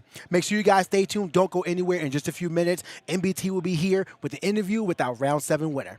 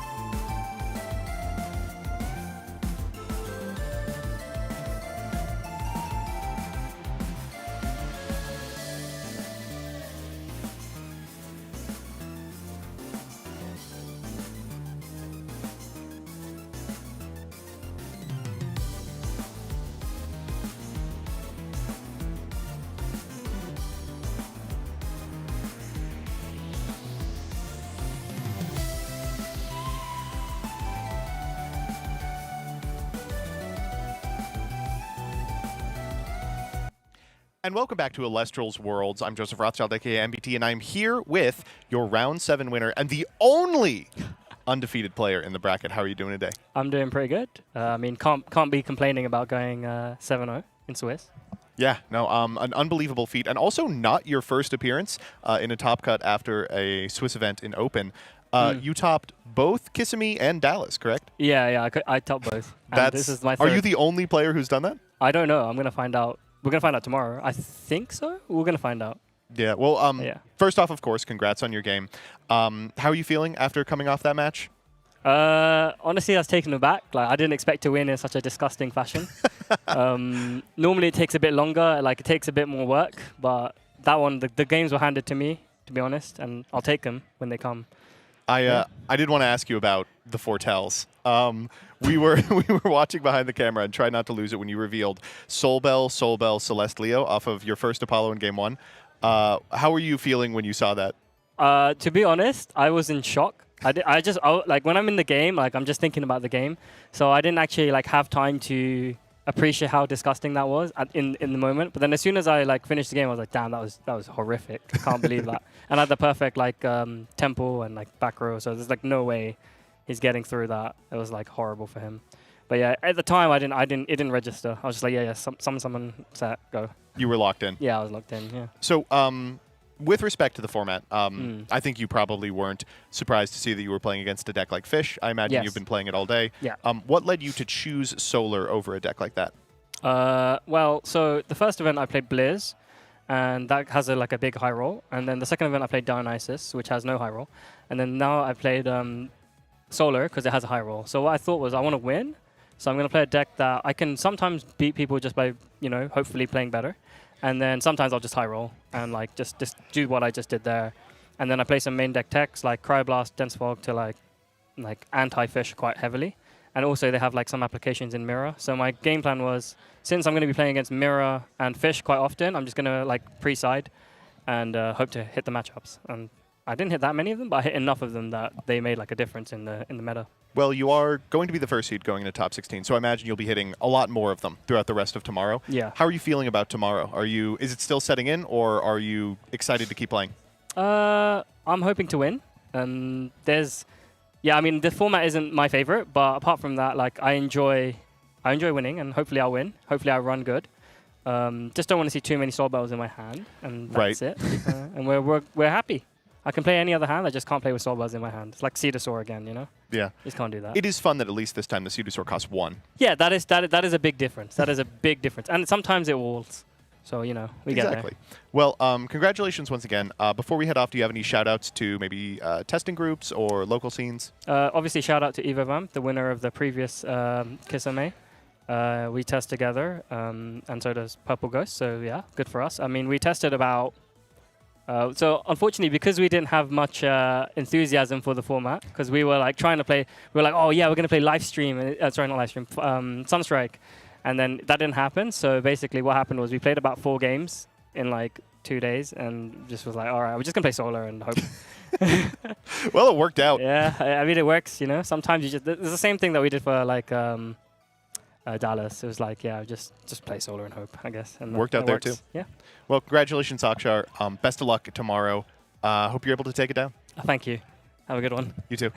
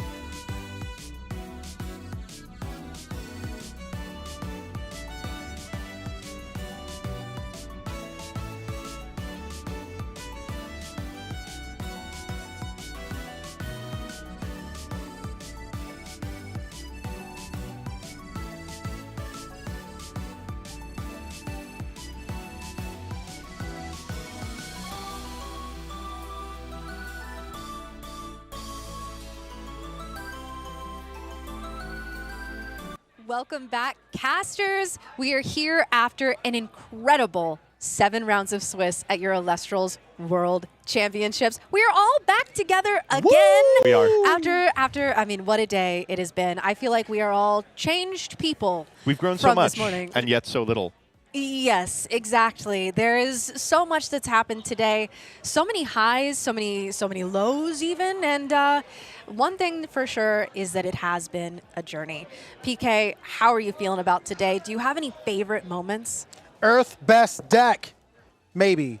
But Earth showed up, and I'm happy about it. But, I mean, there's just been so many amazing moments, so much gameplay, high-level gameplay. I mean, even in the just the last round, while it wasn't a losing effort, Super Insane did play out of his mind to the best of his abilities. I mean, the options that we've seen there was insane. I love seeing all the unique tech plays we've seen. We even got to see the Hermes trickery dodge to make a Nova Core completely whiff on stream. Man, and we saw that fail. So, I mean, it's just been a lot of just great moments.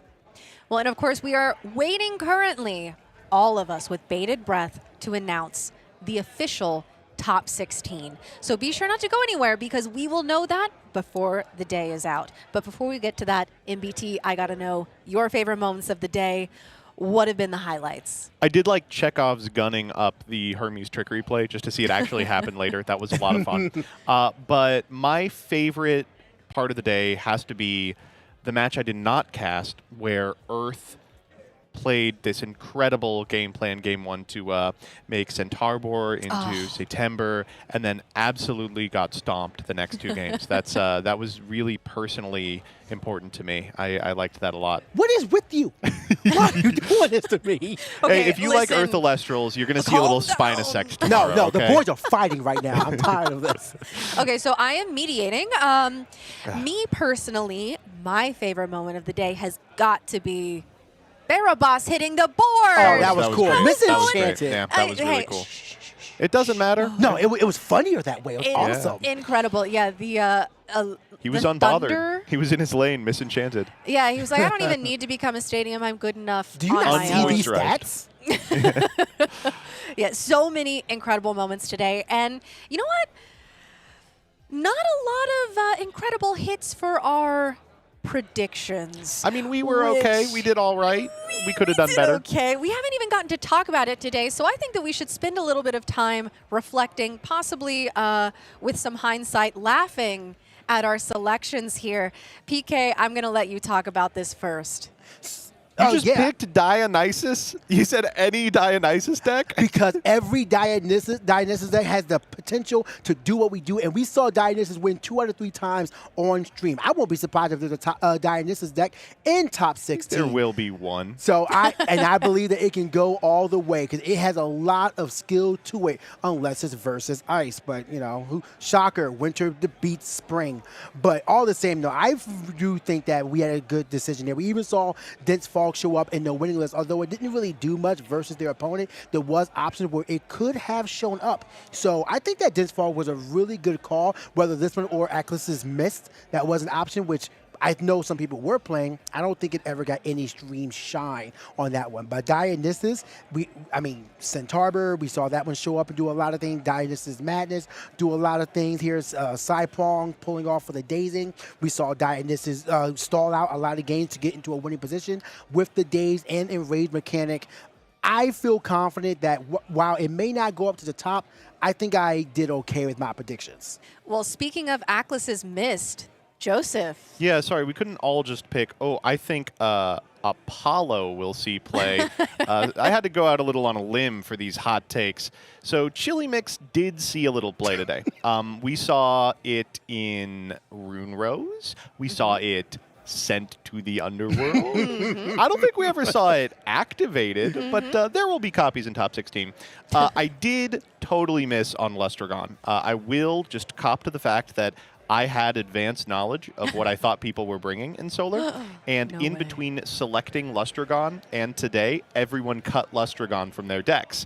So now I look like a fool for picking such an incredibly powerful, but not as powerful as Celeste Leo card. If there is a Lustragon in top 16, however, I was totally validated, vindicated forever.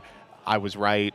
everyone else was wrong. It was also your idea. It was my everything. idea, Yeah, yeah, absolutely. Did you have And any if it was inkling- wrong, the sun was in my eyes. Did you have any inkling on the Soul Bell tech though? 'Cause we saw that a lot. Oh yeah, Soul Bell's a fantastic way to get to Anything? everything. Yeah, pretty much every single solar Elestral. Yes. K-Cray, you picked Carry Off. That makes sense for the Hermes decks. What's this other one? So that is a Voldusk. That is what that is. And you know what? I will say that in the last few weeks, we have seen Lunar Phase as a deck get some success. I think even at your P&M that you hosted. So it was not totally out of the realm Yeah, of Bo possibility. specifically has been doing really well with that deck and brought it today. Yes. And so you know what? I was allowed to pick Voldusk. I had reasonable cause to pick Voldusk, and so I went with it. We had to stick with the brand. If he had cleared, you would look like a genius. You you would never have been able to stop talking about it. I would not have stopped talking about it. But you know what? The carry-off champion of Hermes guess here, I had a feeling that Hermes was going to be one of those lists that showed up. I was happy to see why Rebellion pop off with it on stream so much, and I think that we're going to see it represented in top 16. So while we didn't nail it across the board, except for PK, but you know, we don't need to talk about that. I think that we all had some fair guesses. I do wish that we had our Oh Captain, My Captains, A-Drive and Shady here, mostly because I need Shady to talk to me about Corvus Skull. I do appreciate Glimbat. That's about as hot a take as PK's Dionysus.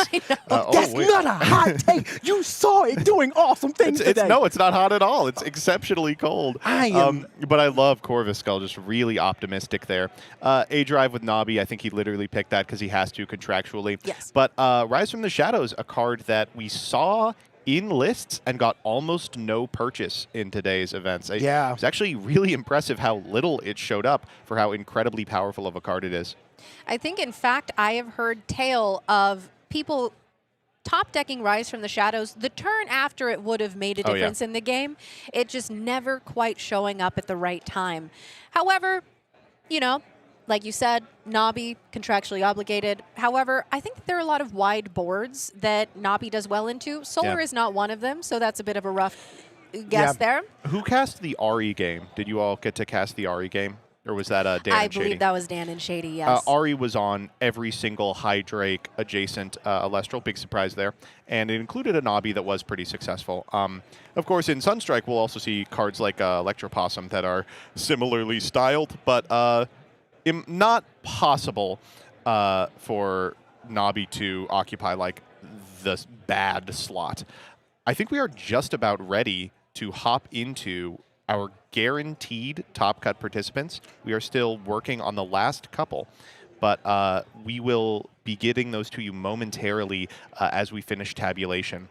We want to give the casters an opportunity to ensure that everything is correct before they do or do not lock in those standings, and once they do, we will get them to you with the quickness. In the meantime, let's talk about individual Elestrals. We spoke about this a little bit round 2.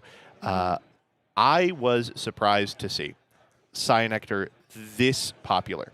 Like, I knew it would be popular. I didn't think it would be Number one, yeah.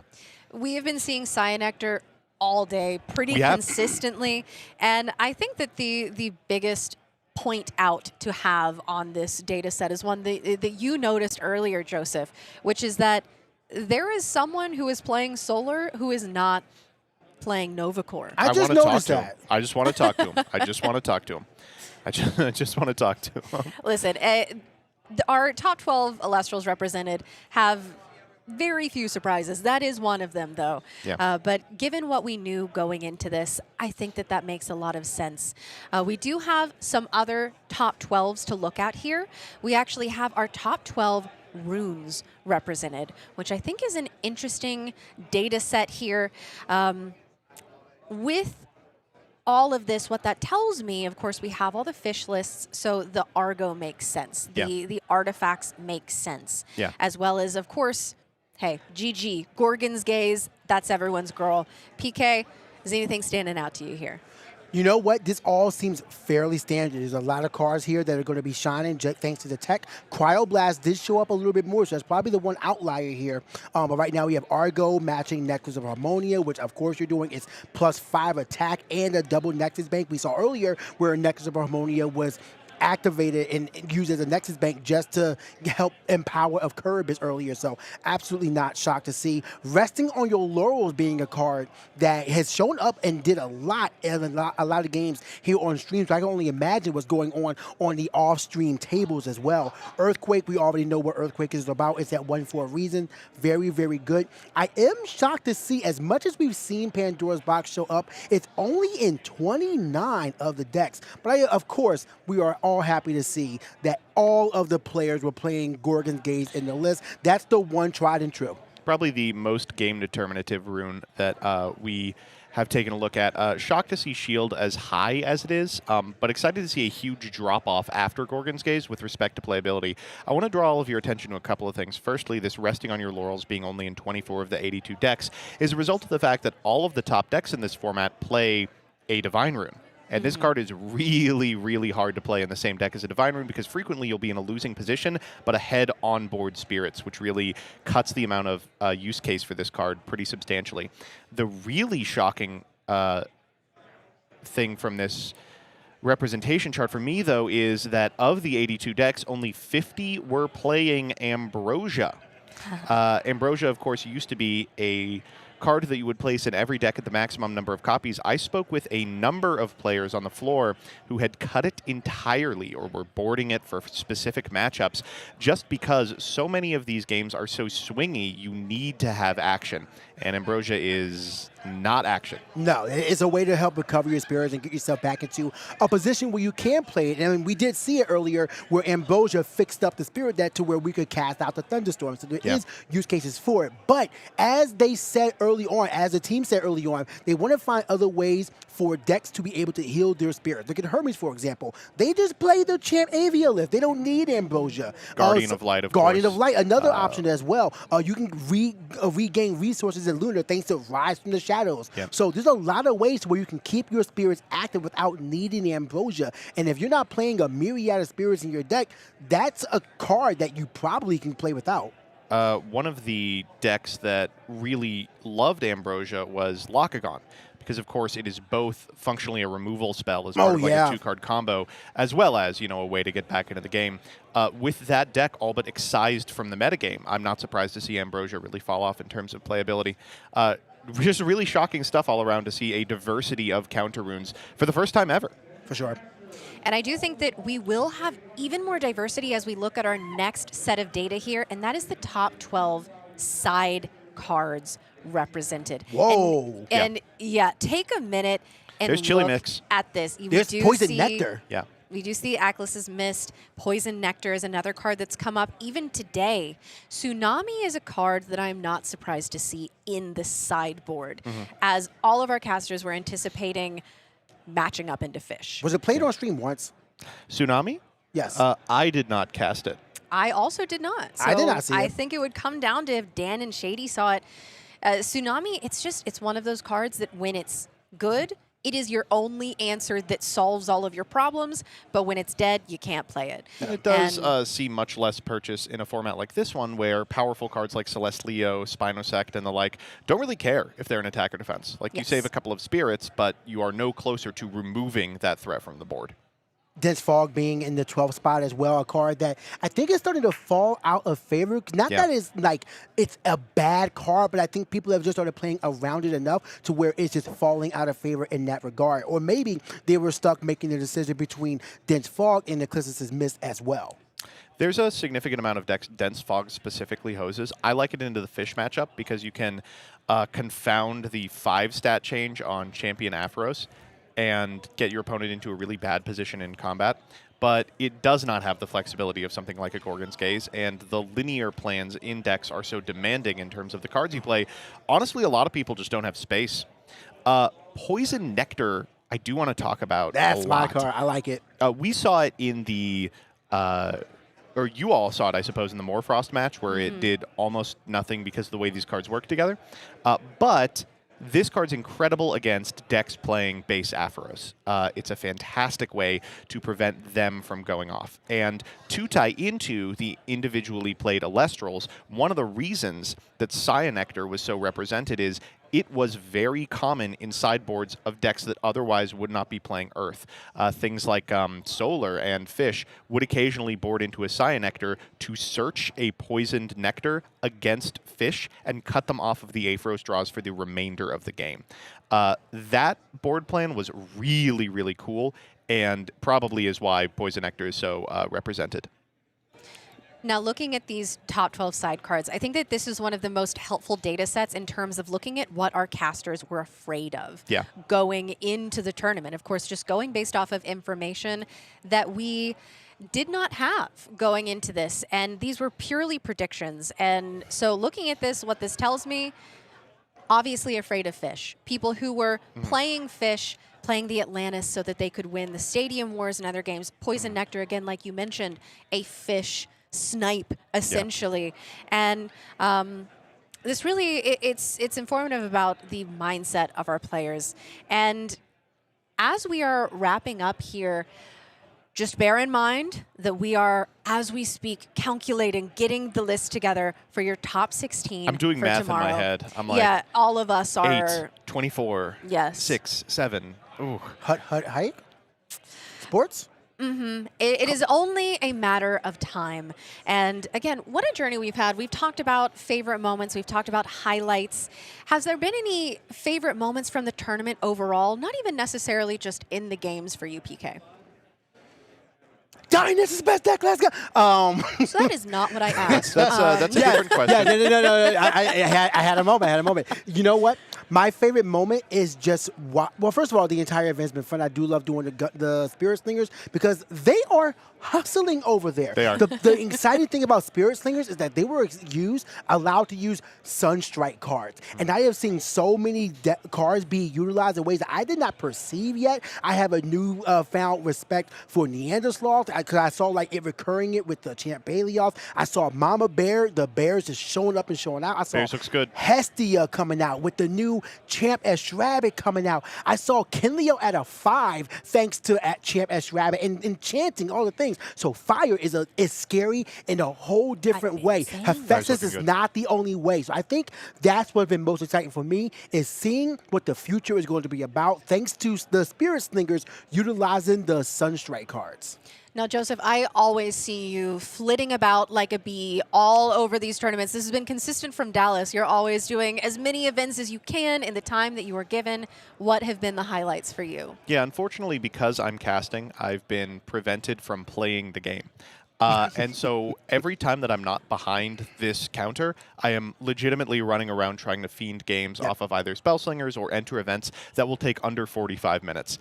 And I was very privileged this weekend to be able to play Pandora's Box Sealed. Those of you who know me from other card games know that I'm a fiend for limited play. The way Pandora's Box Sealed works is, if you're unfamiliar with Pandora's Box, it's a product sold by Elestrals that includes kind of random packs. It's a great way to start a collection.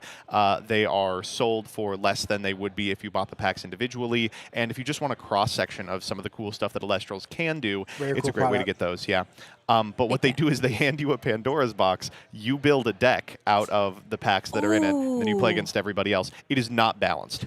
It is not remotely balanced, but it is incredibly fun. I was lucky enough to get a Shattered Stars pack that included Cedar Soar and Snowlet, as well as the main set packs that included Cedar Soar and Snowlet, and I just played bad Blizztrix, and it was good enough. You know what I learned? If you pull more, like you're allowed to go over the 3-card limit. If you get copies of that, you can. Say if you I get had 5 4 Snowlet, I could have played 5 Snowlet. I play. Yeah. Right? It's a ton of fun. Yeah, it took like under 2 hours, and it was a round robin. We all played each other. It was It was a blast.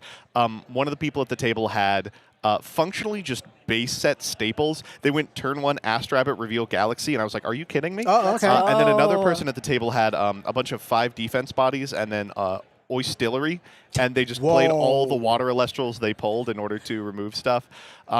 The funniest thing, though, was that the decks are 30 cards rather than 40, and the spirits are 15, so the math gets terrible almost immediately. And everyone was skittlesing very, very badly.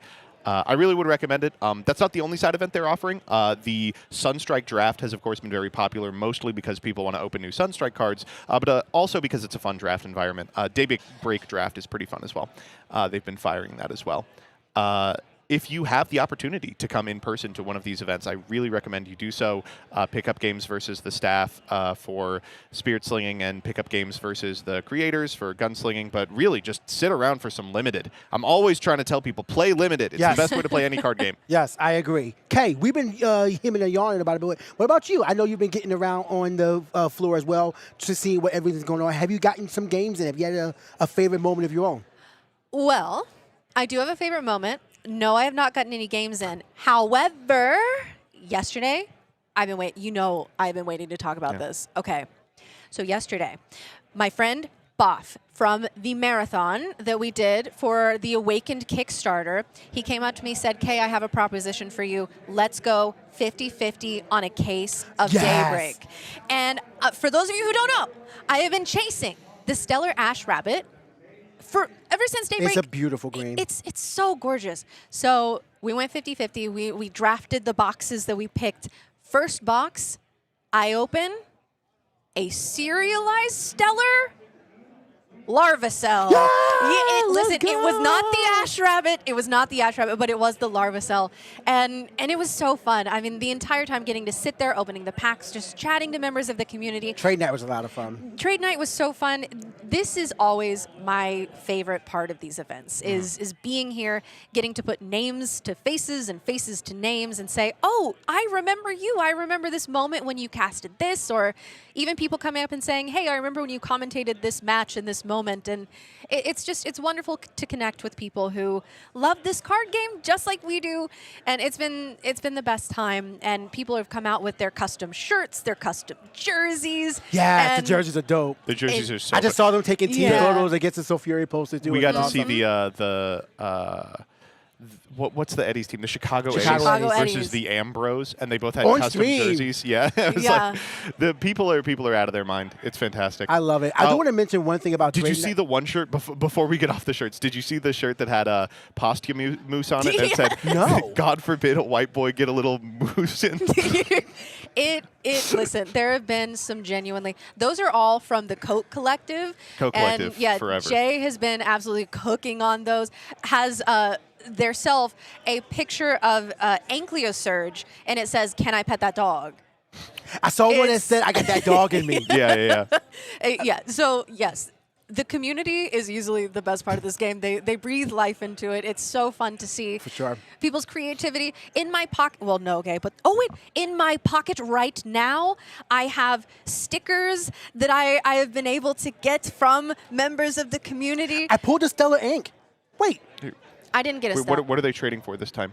Okay, so if you're here and you're watching, you can find Jay, Coat Collective, and you can either trade the Elestral that is represented on the sticker, or you can bring the associated spirit. And different rarities, you can get a different number of pulls. So listen, big fan. I got my favorite Sleepy Sluggle. That's It's adorable. That's my baby right there. Oh, they're watching it right now. They're over there yelling. Hey, shout out!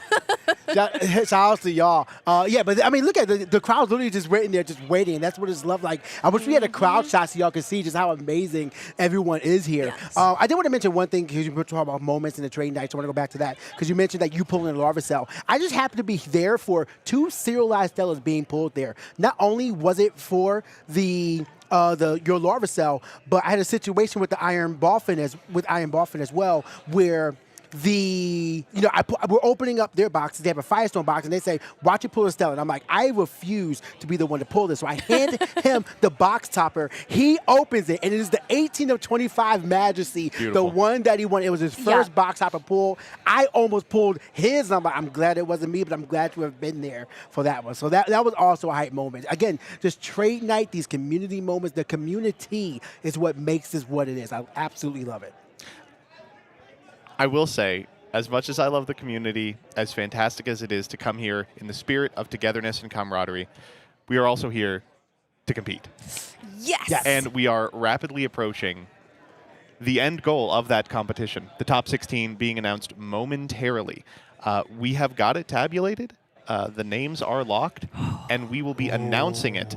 Dan will be on stage reading off the names. Now, keep in mind, a lot is at stake here. While the undefeated and all the X1s are guaranteed slots, not every X2 is. Some people will be making it, and some people won't.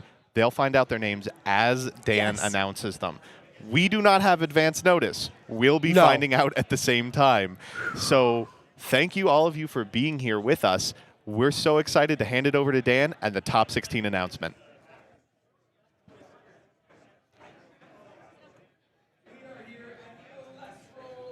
World Championship, and we have just gone through our day 1, and I'm here to announce our top 16 casters. I want to hear this room louder than it's ever been for these incredible, incredible casters who threw down all day and stood out from the field to go to day 2 to compete to become the first ever Elestrals World Champion.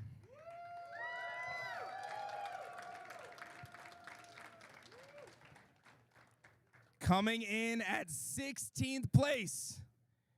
Anything can happen on day 2. The placement doesn't really matter. We got MG1!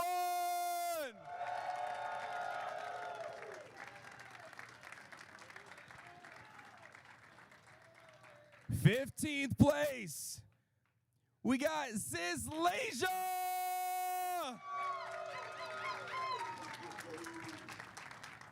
Number 14, made a big trade with me recently.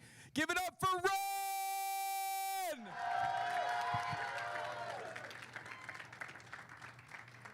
Number 13 is Evo Vamp.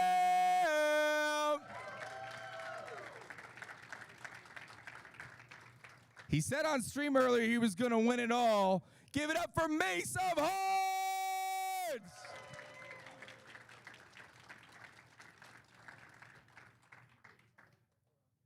Coming in at number 11 is Mad Typhlosion!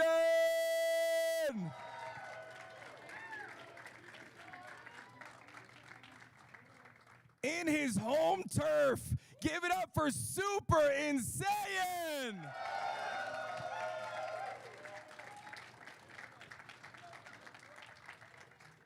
In 9th, give it up for Sunflower!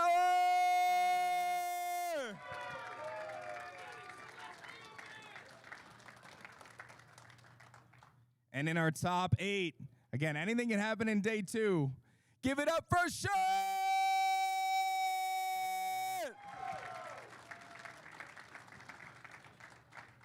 I know this man prepped an insane amount. Trishala!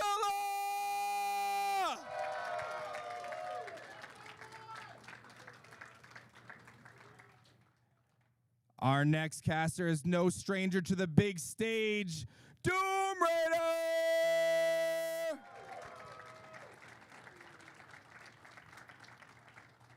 I'm looking right at him.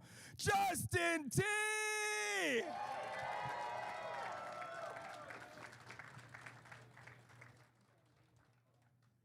Number 4 with more frost is Parky!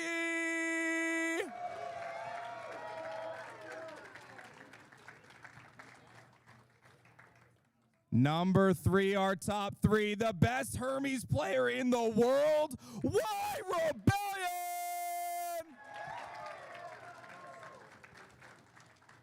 The man with the Lockagon tattoo, give it up for Julian W!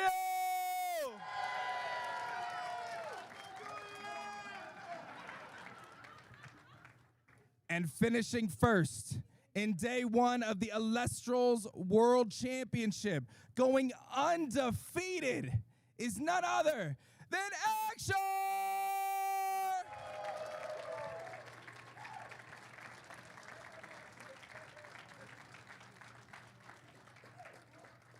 What an incredible day of clashing. I hope you all had a blast. I know the side events were fire.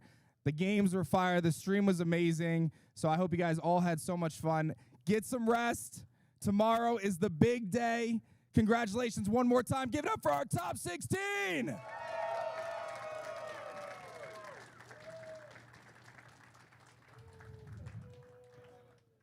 I think that's all I got. I think I'm gonna pass it back over to the squad over there. Have a safe night, everybody, and I'll see you guys tomorrow for top 16.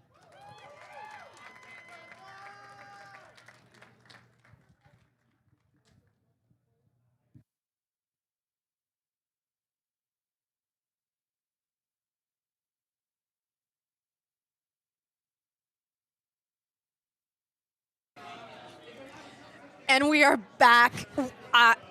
We were absolutely losing our minds listening to that announcement of the top 16. What a day that we are in Look who's for. here. Hello! What a day! Give it up. What is this top 16? That is this. I looked at the list on my phone. It's a and I'm nightmare. like, this is the most stacked field. I saw I'm like, this is crazy. The heavy hitters are here. Day 2 is gonna be crazy. I'm so stoked. It's going to be I mean, just look at the players here. We have Trishula, we have Shirt, we have Julian coming up there, Action being undefeated with Celeste Leo. I can't name them all. We got the local, the hometown Shout out hero, Vegas! Super insane. Shout out to Vegas. And Whoa. We got your local whoa. represented. I gotta say, you are really sleeping on Comics to Astonish, which now has a player in the top 16. You do. We do. Doom Rider is going all the way. Think of the accolades that from that now, because now local scenes can be able to say, we have top 16 world competitors at our locals, top 16, and soon someone will be able to say, we have a world champion at our locals. This organized play is going to be insane.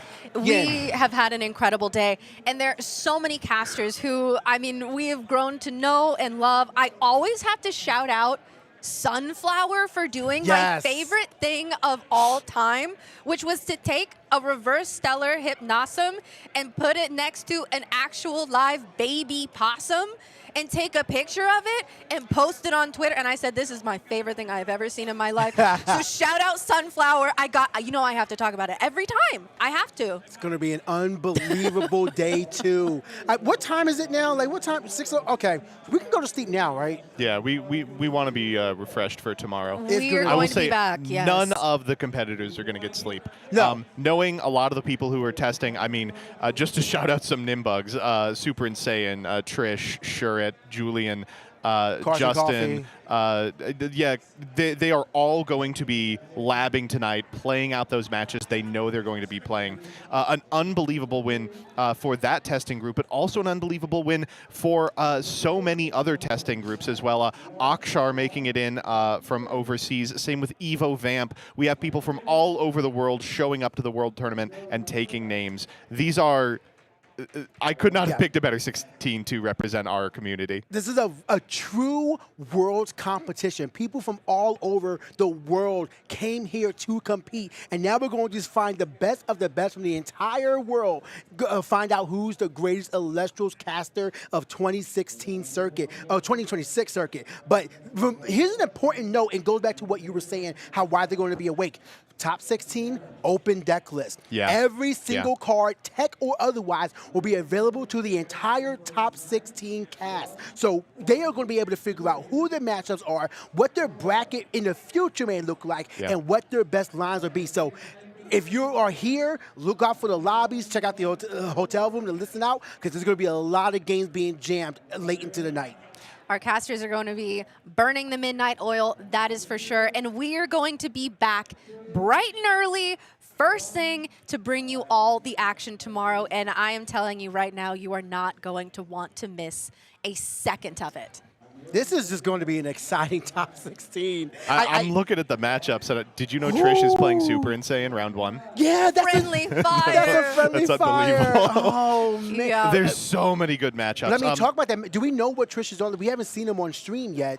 We know what he's on. Solar, we'll know tonight, Solar versus Fish. Yeah.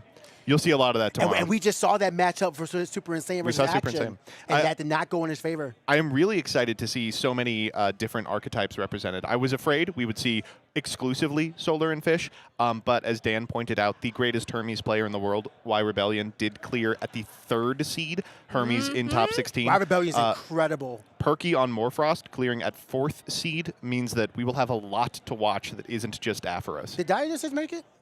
We'll have to check. Hey, Sunflower before has brought, I believe it was Ann Titan to a top 16. I think that was in Kissimmee, so we might have an Earth caster amongst us. But hey, again, we will have open deck list knowledge. Tomorrow, it is all going to come down to our casters and these clashes. They're going to be clashing it out for the World Champion title. I am actually, it feels like tomorrow's Christmas. Yeah. It feels a little bit like I'm not going to sleep, and I'm very excited, but in fact, I am going to sleep a lot. Yeah. I'm sitting here giggling just thinking about it. Can we, all right, maybe not for commentary purposes, but can we somehow watch every single match? Can everyone just be recorded and uploaded without commentary? Because I need to see them On their all. own time. Yes. Yeah. man. Yeah. Oh, I wonder which ones we're going to get to commentate over. Well, let us know Yes, using please. either the YouTube chat function, the comments under the video, or on Twitter, Blue Sky, and wherever have you. Hashtag And play Elestrals. we will do our best to cater to your whims. We are at your mercy, and we are interested to know what you are interested in seeing. If you'd like to see some high-level Solar or Fish gameplay, obviously I would be happy to cast that. If you'd like to see the Hermes deck, the Morfrost deck once again, we could cast that as well. But either way, make sure you show back up here tomorrow for those matches and for all three of us. Yes, we get to do this one more time. This is great. I love know, this. and ultimately, we will crown a world champion. So be sure to let us know not only what you want to see, but who you're rooting for. Who do you think is going to be the first ever world champion? All I know is looking at this top 16, every single one of these casters deserves it. And I would be beyond thrilled to see any of them up on that stage at the end of the day tomorrow. It's going to be the Maryland local. I do want to remind everyone that even those who made top 32 do walk away with some amazing prizing. Yep. You get some Sunstrike boxes. You get some other stuff as well. So you get something just for doing your best. So I mean, those who may have bubbled out of the 5-2, because as you said earlier, not all the 5-2s are making it. But I mean, you still get a good bit to walk away from. And I don't know, I'd be happy to crack a free Sunstrike box right now as well. Those cards are incredible. Have you felt them? Like, I know a lot of people worried about that one. They feel so good. I was actually very pleased today to be able to finish my full set of Sunstrike. You did complete that. Congrats on on finding your Luma Veils. Mostly I was just pawing around the bulk that people left on tables, but you know, we can There's so pretend much like it bulk was out there. a difficult scavenger hunt. I hope you will return to the scavenger hunt that is this stream tomorrow. Yes, and tomorrow, again, we will be back with the top 16. Be sure to show up, cheer for your favorite casters. Thank you all so much for being here today with us all day through all 7 rounds of Swiss, through what has been an absolute roller coaster. And tomorrow, it will result in the first ever world champion. So thank you all so much for being here. Huge thank you to both of my co-commentators, all of the Elestrals staff, and all of the incredible casters, and even spectators who have been here today. But most of all, thank you to those of you who are watching at home. Do not miss tomorrow, because this top 16, I can't get over it. We're crowning a world champion together. We are going to be here bright and early, and I cannot wait to see all of you. So I think that we will take our leave for the evening. Thank you so much, Joseph. I'm going to sleep. Thank you, PK.